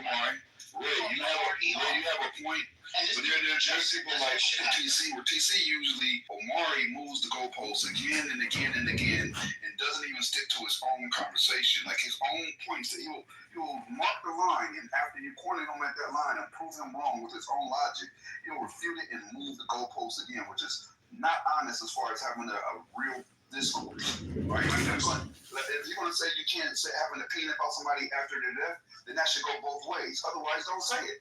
But you had no problem when the other side was doing it, but if just had an opinion about him after his death, which is far from celebrating, which is another way that you try to get away from the conversation that we were initially having. That's the first goalpost move, because first you said he was celebrating. Because he had an opinion about the man, he's celebrating. That's having an opinion. There's a big difference. Man, they were fucking now, mind you, when it becomes against the law, you keep on fucking playing with people's livelihoods. Now, if something turns out to be illegal with this shit, you're gonna sit up on here and play with my name. Bitch, I don't play like that. Don't forget you think being antagonistic and making jokes and shit is funny? Bitch, I do not play like that. You will be in court for the rest of your life, ho. Just don't forget this is. I promise you, I will turn over every rock to fuck your life up. Don't ever play with me like that, bitch. Anything I said, I stand on. Immediately when he died, I said, I don't believe in people getting shot for what they fucking gotta say. I didn't like him. said that before he died, and I would be a punk to say I don't believe it after he died. Again, like I said, with the exemption of yourself, you niggas hate being black, and you want to come and shed that fucking shit on us. Bitch, I would never be pussy, and you'll never threaten me, hoe ass nigga. And I'm going to say he did not celebrate the death. Because me and him was talking and said at the same time, Charlie Kirk got shot. Somebody shared the video, and I was like, oh, that nigga did. And the next thing out his mouth, yo, I'm not cool. I don't celebrate people dying. He did not celebrate that man's death, not one fucking time. And has not. It doesn't seem to be a part of his character. And when people did celebrate, they were immediately reprimanded for those views. And other opinions came out because I started listening to y'all, and then my shit changed. So yeah, that's kind of not right. But still, I don't like the shit he said. So, as we say, don't come up here lying on people. For real, y'all playing with people's character. It shows your character when you straight up and down lie on people for entertainment. That's some real housewife shit. I can tell you, anything happened to me, I promise you, my nigga. I don't align with most of the things he said, but I'm not celebrating his death, and I'm not happy that man died the way he died. That don't mean I'm celebrating his death. But here's the thing, we shouldn't even have to say that, okay? Because Democrats have been trying to push for gun reform for a while. And it's only been MAGA and fucking Republicans that have been stalling it. So now that one of yours got shot by someone who also believes in the Second Amendment, what do you want Democrats to do? What do you want the left to do? They don't want nothing. They just want to sow discontent and shit like that. And now it's a free speech issue. When years ago it was a free speech issue on their side. These people are not honest about anything. They just want people who don't think like them to suffer. And in this situation, one of their own did something to one of their own, and they just run around with their heads cut off. So the next thing they're going to do is try to silence us.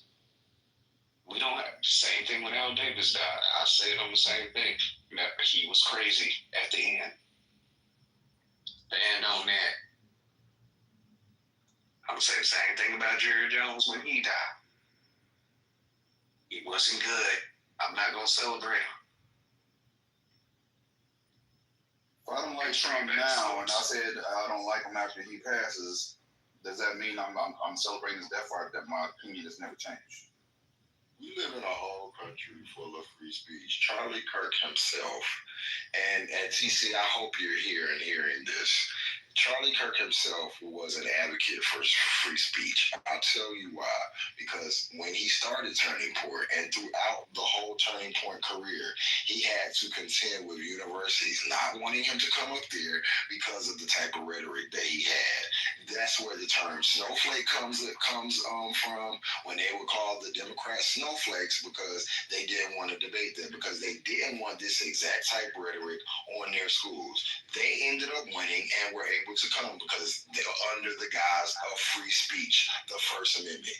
Here we are, when this same person has had an untimely demise, American citizens cannot say, what they feel. Whether it be they hated them, whether they celebrate. This is free speech in our country. And that's what I said the day he died. I would never police nobody for how they feel, whether they're gleeful or whether they're the other boy, the white boy who be on, he's a Democrat, he cried. I made space for that. I have grace for that. However you feel, you get to feel, especially for black people. And I stand by that. It's nothing like these people. It's just so fucked up in the head, but real shit. And it's kind of sad and sickening because I'm free speech no matter what. I didn't agree with 95% of the shit Charlie Kirk said, but he has a right to say it. And I have a right to not give a fuck about it, but y'all just, I don't know why y'all get off on this so much. Y'all always changing. I can't articulate my thoughts right now, but just my advice, don't even give them niggas a mic. Because you know what they about. Been in here 2-3 weeks and seen Manfinity's character. I didn't see Omarion's character. Like, I platform these niggas. The niggas is dangerous. The niggas is the hall monitors, the tattletales. Like, bro, you gotta sit up here, and that's why I don't like him, and I didn't like him yesterday because that type of shit is dangerous. You doing that, trying to say, oh, you say, and then every time you get asked, you can't point to nothing. You just out here trying to throw niggas under the bus. And that shows something else too. That shows he has no sense of fucking community. Because I can guarantee you, this was a more fair-skinned space, he wouldn't do that. But he will do that to black people. Or what? I think he knew you didn't say that. He just trying to throw you under the bus. That's what I really believe. Yeah, he want to put, like, he did the same. I watched him do the same shit with Brooklyn. And the thing is, people can say what they want to say, bro. Like, they can say, the administration can say, oh, we looking at y'all's social media or whatever. In this country, we have freedom of speech. And that's just it. Now, what I said is, I'm not, that's not my style, I ain't into scary movies. I'm not into gruesome shit like that. And I mean, it just ain't my style to watch somebody, that shit was crazy to watch to me. But I'm not about to lie and say, oh my God, I was distraught. I don't think nobody should be taken away from their kids. I care about kids, so that's a soft spot for me. So I don't really fuck with that. But I'm not about to lie. I was just watching a nigga like 2 days earlier thinking like, damn, his opinions is real fucked up. It's real shitty. Why would I change that? Because he passed. What's crazy is most people that be putting their mouth on him don't even know who he is. They just learned about him 3 days ago. Never even followed the guy. They take clips from somebody chopping up what he said, putting it together to make it seem as if it's more it's harmful and worse than what he actually said. And that's the clips that people are digesting and thinking they know all about him, and they're gonna call him racist and shit like that. The propaganda is really heavy. I've seen Jamal Bryant do it. Shame on him. He calls himself a pastor. Shame on him. He's bringing shame to the faith. I watched the video where he chops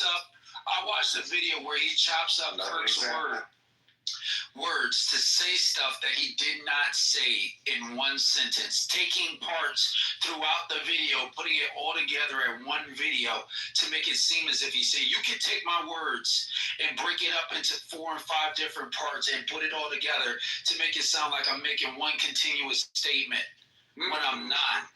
And that's exactly what Jamal Bryant did. And he's proliferating that shit across social media. He ought to be ashamed of himself.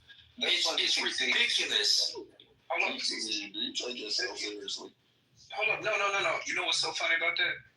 Wasn't that the same thing that the super PACs that was supporting Trump doing to Kamala Harris? Then shame on them too. It rains on the just and the unjust. It doesn't matter who they are. You don't do that. And you know what? They're not. It's one thing if he was alive. Wait. 1 second. It's one thing to do that when somebody is alive and they can respond to it, they can defend themselves. It's real grimy to do that shit when that person has been assassinated. What type of human being does that shit? Like, you gotta be a cowardly, weak imbecile, like impossible of doing anything for yourself to have to chop up somebody else's words, especially when they're dead and they can't defend themselves. In the world, how shameful, bro. That's the worst. And to make matters even worse, you're proliferating that shit across social media to get people to convince them that he's worse than what he is. Nobody's perfect. Everybody says stupid shit all the time. And I don't agree with a lot of the stuff that comes out of people's mouths, particularly Kirk. He said some stuff that were problematic. He said some stuff that didn't need to be said. But for you to chop up his words and put it out there for people that never heard of him before to say, oh yeah, this guy's racist, when he can't even defend himself. We heard you're not worthy. You're not worthy of having a debate. They couldn't debate him when he was alive. They wouldn't go to his face. Jamal Bryant and the others wouldn't go to his face and debate him when he had an open invitation for anybody to come. But now that he's dead, you want to become all prolific, and you want to come off mic and you want to be all strong and say, oh, he's racist and all this stuff. Why you didn't say that to his face when he was there? Somebody chance to respond, TC. If somebody gonna respond, one mic on you, whoever gonna respond. TC, a young man by the name of Parker, he was there to debate him. I mean, they show up. Great, more power to Shirley. They will never be shown on air though, because Parker usually drags the shit out of him. Okay, in all his points, which is very unfortunate. We don't get to see it, but Parker also ran for his life the moment he got shot. He also came on video saying how sad he was for his family. He is also very much a progressive and a leftist. He got a lot of lick back or he got reprimanded by his own constituents because it was like, why would you empathize with a bigot? Right? But he even himself, who has debated him multiple times, who has debated Kirk multiple times, said, listen, shootings, no matter, it is not necessary. We need to do better. We need to do better as Americans. We need to do better as a people. So this thing that you have was saying that leftists are celebrating the death of Charlie Kirk. It is not that. Some of us feel indifferent and some of us empathize, but nobody is celebrating that. And that is the narrative that a lot of you maggots push, and that is inappropriate. That right there is inappropriate. Well, more power to Parker. I don't know who you're talking about calling maggots and stuff like that. That must be more of that. No, you don't know who I am, respectfully. You certainly don't know who I am. And that's that propaganda again that's telling you that somebody that you don't know. You don't know me. So don't call me something that you don't know. Hey, hold up, man. Hold up. Look, this is what we're doing. If y'all gonna have a squabble, that's fine. It's gonna be one-on-one. Ray, mute up. Let the other person finish. No, they were going back and forth, so you had to come in afterwards. I gave you a chance earlier. Juicy responded. So hold up. Just respect the stage, please, Ray. Juicy, if you're gonna respond back and forth with TC, that's fine. Wait till he's finished with his submission, then give yours. And when y'all done, then we'll resume the conversation. That way, otherwise, it's just everybody talking over everybody. It's just chaos. We gotta have structure. Okay, can I say this? No, let them after them. Let them conclude their dialogue, and then it'll go right back to you, brother. Go ahead, TC. Very characteristic of the intolerant left. Somebody that doesn't know what she's talking about. Claims to call me maggot and MAGA. Doesn't know who I am. Doesn't know me personally. I never once addressed this, what's her name? Juicy. I've never addressed this juicy person before in my life. Well, I don't know her. Excuse me. I don't know her. I've never met her before. I don't know who she is. And she seems to know I'm a maggot and a MAGA and all of this other stuff. It's uninformed. It's uninformed. And it's emblematic of what we've seen from the left over and over and over again. And America's tired, which is why the left continues to lose election after election after election. Your presuppositions are grounded in ignorance, but you're so loud and proud with the ignorance, and you're so happy to display the ignorance that you don't see the ignorance for what it is. It's folly, it's foolishness. America laughs at you.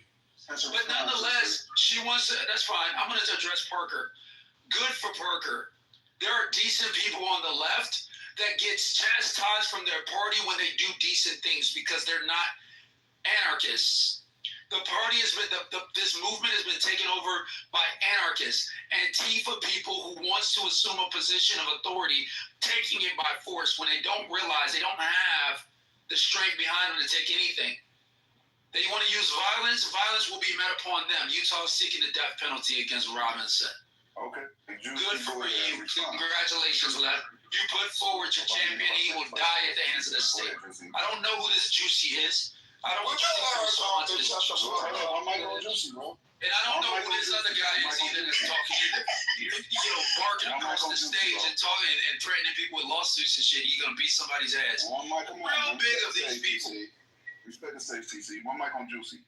Wonderful. So Charlie Kirk did not die from that Antifa. Okay, he died from a right-wing nut job who was about an impressionable age, was white. He wasn't trans, he wasn't an immigrant, and he was very much in a Republican state.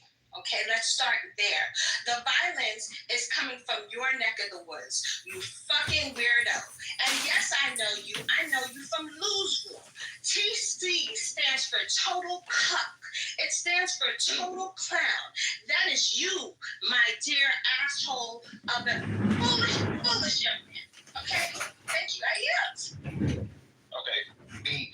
So you said it was just as repulsive for the Trump super PACs to stop up Kamala Harris's words, but I know without a shadow of a doubt you didn't say nothing against that. It's amazing to me how many people know me. You guys don't know me. You don't know me. I don't know who these people. Let him finish, TC, then I'm gonna make sure you don't get interrupted as well. You know I do the same for you, bro. Go ahead, finish what you're saying, Larry. So, this motherfucker made me lose my train of thought. But as I was saying, I can guarantee you didn't say anything about them chopping up her words. You also said, I forgot what you said. That's his debate strategy, interrupting me like Trump used to do shit like that. You said that the left keeps losing elections when they won the one right before the last one. You just making up shit in your head to sound like you really know what you're talking about, but you don't. And I don't have to know you, and I don't want to know you. I can see from your PTRs that you're a Cowboys fan, so I don't want to know you at all. Well, at least this gentleman brings some perspective to the conversation that's devoid of personal attacks and ad hominem. So I'm willing to engage with him. I'm not a Cowboys fan. Dak Prescott favors me. So people call me Dak all the time. I use that in my PTR to make fun of Dak Prescott. Number two, the point about the elections, sir, what election are you referring to? The last election we had in this country, federal general election, was in 2024, okay? Donald Trump won that election. Previous to that, you had the midterms in 2022. In 2022, Republicans took more elections than Democrats did by volume, more seats and more. Just by sheer number, more elections. State houses went to Republicans. Democrats net lost seats, state houses. Republicans net picked up houses. Senate, net losses by the Democrat, net wins by the Republicans. I think in the House, Democrats picked up a few more seats in 2022, but they still lost the majority. So what election in 2022 did they win? Hakeem Jeffries, hold on. Hakeem Jeffries is not. For so long. Hold on. Train of thought. Well, I'm giving you, listen, brother, I'm giving you facts. If my facts was making you lose your train of thought, just write them down. They are 100% correct. Did the Democrats win the House in 2020? Did the Democrats win the House in 2022? No. We're not talking about. We said the last election. That's 2022. The last election was 2024. No, before, yes, 2024 they lost. 2022 they lost. I specifically was talking about, and I believe I said the last presidential election before the last one. No, you didn't say presidential. But if you're correcting it now, that's fine. But if you're criticizing what I said Democrats, I said liberals and the leftists continue to lose election. I'm talking about in recent history. I'm talking about 2024. I'm talking about 2022. I'm talking about even before that 2021. Continue to lose elections. But you stopped at 2020. Okay, that's fine. You do know that historically, the party that's in power in the executive branch usually loses the midterm elections. It's like historic. That's a historical fact, because the power that's in party usually rests, while the party that's not in power, they get to sit up and just make accusations and criticize the president. So they usually do really well in the midterm elections after that. You do know that, right? You do know historically presidents typically enjoy 2 terms. You do know that, right? Yeah, I do. I'm very so much why aware of that. so why didn't this party win 2 terms? Because it wasn't the same president, and Joe Biden probably has early onset dementia. I agree with you. And so it was you guys that put him up, and it was you guys that put up Kamala Harris. Even with his early onset dementia, Kamala Harris. She was. You're correct. You're right. You're correct on that. I won't quibble with that. You're 100% correct. You didn't elect her. So why was she selected? Because she was the vice president. And no, she didn't have to take on she didn't have to take on the nomination just because she was vice president. No, you asked me why was she selected. I agree, but my question, your answer was because she was the vice president. So assumes that there was some sort of obligation for her to take on the nomination simply because she's the vice president. So you know, historically, vice presidents after the president's second term usually run for president and usually wins that party's nomination. Correct? No, they don't. No, they don't. We haven't had a vice. No, you're wrong. We've not had a vice president turn president in the last 30 to 40 years. I didn't say that.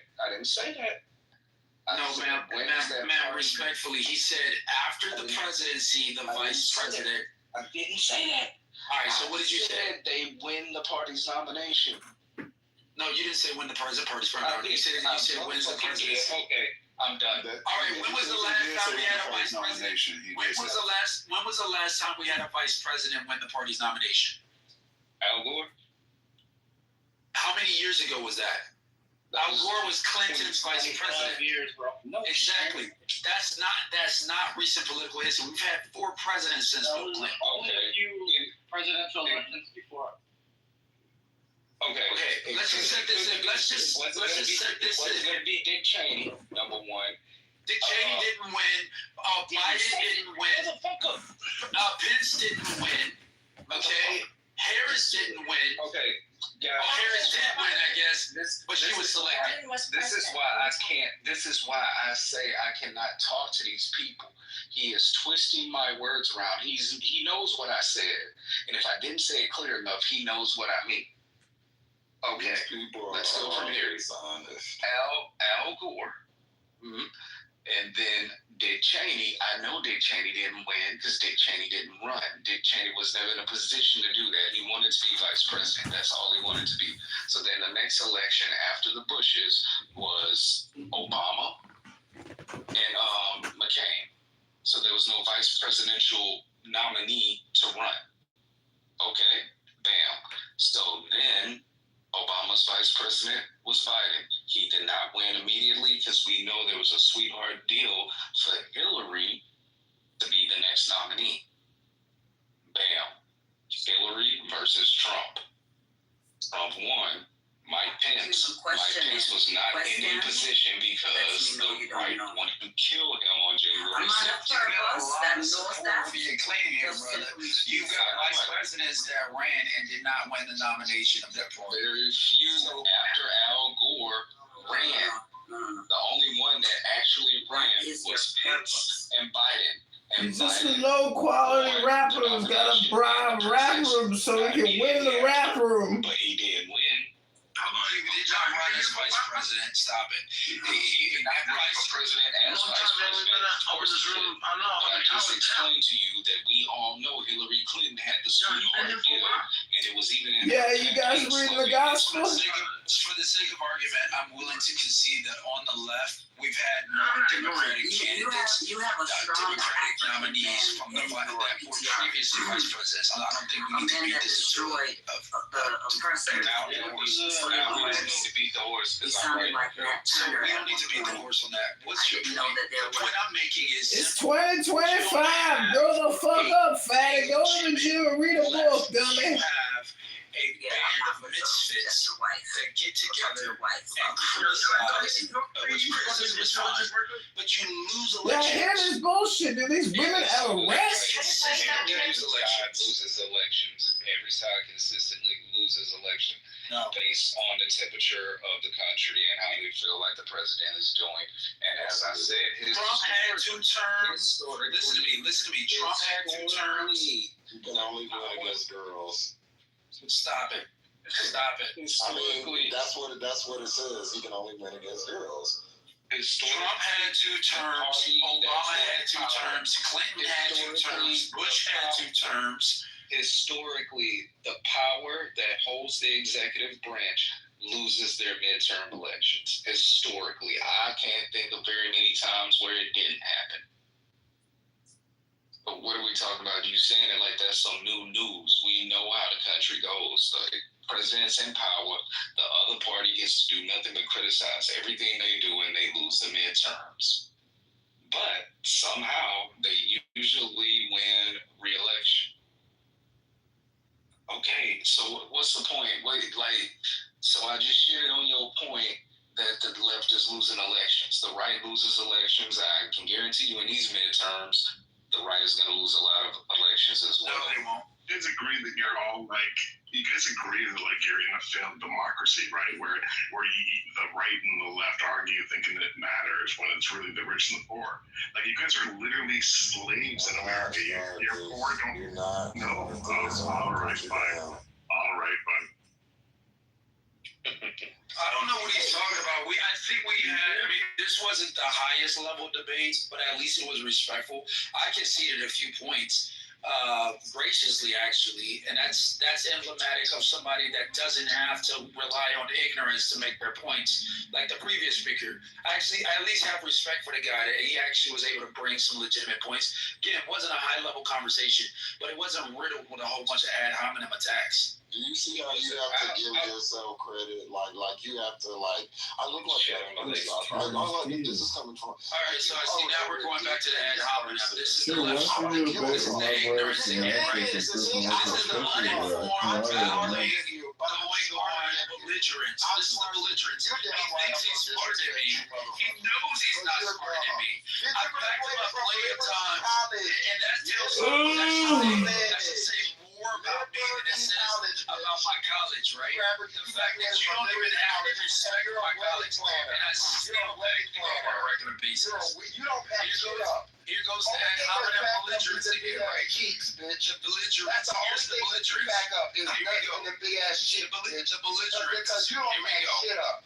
The belligerence. Here we go with the belligerence. Right. There's no substance. There's no substance. There's no defensive positions. There's only belligerence. This is what you have to gain from the left. You're right. Absolutely. You're done. Shut up. Next. Man, Finny, do you want to get ate the fuck up? You came up here to get beat up too? I will concede that it wasn't the most intelligent debate, but that's because the person I was debating wasn't very intelligent. Imagine a bitch from Liberty College coming and playing with you. Bitch, if you don't go get my fries and leave me the fuck alone. You really a wedding planner, TC? Yes, a wedding planner. A whole wedding planner. The epitome of masculinity is a wedding planner. This is what the left does. They spin out lies. This is what they do is fold your ass up. Yeah, anybody can look me up. I can poke anybody can look me up. My company is a public company. Who graduated from Liberty My company is a public company. Nothing. I'm happy to all of the standards that you expect for everyone else, you have not accomplished them. Anybody, and now he wants to shout me down. Now you want to shout me down. You went to Liberty College. You want to know what school my credentials are very clear. I make 4 times the amount of money that he does, and I'm happy to stand by what I do. What's my salary? I'm not a wedding planner. So what's my salary? And I have wedding planners that work for me. But I don't even like that because you would have to. I guarantee you. Okay, so what's my salary? What's my salary? You tell me what it is. What's my salary? You said you make 4 times more than me. I guarantee you I do. That shows just right there. You don't get no basic thing. Let's put up the tax return. You just said. Let's look at the tax return. Let's just look at the bank statements. Let's look at the bank statements. Okay, stupid bitch. You said I make 4 times more than he does. So how much do I make? Because that would indicate that you knew how much I make. Mike's on you, bitch. All right, thank you. I'm embarrassing MAGAs tonight. If anyone else would like to participate, I keep these bitches on mute. Bring it on up. I'm up for a while. That's you. That's Omari. I put all you bitches on mute. 4 tires on flat hoe. Period. Can we just take a moment to compliment Jazz's PTR? It's very beautiful. I don't know what it reminds me of, but it's pretty dark. There 2 dildos coming out of his head. I know those are double horns. Where your brain at? I just thought it was a dildo. I'm a little bit visually impaired. That's why I be. Sorry. I got the cataract and glaucoma. It just never fails with them. Like they never had any type of facts, any type of movement in real life. It's always just, oh yes, a political laugh at just say how you feel, and then don't want to get roasted. But you said all this stuff. Everybody's demonic. Everybody's this. Then when I flame your ass up, then it's like all bad homonyms. Yes, bitch, I'm going to flame you, and I don't give a fuck how you feel about it. Y'all see why I'm an atheist, though, right? Yeah, these fake ass Christians. He ain't touched the church. TC, when the last time you been to church? The hate that I feel coming off like people on the right is one of the reasons why I stand so solid in my religious views. I will give TC a compliment. I looked at his PTRs. His chick is pretty. She's pretty. A little too light skinned for me. I like mine chocolate, but she's pretty. I like mine to be like looking like she came straight out the motherland, like looking like she from Sudan, but yours is pretty.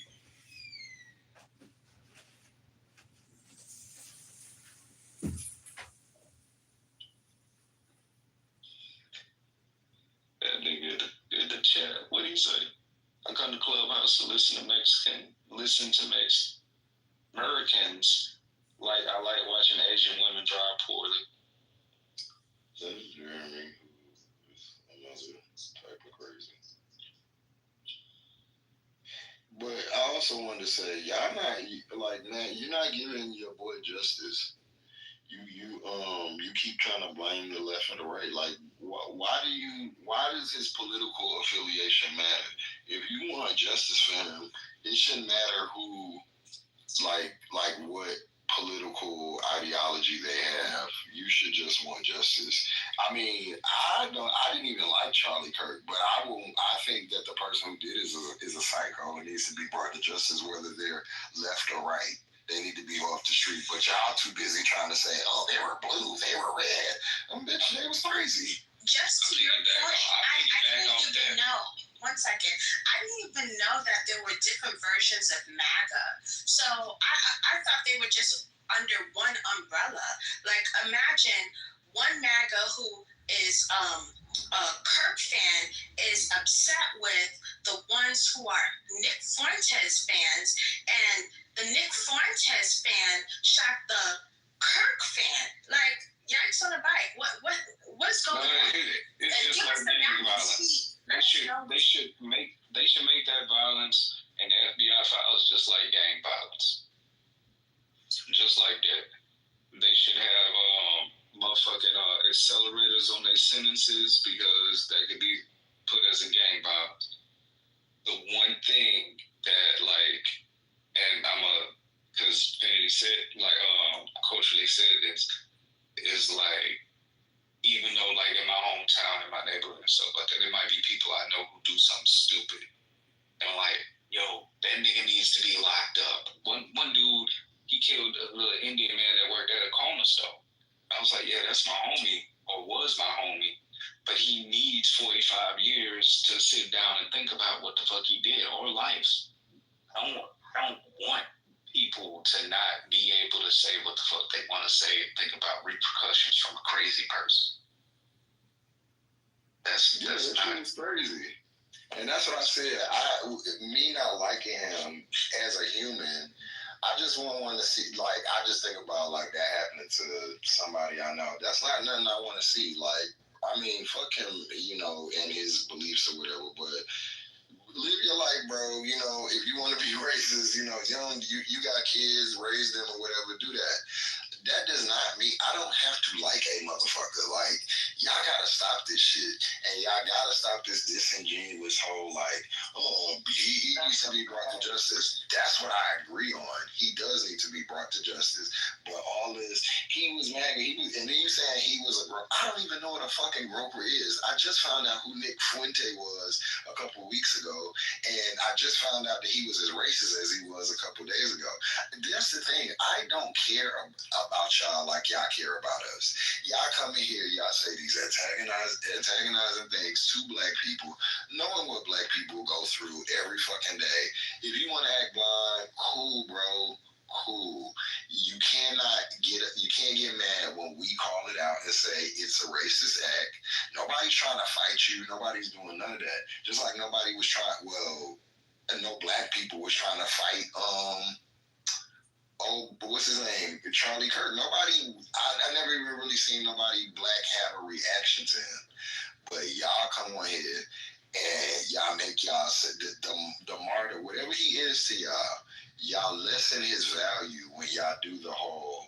Okay, this person is a leftist, a radical leftist, or whatever.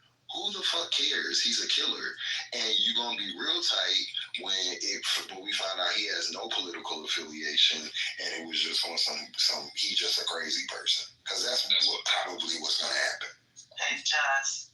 If you real remember quick, Chris Rock. Just real quick, the thing about it is, why the fuck Charlie Kirk? Like, do these niggas realize how many white supremacists are still walking around here with platforms like Gavin McInnes and Richard Spencer and fucking David Duke? I have a video of a young nigga, a YN, on Beyonce's internet talking about why he supports David Duke.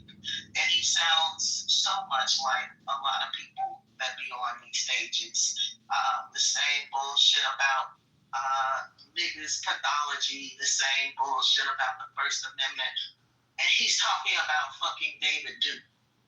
I saw a video with a young black boy, like 15 years old. Like, I don't even think he was 15. I think he was probably like 12. Talking about the only thing Charlie Kirk was a soldier for Christ. Now, y'all heard that video that I played earlier, that I sent earlier, saying that he wasn't even on that super religious bullshit when he just came out. But all of a sudden, he started rapping his white supremacy and the fucking Christian doctrine. So I think y'all will want to play this and then tell me who have you heard these same words from? I don't know how to play sound, so I'm gonna post it in the chat. But if you play it, tell me who have you heard these same motherfucking words from? From this nigga talking about David. I said it earlier that Richard Spencer is a carbon copy of David Duke in the 80s. And I think the only reason I was able to make that correlation is because I was born in the early 80s and grew up right on in that area. You know what I mean? So it's like this shit. And David Duke is George Wallace. The shit repeats itself. And that's why they don't want us teaching real history, because it'll put people on the guard about shit like that when they see it. So, like I said, I have changed my stance. It is sad that he died. I hate that. But he was still a racist. He said racist things. I might have agreed with 3% of the things he said. But the other part of that was brain rot that infiltrated the minds of young people. Period. It's a lot of churches that, like Gemini said, I seen some videos on Larry Reed Live's channel of some of these white Christian preachers, bigging up Charlie Kirk as some type of, I don't know, fucking missionary. And I'm like, do I need to send these people campaign videos from David Duke saying the same motherfucking shit, the same fucking rhetoric? Exactly the same. Exactly the same. From affirmative action to immigration and being replaced. Like, all of these things are exactly the same script. But these are now soldiers for Christ. Christ didn't talk like that about nobody. It's just so infuriating, man. I hate to God that so many kids are being brainwashed with this bullshit. It's a complete perversion of Christianity, because when you come up to somebody with some fuck shit, the easiest way in America to knock those walls down, and you can do the same thing, you can say the same thing in the Islamic world, is you wrap your hate up in religion. Because the one thing that is near and dear to so many people's hearts on this earth is their religion.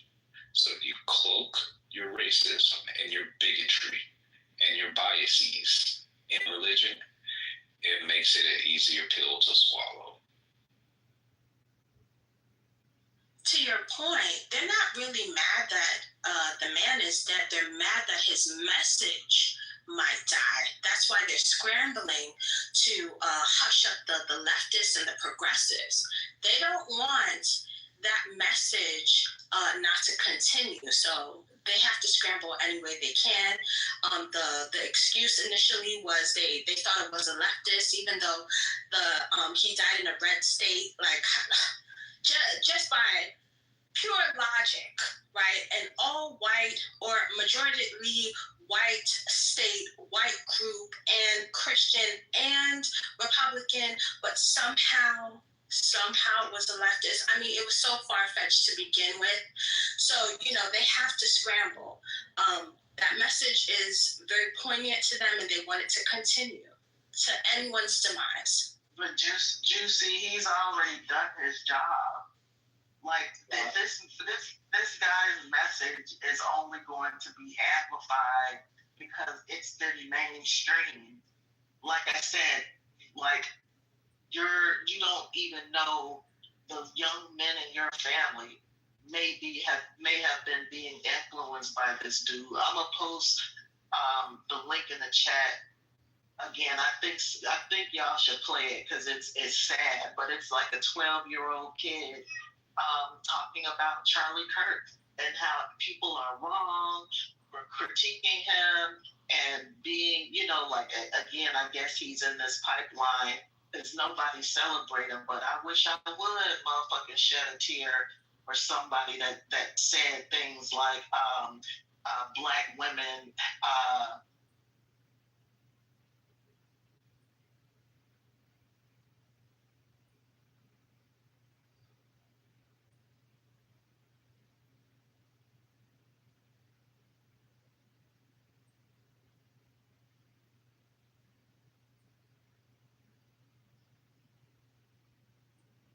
they don't use logic,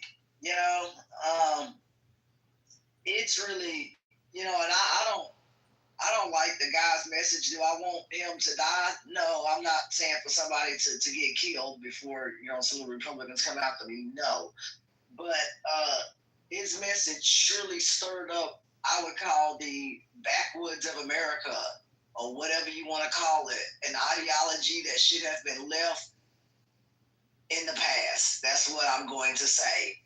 And the way that he talked about women, or how women should essentially, I'm trying to paraphrase, or have a place in the household and essentially nothing else. And, but just his message is not something that I would stand for. His message is not something of Christ, seriously, because not all churches and folks are with this mess. Others have spoke out about it. A church here just opened up that celebrated, as far as in another way, I would say, what do you call it? Like a celebration of kind of life or something like that. A celebration of life service. That church out here, they are heavily leaning to the right.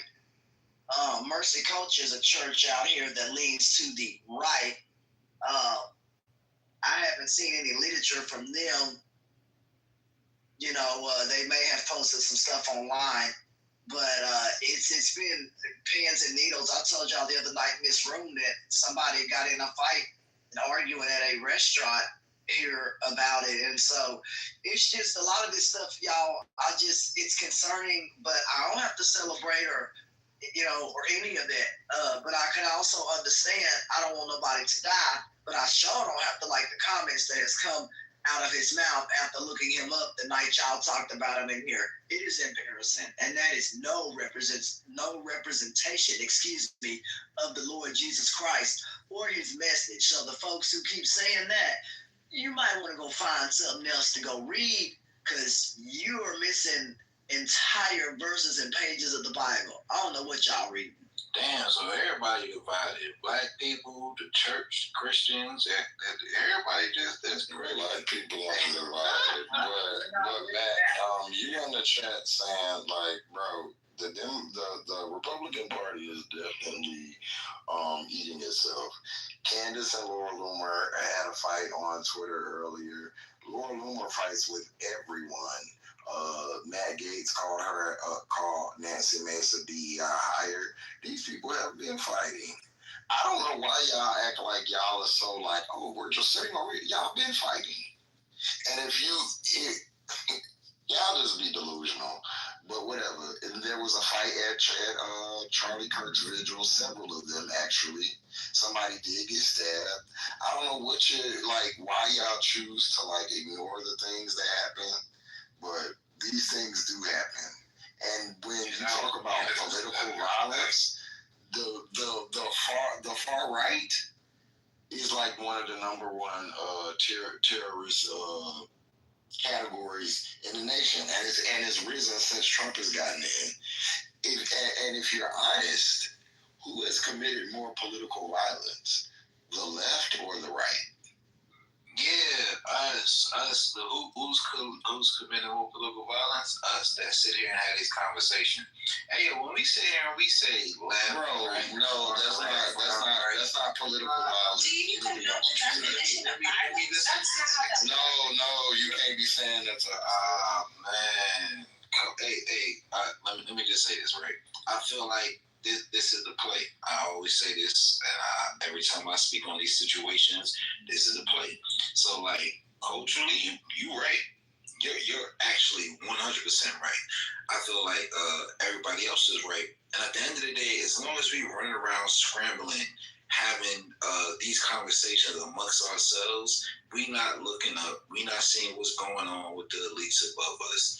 And look, hey, I'm just sitting here and I'm just indulging. I'm just laughing at what the fuck the conversations is at this point. So why you because look, this is the whole point. So then why do you do it? That does not make any sense, Nate.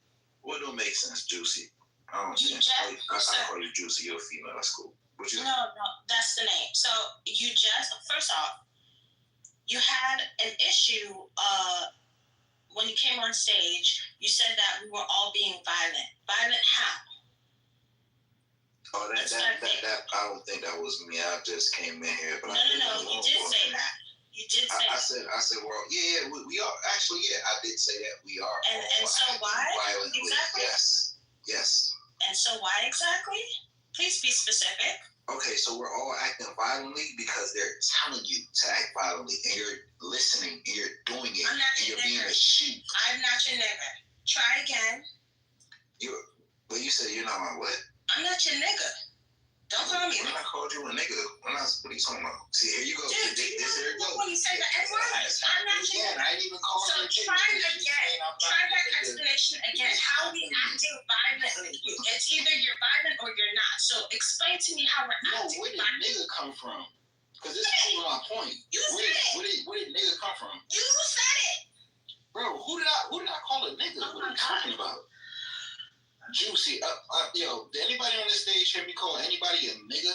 That's besides the point. What is the I didn't hear How are we violent? Okay.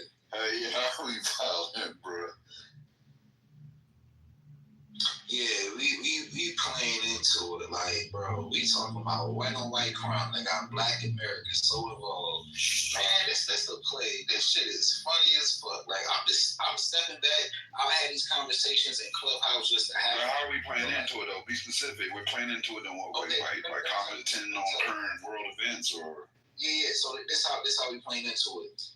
Charlie Kirk, a white conservative, got shot in the neck by a white man, and black America is fully engulfed into the conversation, into him dying, into celebrating, into being into all of this shit. Why the fuck are we involved in this? I'll answer you. Why are we involved and so tight into white on white crime? This is white on white crime. Why is black America just so I'll answer you. It's not because it's white on white crime. It's because it's a significant world event tied to our current world leader, which is President Trump. He was very significant to his platform in the way that he injected new blood. So it's going to significantly impact him and his, which is the reason why everybody is hyper-focused on it right now. It's not just our community, the world. They have a moment of silence for Charlie Kirk and other countries. This is world news. So of course we're going to discuss world news. Yeah, and I get us. I get us on Clubhouse on the app, bro. Like I definitely get it. We on the app. We gonna talk about whatever. Yeah, there's not just whatever conversation is. This is a political room, right? This is a politically based room, just like its sister room, which is politically correct, right? So we're going to talk about major events in politics. Everybody's involved, exactly right. So of course we're going to discuss that. I don't get how we're involving ourselves in something that doesn't involve us. Because Gemini, outside of this room, I'll just say outside of the whole Clubhouse app, we see how black America is being pulled into something that don't got nothing to do with us, right? Would you agree with that? But it's also affecting. It's also, but the problem is it's also affecting. Stay 1 second, because you do run on substances. I at least yield. First off, it is affecting black people. Okay, HBCUs have been receiving death threats. That's the play that got y'all feeling dumb. Why did the HBCUs get them calls? This is the play. Are you serious? People's lives are at stake. It's not a play when people are dying. Okay? Only one person died, Charlie Kirk. Who else died? What is sir? Like 8 black schools got bomb threats or different types of threats. Yes, it was 5. No, 8. Okay. And so what does that mean? What do you mean? Hold on. What do you mean? What does it mean? It makes it unsafe. And you as a black person, let me explain something to you. I don't know if you know this or not. Whenever something happens in the world that pertain in America that pertains to violence or pertains to the left or Democrats, the first people that are going to catch the backlash is black people. It doesn't matter if we had anything to do with it or not.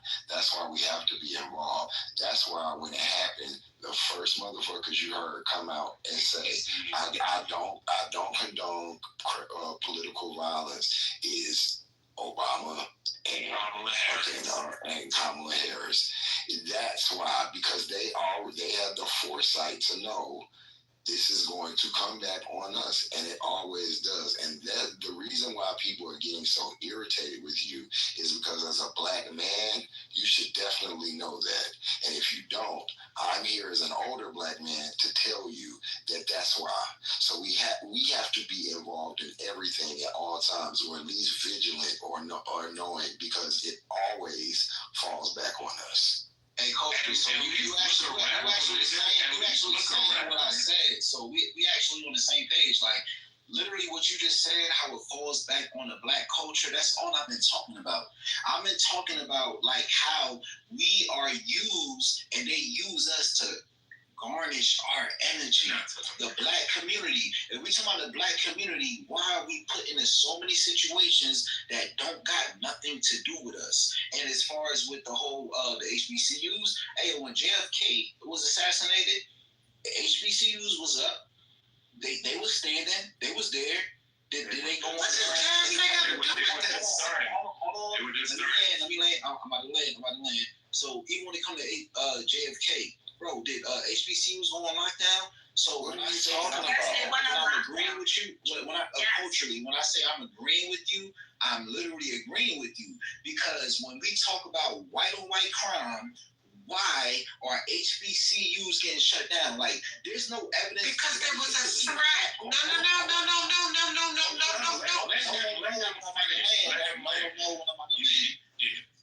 Yeah. So when it comes to that, I agree with you, because it's just like, yo, I sit back and I think and I look. And it's just like, yo, why are HBCUs shut down after Charlie Kirk got assassinated from a white man? We gotta sit here and we gotta ask ourselves these questions. Okay, but say there was a legitimate threat made against these HBCUs. From and who? I'm not involved in it. Right. There's I don't know, because that's what they call investigations for, and the FBI is investigating where the threats came from. So I don't know, and I'm not going to make assumptions. I'm not like you guys who just make all these crazy ass assumptions. Let the investigation play out and we figure it out. But at the end of the day, I don't find that funny. I don't find any of that funny. I find it really revolting and sickening that y'all do this bullshit all the time. You know, you can't find it funny because you don't know where the information came from. Sir, I'm telling you where it came from. You just said you don't know where it came from. No, I told you where it came from. The FBI put it out that these schools were threatened, literally. That they put it out. It's credible. So they said they were credible. Oh my God. Hold on, Rez. So you saying you don't, because I have the note that was sent to Southern University saying that the boy was gonna shoot up black kids until somebody shot him. And he said he was going to shoot up. He had a specific number, actually. And he said, I'm going to shoot up a certain amount. Hold on. And at my old school, it happened. I got an email about it, and the 3 other schools that were that are around it had to be shut down too. And the black and the black caucus literally came out. I don't know what your problem is. If we're gonna have a real discussion in this room, we have real discussions. We don't laugh. We actually have real discussions. So if you want to do that laughter shit, go someplace else, because we have real, actual intellectual discussions. So if your intellectual prowess isn't strong enough to have an actual real discussion, then you might need to take it someplace else. I'll follow up after you. Go ahead, speak. Well, the laughter is not funny. It's Clubhouse. Calm down. Stop being so sensitive. Hey, bro. Sir, I don't know who you think you're talking to. Yeah, what you're not gonna do is tell police me, and what you're not gonna do is tell me about this. You was policing me for Hey, bro. I never policed you at all. The reality is, at the end of the day, these HBCUs were threatened. Bottom line. And this is what always happens, that there is a black backlash in regards to black people in the black community when these type of things happen. Anytime that there is a threat in the white community, that we always tend to be the ones, just like he said, that become the targets. We become the first target.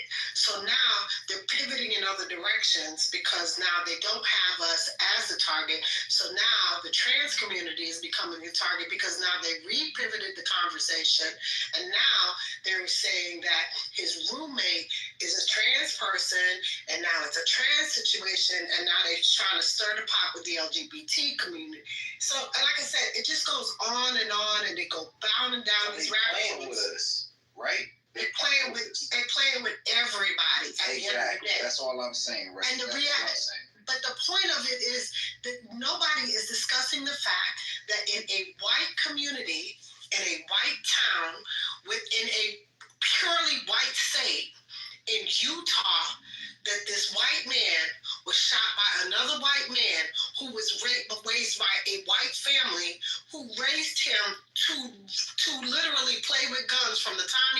years old.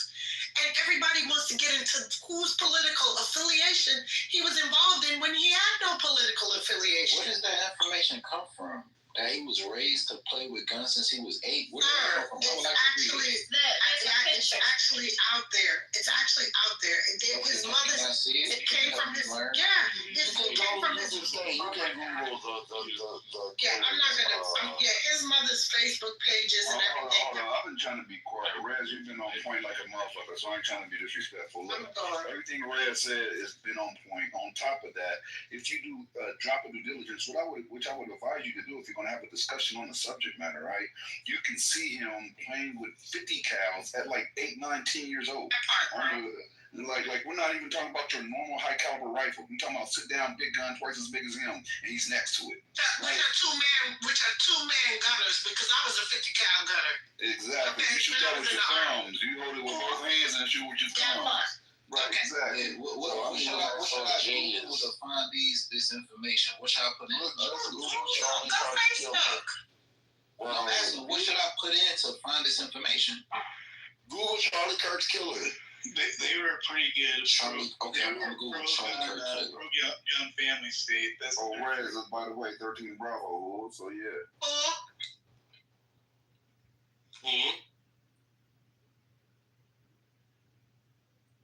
So Matt, in the chat, you wrote, I love these the guy was, I was saying, I don't give a fuck who made the threats to the HBCUs, just like I don't care about what political affiliation the man who shot Charlie Kirk was. This is where you guys come off disingenuous, because it always has to do with, was the person black? Was the person this? Was the person that? Who gives a fuck? The thing is that 8 times out of 10, when these people are caught, they happen to be right wing. The guy who tried to assassinate Trump, right wing.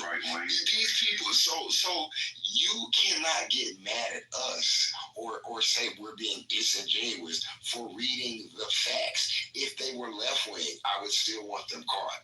I don't give a fuck. The people who made these threats to the HBCUs, if they were black people disguising themselves as white people, guess what? I still want them caught. Period. What we talking about? That's the problem with y'all. Y'all be mad at us because we be wanting people locked up regardless of whatever. But y'all don't be wanting people regardless locked up. Here's the problem, and this is the shit that be aggravating me. Y'all move the goalposts every fucking time. First of all, it was, we can't wait. Y'all had the Utah governor praying to God that this was going to be somebody else. He was going to fall under a they category. He was praying that it was going to be somebody Mexican, it was going to be an immigrant, it was going to be somebody of color, it was going to be somebody else, but somebody that wasn't young, white, and came from a Republican family. So why are we what he had to admit? Why are we all fighting with each other? Nobody's fighting. What you just said, if we know he said it, because I watched it too, we can't sit back and see the play. Like, bro, this is literally the reason, this should happen for us to have the conversation that we having right now. Not just on Clubhouse, in our communities, in our households, families, all of that. Like, man, the problem is no one's playing. We got kids in these schools. My little cousin goes to a HBCU, so that's not nothing to play with. It's not nothing to be like. It's not nothing to be. Was threatened after Charlie Kirk got sniped, bro. What are you saying? I just told you. Hold on. Let me read this to you. I watched. This is the letter that Southern University got, and trigger warning because it is terrible. I watched the full. I don't know how to say her name. The girl that got killed on the bus. Zara 2. Y'all know what I'm talking about. We know what you're talking about. Yeah. I watched the full her video on Telegram and decided I've seen enough of your nigger bullshit. What do you think would happen if I killed 40 niggers at Charlotte before I ran it into the train? Obviously, the situation would be very different for her. She would likely live today. I am a pussy about attacking in the past, but this time is going to be different. I've decided it's time for real attacks. So let me be very clear. I'm going to shoot every angry nigger, I'm going to shoot every nigger, because these words are kind of crossed out or redacted. I'm going to shoot every nigger I see at the Baton Rouge SU campus for your fake HBCU in the short amount of time before your nigger defending pigs come to kill me. I'm coming only for niggers who no whites, no chinks. Then I will finish myself. The nigger lover police will feel embarrassed when 25 nigger skulls are zipped up and in warning signs and looked into, and it is seen that this threat is reported not credible. You will be asking all of the warning signs, but you fail. I'm reading as it's written, but you fail to look at your own behaviors. Every person in my life has said to me, my words are not credible. Until now, ignore me because the psychological pain of knowing it happened exactly as I warned would be much worse. My manifesto explains everything except specific details about where exactly I am, and it's attached to this email. I explain why I'm choosing to go on a nigger hunt at SUBR and why I don't give a fucking shit about using my real name. I have to do something now, and using my real name forces me to act. There's no going back for me now. I'm going to go for a better score than Dylan Roof.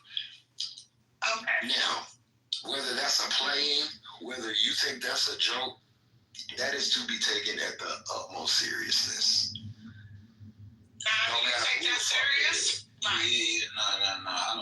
I don't take it serious at all. Well, PTR. So let me say why. We gonna move past it because if you don't find value, I'm done with this. Yeah. But hold on, I can't say why I don't take it serious. You sound stupid as hell, bro. I can't even. Because you know what? You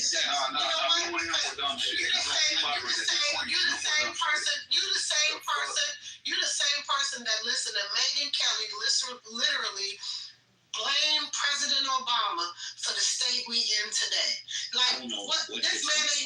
You're talking about a different person. I'm making a. Let me finish my point. You're the same black man that will listen to these people continuously blame black people. I'm not finished.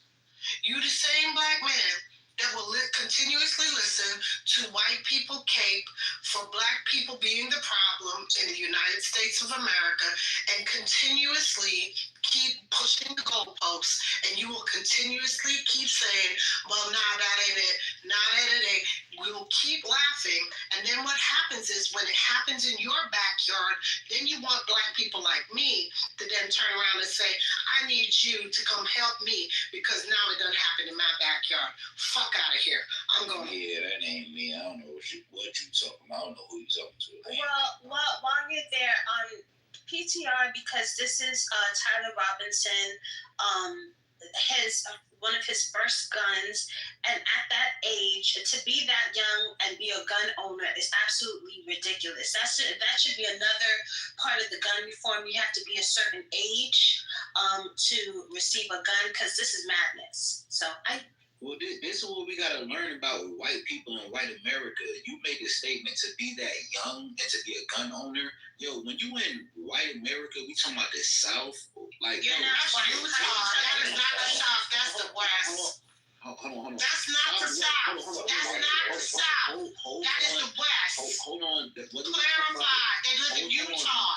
That is the West. What are you talking about? Calm down. Whether we're talking about the South, whether we're talking about the West, if we're talking about white America, they train their kids to hold these rifles and snipe and do what they do since they're way before they're 18 years old. And now he gets to shoot Charlie Kirk in the neck. So again, it just added up to the violence that you initially talked about.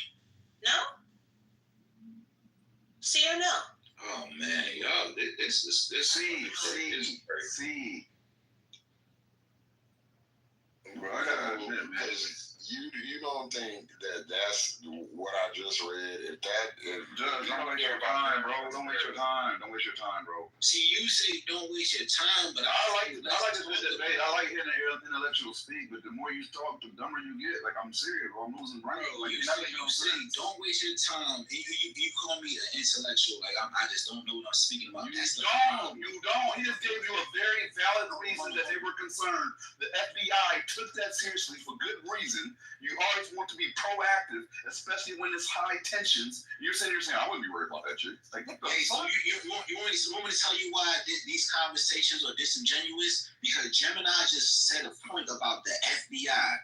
So if you're talking about a point about the FBI, do you believe full-heartedly everything the FBI says about the Epstein case? Yes or no? Just answer the question, yes or no. What? As far as what do we mean? I don't understand the question. Hold on, wait. It's moving the goalposts. The FBI is not the one holding the Right, the DOJ got the file. The DOJ has the file. Hold on. The DOJ has. Sir, you don't know what you're talking about. The DOJ has the file. Rez, I'm talking to Gemini. Gemini will tell you the same thing. The DOJ. The DOJ has the file. Oh my God. So the Gemini DOJ has the file. Hold on, Gemini just brought this point in this conversation we're having now about the FBI. So my question to Gemini is, when it comes to the Epstein case and the Epstein files, we're not dependent on the FBI. You understand? That's not what we're waiting on right now. Oh my God. The DOJ has the fucking file. What do you not understand? You don't even know the difference in the agencies. I don't give a fuck. Because this is the disingenuous shit. You motherfuckers don't even know the difference in the fucking agencies. But y'all be talking so much dumb shit. Listen, learn and understand what the fucking government does before you come on these stages talking this dumb shit. Y'all are fucking stupid. Yeah, you gotta do better, Slade. This not a good look. Bro, like not just trying to coach him up, because last time he was in here, I thought we had a decent conversation. We have a decent conversation. No, you need to listen to Judge. Listen to Judge. If that letter came to any school, I'm not spazzing on you. I'm telling you. If that letter came to any school, black, white, green, blue, purple, if that shit came to a fucking doggy daycare, they would shut that bitch down. Like, and you talking about, oh no, I wouldn't take this. Hey, Judge, let me make it simpler. If I received that letter to my home, right? I'm out. I guarantee I'm gonna take it seriously. If that letter came to my airline, we would shut that motherfucker down.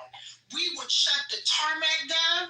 We will shut the airport down. We will shut the whole fucking airline down, and we will shut this bitch down. What the fuck are y'all talking about? Let's go down the list of how many times. What is you talking about? Shut down.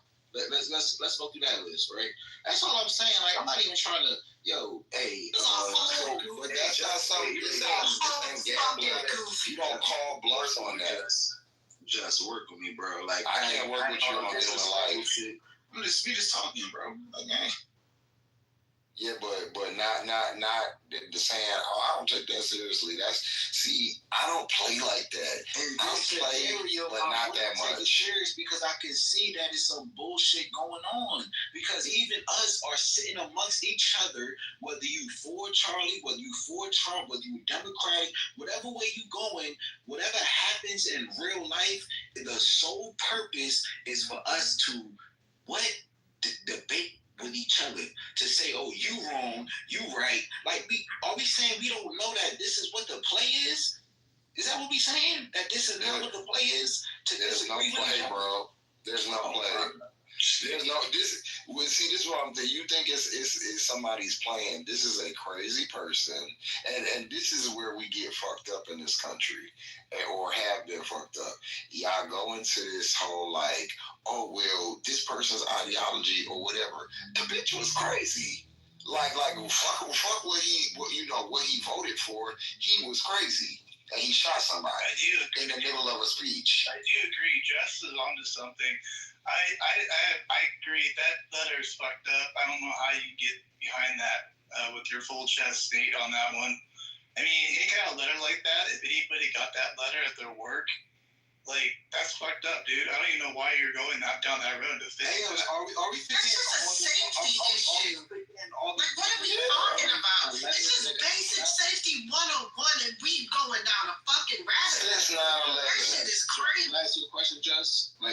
Jess, I'm asking you a question, right? So when we look at all the things that happen in the United States of America, right? Like the bombing or the Tesla blowing up at Trump Towers, right?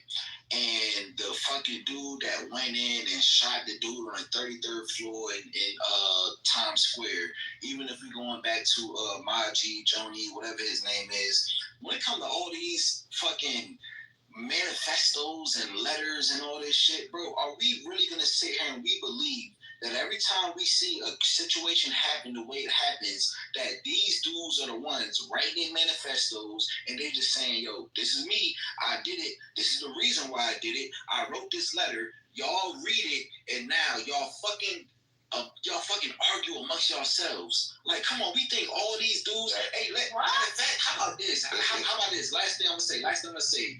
How about you look up how much it takes and what it takes to engrave a message on a shell casing? And that's what we keep seeing, right? Messages on shell casings, whole paragraphs, messages, all this shit. And y'all just sit back and believe it. You can tell you don't manage people for a living. Let me. This is the state of play in our country since 9/11. Every threat must be taken seriously. Every single one. That's just what we've been on since. I mean, it should have been like that before 9/11, but especially since 9/11. It used to happen in high school. They would call bomb threats in and shit. We would have to leave the school. You got it doesn't matter how minuscule or how much of a joke you think it is. You have to take it seriously every time. And so that's the problem. We have Just let me ask you a question. I want to ask you a question. If you don't take it if you take it seriously, what's the worst case scenario? You miss some school or something like that. But if you don't take that one time that you don't, I've lived in two. Yeah, that's what I'm about to ask my next question. That's my next question. What if you don't take it seriously? Then what? You get fucking the Atlanta '96 Olympics, or fucking what was that Oklahoma City, or you get shit like that. Bombing, you get all these different things that happen. Because the time when you don't take it seriously, that's when the shit happens. That's right. And you think a black school, any school first off, shit happened at a university. The shit happened at a university. Every school the next day is going to be on high alert. Do you know they locked down the Naval Academy the same day that Charlie Kirk got shot? Any specialized school, any black school, any school where there's, that's gonna be top priority. So whether you read it and you thought it was bullshit or not, you have to act. And anybody that is like that, and this is no shade to you, I do not want them on no type of protective services that, protect where I'm at, because I don't give a fuck what you think about it. You better get these people out of here. Let me tell you something. Hold on. Do you know something? Do you know that if you say the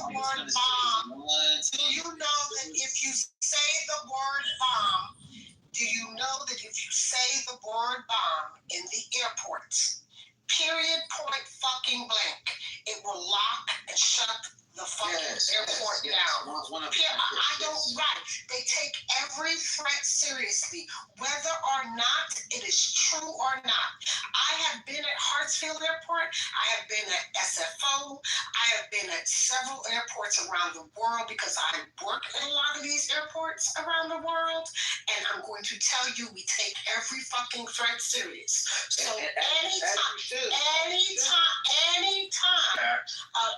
anytime we suspect anything, if a motherfucker calls any shit in, we are going to shut the motherfucker down. You should. I agree. That protocol goes for schools. Yes. It goes for any fucking thing. So I'm trying to make a point. And my point I'm making to you, and in my summation state, is that what you're saying doesn't make sense. Because every threat, whether it's a HBCU, whether it's an elementary school, whether it's a damn airport, whether it's a apartment building, whatever the threat is, people take security seriously, and they are going to stop anything, and they're going to stop an operation, shut it down until they can secure it and make sure that the threat is not imminent. Period. Point blank. Rez is 100% correct. I agree with you, Rez. All right, so cool. So Gemini and Just, right? I'm gonna ask y'all a question, right? Gemini and Just, if y'all still up. No. Do y'all feel like no, they're not the only ones on stage. They're not the only ones on stage. They stop doing that. They're not going to booty lick for you either, State. They're not going to save you, State. Do you understand? If you say something that is wrong, one of us is going to come and correct you, and it might be a woman. I hope you're okay with that. I hope you're okay with that. Can you mute up? No. Gemini and Just, can y'all tell me to mute up so I can just ask this question, bro? Gemini and Just, can y'all tell me to mute up so I can just ask this question? Like, all right, so cool, she muted now, right? So, all right, hold on, Stay. You can ask your question, but you can't. Like, it's an open stage, open forum. Hold on. Just let me finish. Hold on. So when you ask your question, somebody, if they have a answer for it, other than me and Gemini, and he might be asleep, so they they allow them to answer. Like, ask the question just before she started speaking. Did you even hear my question? You didn't ask the question. Exactly. What she's saying to you is, if you ask a question that she feels like she may have an answer on or want to chime in on, it's an open stage. Anybody can. But if I have an answer, I answer too. Just ask your question. Okay, all right. So my question is, right, Gemini, or whoever to the stage, right? So based off of what we were just speaking about, of how we have to take all threats serious, do we really believe that Donald Trump actually had a real attempted assassination on his life? Do you believe that, Just? I don't know. I honestly do not know. It seems weird to me, but I do think it should be taken seriously, just like I think that anything else should be taken seriously. No, it's not. No, you know what to say. I can dislike you. I could want to beat you up. I could want to slap you. I don't think people should just be gunned down in the street. That's not my style. I've never been that way. I wasn't raised like that. Y'all think that because someone talks harsh and is not afraid to say the things that they are evil. I really don't give a fuck, but I'm actually not evil. I don't want to see nobody, or even if you don't like me, I might want to cuss your ass out. I might want to press you, but I don't want to see anybody hurt. And it's the reason I got so pissed off with Omari for saying that, and Matt knows because he was in here when the shit happened.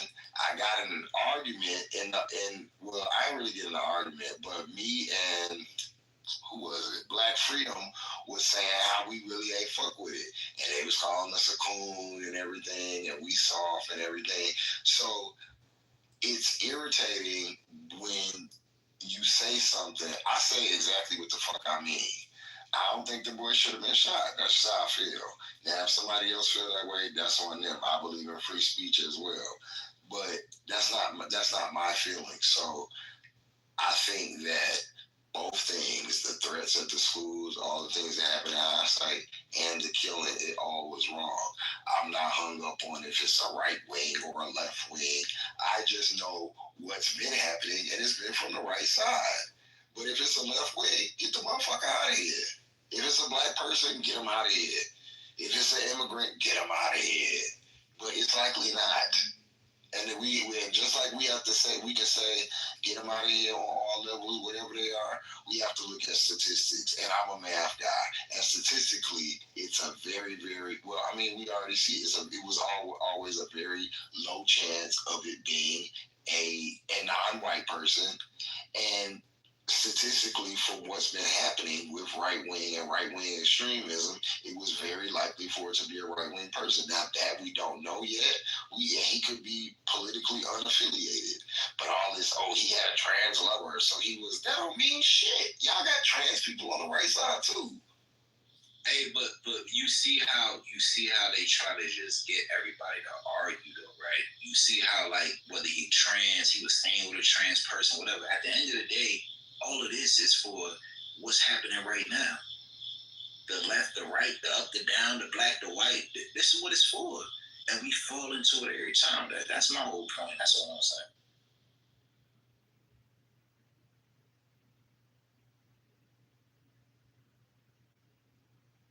I don't think taking heed to a bomb threat is falling into anything. But then we have to ask ourselves the same way we do our deep dives, or we go on ChatGPT, whatever the case is. Now we have to ask ourselves, where did this come from? Who made the call? What was the validity behind the whole situation? Because that would show us more of who's doing what and who's trying to make us go back and forth with each other. That's the FBI job. That's not our job. Come on. Right now as we speak. Right. So my God, y'all get into these conspiracy things. That's why we in the place we in now, because y'all go down these damn rabbit holes. Stop it. Okay, cool. So, all right, cool. We going down these rabbit holes. I asked the question, was Trump assassination attempt real or not? We don't know, because at the end of the day, guess what? No, let me tell you, it was an open and shut case. They didn't do shit.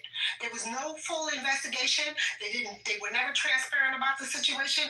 One man died. They did a whole funeral about it, and they never were transparent about the situation. So we have no fucking idea, and we'll never find out, because there was never any FOIA, and nobody did shit. So we don't know. Well, we know what's going on right now with Kirk, though. We know that, though, right? What? We don't. We don't know that either. All we know is that this white man shot him. That's all I'm saying, Rez. That's all I'm saying. I mean, again, I don't know. All we know is a young white man. It was white on white crime. That's what we know. It was white on white crime. The black community, you know. Good, Gemini. Well, why not up for? You be smoking? Do you smoke? Do you smoke weed? Yeah, for sure. Okay, it makes sense. Gotcha. It make a whole lot of sense. Man, get out of here, bro. All right, see you, everybody. All right. Yeah, because you be in your own head.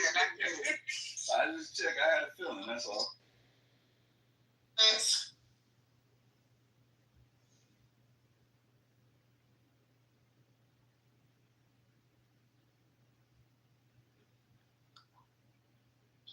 Yeah, so my thoughts are coming from the fact that I smoke weed, right? Oh, because that paranoia be kicking in. I get it.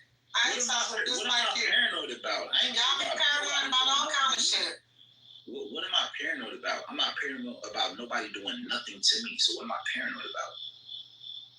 I'm not Charlie Kirk. I'm not nobody in any type of position. So what am I paranoid about? Rez? I mean, you came up here and called us violent, so... I ain't hear you, Juicy, my bad. I said you came up here and called us violent, so... I didn't call y'all nothing. So Juicy and Red, I don't need, I was talking to Just, I was talking to Gemini. You were on the stage talking. You were on the stage talking. That means, even if you're talking to Just, and even if you're talking to Gemini, you're on the stage. It's an open stage, so we can all jump in at any time. Of course. Did I say you couldn't jump in or you couldn't speak? Did I say that? Again, I don't you even- I don't even got a moderator you badge. keep Did I say pointing that? out Just and Gemini like they were Because that's going who to I stop asked you the from question saying to. You were asking multiple questions. Either way, I was going to correct you when you needed correcting. What's the problem? All right, correct me, Juicy. Where do I need my correcting that? Where do I need You that? came up here and called us violent. There we go. Start there. What? Oh my God. What? That's what you did. What? Hey, Juicy. So you saying the correction I need is that I called y'all violent? Yes. So this is where the whole left and right situation comes into play, because we have a person that's on this stage, Juicy, like that don't know that I come in this room all the time, and everybody that's moderated at least know what my stance is, and you're playing. What's your stance again? You're playing into What's your stance what again? you to play into. You don't think for yourself, Juicy. I'm sorry, you're not thinking What's for your yourself. stance again? You're not thinking for yourself, Juicy. Sorry. What is your stance again? My stance is you don't think for yourself. That Juicy doesn't think for herself. Okay. That's my stance. Okay. And where did you get that? Because of what you just said. It shows me clearly you don't think for yourself. Lord, Jesus, it's too early. Oh my God. You literally just Just do they got a little bit of tension, or am I misreading? Yeah. Yeah, we don't. That's disgusting. That's literally disgusting. Yuck. I don't know which side it's from, but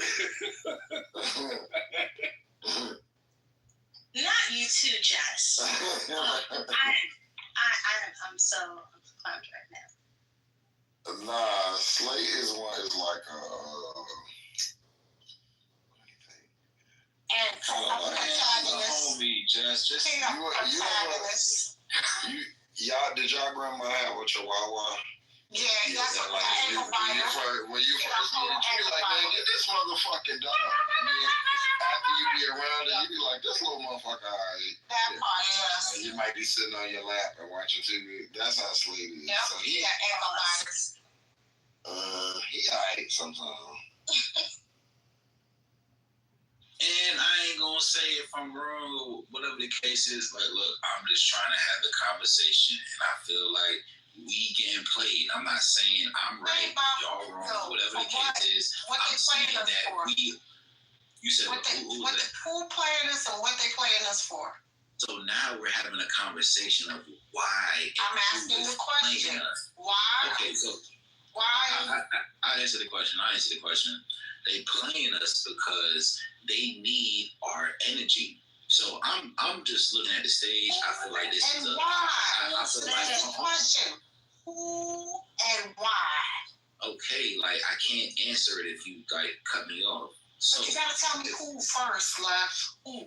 Les, this is what I've been going. Start at the beginning. I don't. Here's the thing. I don't know who, and you don't know who. That's the. But then you can't. But Love, listen. Who's on first? This is where I always get. This is what messes me up in the conversation, because you can't be telling me who unless you can tell me who the who is. This is the problem. Okay. So let's do this. Who benefits from Charlie Kirk getting sniped in the neck? Rez, who benefits from that? I don't know, because I'm not in Charlie Kirk's Exactly. pockets. So you in the same boat as me. I don't know. You don't know. We don't know. I'm not in Charlie Kirk's pockets. What? What are you talking about, Charlie Kirk pockets? What I'm saying to you is that I am not a part of his organization, so I don't know who benefits from Charlie Kirk's situation. Facts. That is 100% facts. But you're the one making the summation. So why would I be discussing something about who when I don't know who? I'm not going to have that conversation about the who when I don't know who the who is. So you can agree with me that we are pretty much fighting amongst ourselves if we don't know the I'm not fighting. Conversations. I'm not fighting, because here's the thing. I don't fight with you. We fight with each other. I'm not fighting with you. I'm telling you I don't give a fuck. Here's the thing. Yeah, I'm telling you I don't give a fuck, because at the end of the day, this white on white crime, right? And what I'm telling you is I'm sitting back with my popcorn watching this shit go down. And at the end of the day, I think it's a very unfortunate situation. What I'm trying to concern myself with is how do I make sure that the people that I love and that I care about and the people that are in proximity to me and the people in my community are okay, and that bomb threats don't go down in HBCUs, that the people that I love and care about and that attend those HBCUs stay safe, and the people that work in proximity and work in the realm that I work in are okay, and that my child that serves in the military currently are okay, and the veterans like myself that I take care of and make sure that are okay will still be okay, just like me. That's the people that I concern myself about. So whatever is going on with their situation, I can't worry about. Like me, I got kids serving in the military too. Right. So that's what I worry. That's what I worry about. I worry about veterans because I'm a vet. I did 22 years in the Army. I worry about my son that's still on active duty. So I'm still in that space, and I make sure that that's taken care of, and that's what I can concern myself with because I still got reach in that space. But that's what I can concern myself with because as long as I got an active duty, as long as I got a retired military ID card, I can do what I need to do, and I'm gonna do what I gotta do. Period. Yeah, that's what I'm talking about. Steve, do you mind if I speak? Absolutely. Go for it. I ain't no mind, bro. Go ahead, do your thing. Awesome. Well, what a cool space. I mean, holy moly, I was thinking it was like a 420 lounge where we just smoke weed, and all of a sudden I heard TC going hard. Nah, you can't smoke weed and speak on the stage, bro. You can't smoke weed and be in here. Okay. TC what I was gonna going hard.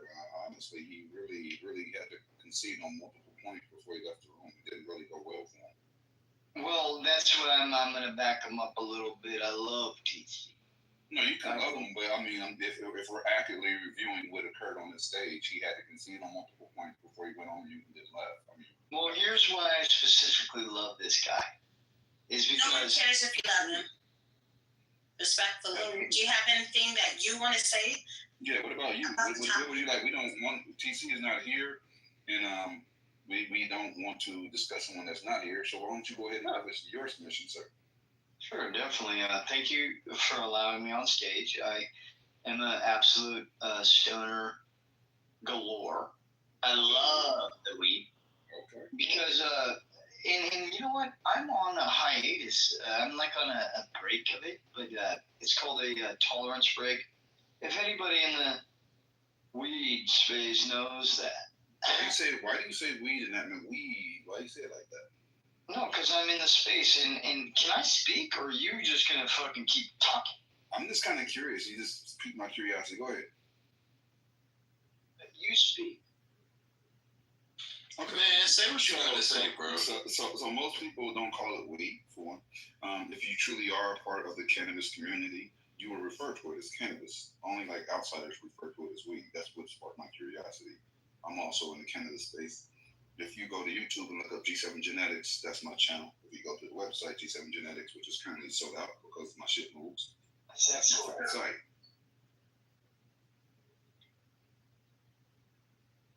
That's what Gemini kind of did to me. He was like, dude, flip you, flip me, flip everybody. You don't even know who I am. I'm Jason from the Bay, and I'm literally fighting for the fucking goddamn green fucking goddamn stigma, and I'm willing to actually go so far that I am doing it for the prisoners. And the Last Prisoner Project is a big thing of mine, and I'm best friends with, let me tell you, the godfather of weed. Not the name dropper. D'Angelo. His name's Anthony D'Angelo, as a matter of fact. And Rez, if Gemini speaks one more time over me, I'm going to let you kick his head. Hey, yo, what the fuck going on? Gemini is my battle, so that will never be happening. Gemini is my battle buddy, so that will never be happening. All right. I know you guys were together. That's my battle buddy for life. Yeah, you might want to. Yeah, you might want to. Damn, Gemini. Yeah, you trip. Bro.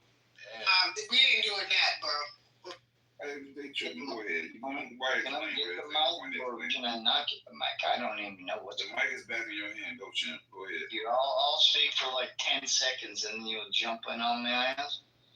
Let's talk. Okay, sorry. Hey, man. I'm here to say hi. I'm Jason from the Bay. I love weed and I love you. And I want you to love weed too.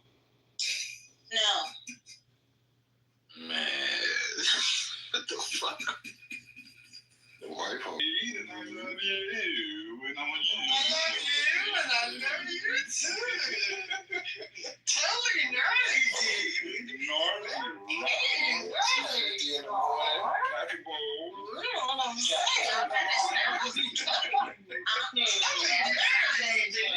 he goes back to TC and tells his daddy what happened, he's going to blame all of us.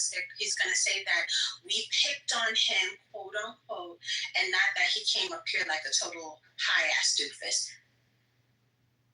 Lucy, I love you. Let me actually be real. That's okay. That's okay. Not many people. You know what I do like? I like Jazz's picture.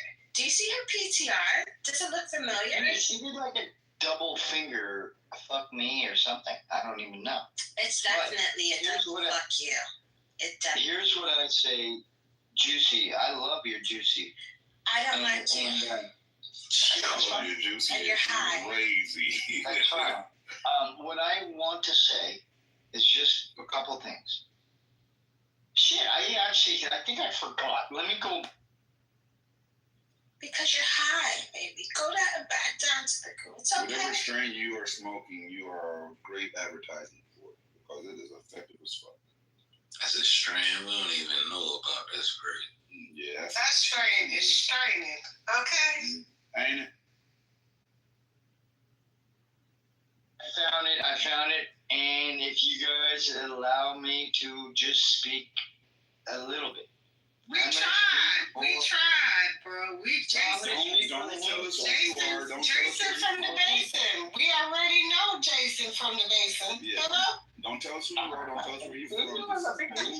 Jason from the Basin. We got you, Jason. No, from the basement? I love that. No. Hell yeah. Jason Dude, from the it's Basin. a level of love. You want to be in the basement. Boo. Trust me. Because I know nobody. Do you have an intimate love for TC? I know TC. Yeah. TC once in a while shows himself. He's like, Gina, I just made 3. Do y'all ever do y'all have an intimate relationship or what's the name? No. Well, here's what I wanted to say is he knows Nelson and I know Nelson, and when they went to a party, he said, hey, I closed a $30,000 deal in front of Nell. And what I was going to do with $30,000 deal? is I'm actually going to do a $300 million deal in front of Nell. Let's go. Oh, okay. All right. What Is happened? that into your submission? Things are getting progressively great for all of us. Stop being such a racist.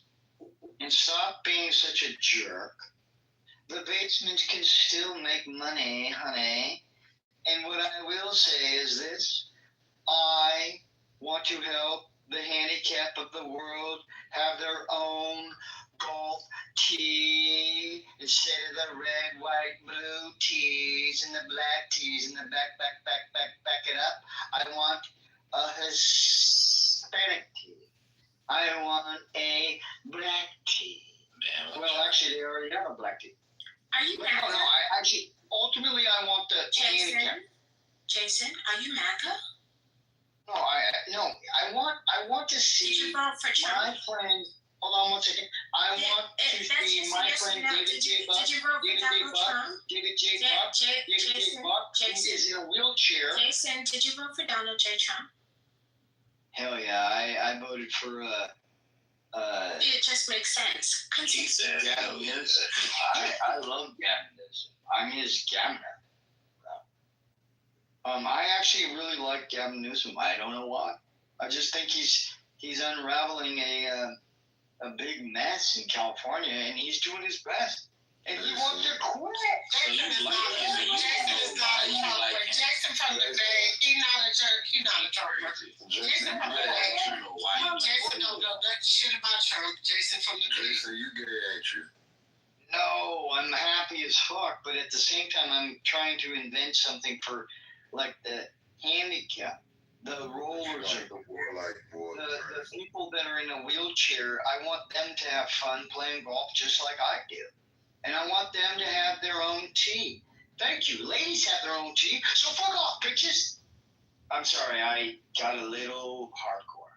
But I want all you to remember my name, Jason from the Bay. Stood tall, stood fast for the... You know, Jason, I saw in the chat when TC was in here, you were making a lot of passes at him. And then I've just picked up on some of the other things that you were saying. And I've come to the conclusion that, Jason, you're gay. And it's okay. You do, but I just want to know, is this going to be the thing that I've done in life that you haven't done? I don't care, though. I was in La Quinta, and I was enjoying my life, and I was starting my business, and I was like, well, there's a cool tennis tournament, and then Kobe Bryant died, and I went to the same place, and then I was like, God damn, this is fucked up. And I played with an up-down like tennis facility, and so I saw all these wheelchair people do their thing, and I met David J. Buck, and I was like really intrigued, and I was talking to him, and he knew the GoDaddy guy, or no, it was actually the Serving Monkey guy, and I was like, dude, I'm actually starting a business, David J. Buck, and he started telling me everything that he had to go through, and I was like, God damn, what the?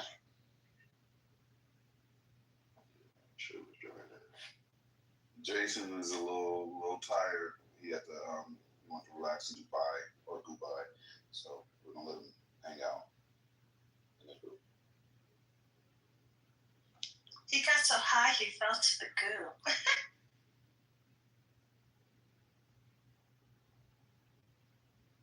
You're Jason from the Bay. We will remember your name, and we appreciate your contributions on the stage this evening. Yeah, we do. Hi to you in the group. Or you're high in the group. Actually, see that? Reverse the words. Dude, I got secondhand embarrassment for the Bay right now. Even Matt Cole doesn't know how to feel right now.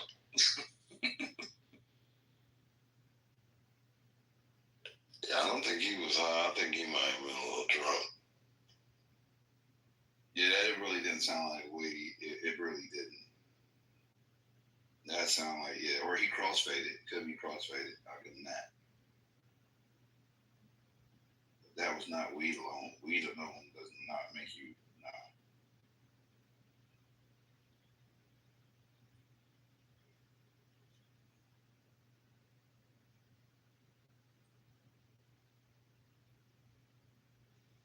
All right, State, you're up next. Any more questions you need filibustering to? Oh, he fell asleep. This is Jason's fault. Oh no, I'm about to. Oh, okay. I'm about to make some oxtail and mac and cheese real quick. I'm good. I'm all listening. Munchies kicking in, huh? Yep.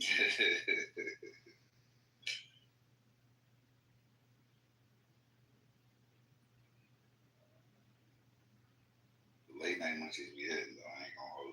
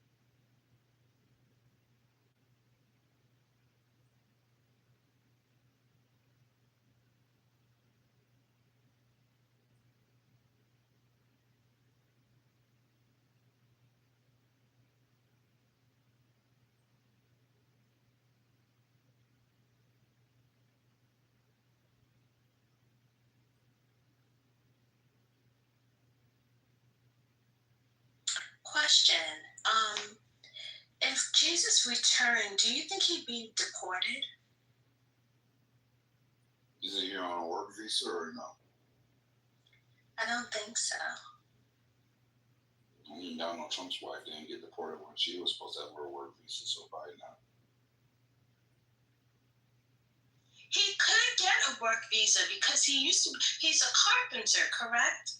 Yes, he is. So, that's a good question. He'd be working in construction, wouldn't he? He would. He's smoking. Everybody on the stage is smoking. He'd probably be at an ICE facility right now, though. If he came back in America. Now, if he came back in Bethlehem, I don't even know if he'll be alive right now because he'd probably get bombed by Israel, right? Yeah, that's sad.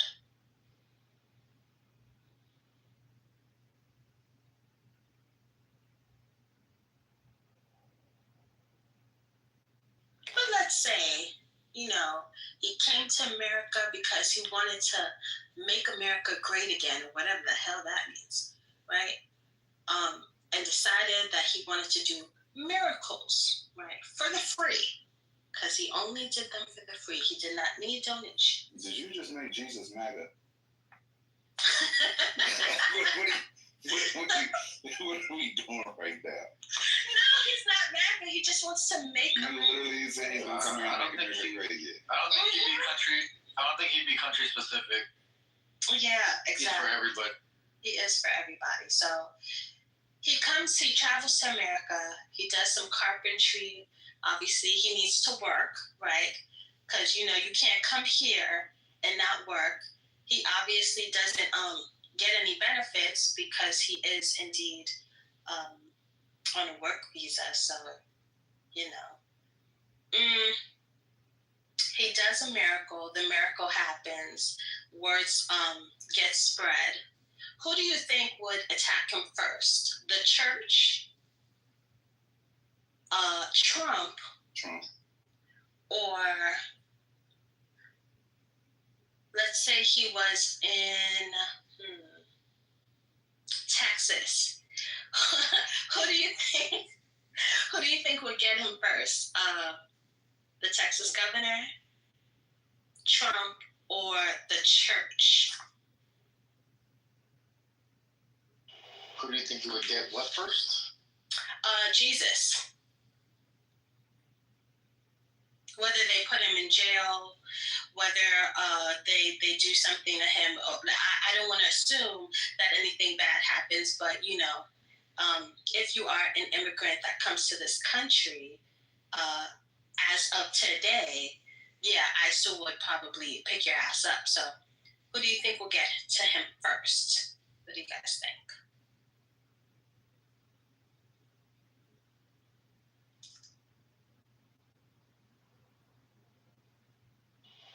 Really? You know what? I think Jesus will probably have a podcast and debate people. Yes. He would make a great podcaster. Yes. A Bible debate. Probably do live debates on campus, right? Now we're gonna make him Kirk. Okay. No. We're not making him Kirk, right? Because even he would actually be the exact opposite. Right. And he'll probably be Kirk's worst nightmare. Because he'll debunk all of his stuff right away. Yeah, men like Charlie Kirk taint, rearrange, taint, or even put some of the verses in the Bible, they take it out of context. Like, we have to remember, the Bible was in BC. It's not 2025, right? So some things will not, transfer. But, Jesus would have a lot of opposing views from Charlie Kirk. Because he doesn't love thy neighbor. He does not love thy neighbor. Well, it would be the walking, talking word of God. And I don't know how you're going to debate it. Like, what is he going to say? Well, the Bible says this, Jesus. You know what I mean? Like, well, use the word, bro. And Jesus would be like, how are you going to tell me what my father said? Huh? How you going to tell me what my daddy said? That would be funny.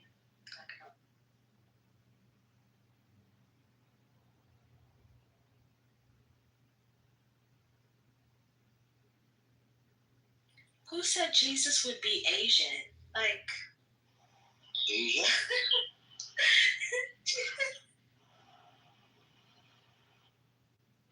Is the Middle East considered Asia?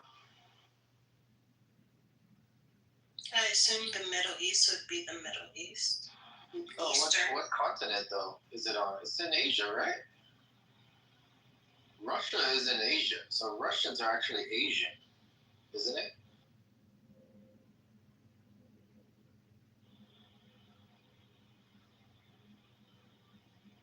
Right?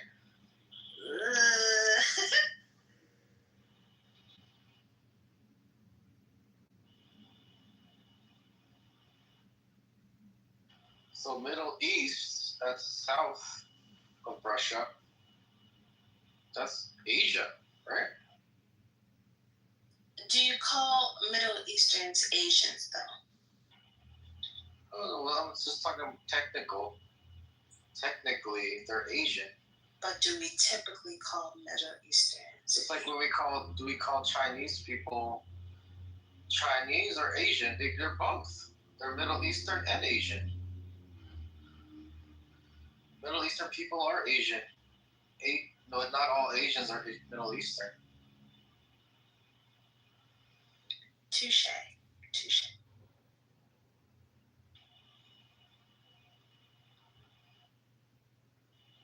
So Middle Easterns are Asians' brothers and sisters.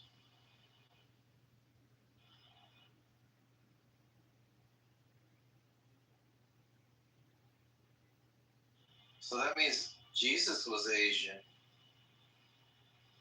So technically, if he came back the same as he came back, he would come back as an Asian, right? But he was described hair wool. What are the other descriptions of Jesus? I don't know if that sounds Asian. I'm not too sure. Maybe. Not the traditional Asian like features, but with the location of where you're born is Asia. So Bethlehem in Palestine, that's considered a part of the Asian continent. So you'll be Asian. Okay. Well, he already speaks the languages, so might as well. What did Matt say? Hold on. I just saw it. He would want to solve the black on black crime, no? Well, would he want to solve the white on white crime? Like, I want to solve all crime. Yeah, I would hope so. He'll be probably bigger than the narrow minds that humans have right now. Should probably just correct everybody. Like, y'all thinking too small. Y'all thinking black on black and white on white. You should be thinking about loving your neighbor. I don't think he'd even want guns at all in America, and that would piss off a lot of people. I think my genuine thought is that he would be sacrificed again if he came to America. Crucified, you mean? He'd probably be crucified again? Yes. That's what it seems like it would happen, because that's what's happening with a lot of people, is when they start speaking out too hard, and they get a wave of hatred towards them.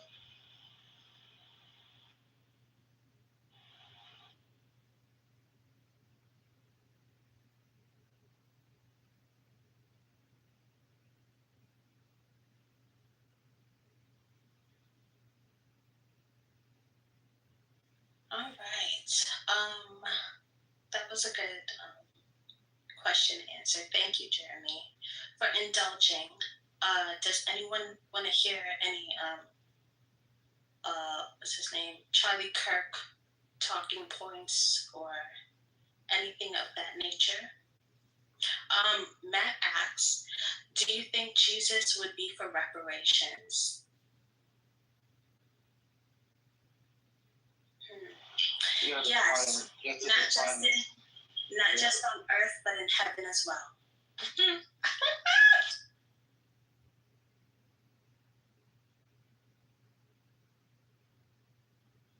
You were saying, Jeremy? I'm sorry.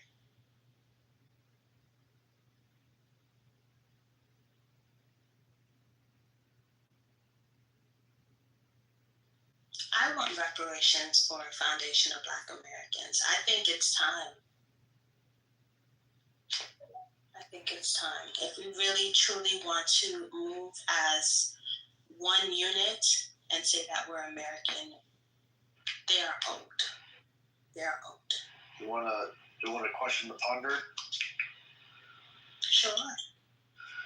Is there one thing that Charlie Kirk said that you agree with?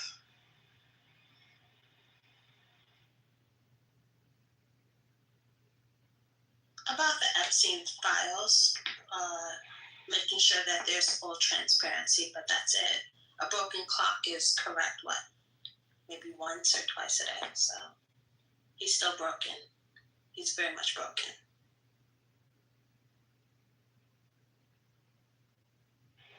Yeah, I actually wish he was still around so that way he could push on that. And I wish he didn't flip on that shit. Because I'll be having somebody from within to put pressure on them is kind of like Candace Owens, right? She's not bulking for Israel, right? It's good to have somebody on their side that builds a fan base that has the influence in that base to push them, because nobody on the left has that leverage on them. Well, nobody's going to push Trump either. There may be one or two outliers, and then they get quiet very quickly because they know they have to stay in line, otherwise they can lose their spot. Charlie Kirk is no different.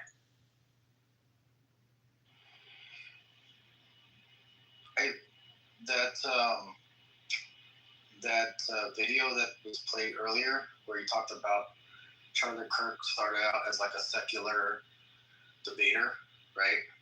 He wasn't really like super Christian nationalist before. He's a grifter. That's interesting, because what if, because he had that interview with Gavin Newsom, right?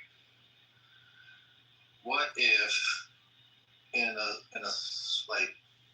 near future there was a possibility that he would flip the youth and be like, you know what, this is actually the real way to help everybody, right? That wouldn't have happened either. Remember, at the end of the day, yes, he's a grifter, but because he has been around, he has recorded all of his talking points. There's no really going back. And of course, his day ones would be highly upset. And again, if he decided to change his narrative, he wouldn't have walked away any more than he did that other day. God rest.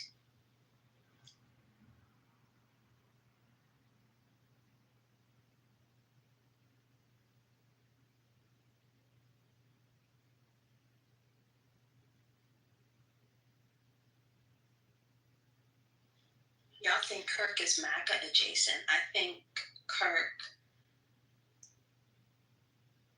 is a grifter who got into a sweet role in MAGA. I think his wife is very much MAGA, and she will finish and complete the work that he hasn't. And I hope to God, I truly, truly do, that her voice goes unheard, because she sounds horribly dangerous. there were people talking about her earlier, and like really emphasizing how dangerous she sounds, and the sounds might come into action. And the way I heard people just saying, "Oh no, it's not going to take flight." Charlie Kirk wasn't supposed to take flight either.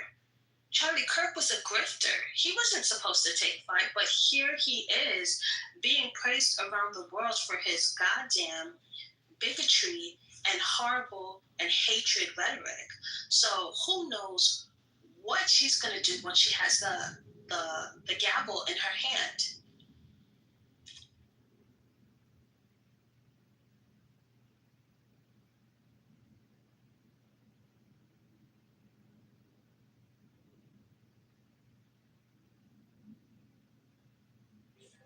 Well, thank you guys for holding the room down. Hey, good morning. Good morning, everybody. Thank you for holding the room down. Yep. So, I know it's early and late, so I'm just going to go ahead and close the room. Are you guys good with that, or you got more you want to hash out? No, we're good. All right. Oh, okay. Well, thank you for coming to the 420. If you have a ticket, please cash it in so we don't have to ping you in later on today for part 3 of this simulating topic. I lost just about all the mods, and Juicy, come back so we can set you up with a badge. Oh, I would love a badge. Thank you. But I also curse a lot, and well, have you been here all day? Have you been here? So yes, please do come back. I appreciate all you guys. Thank you. All right, guys. See you later on tonight. Oh, hey, Spirit. You just came in just in time for us to close the room.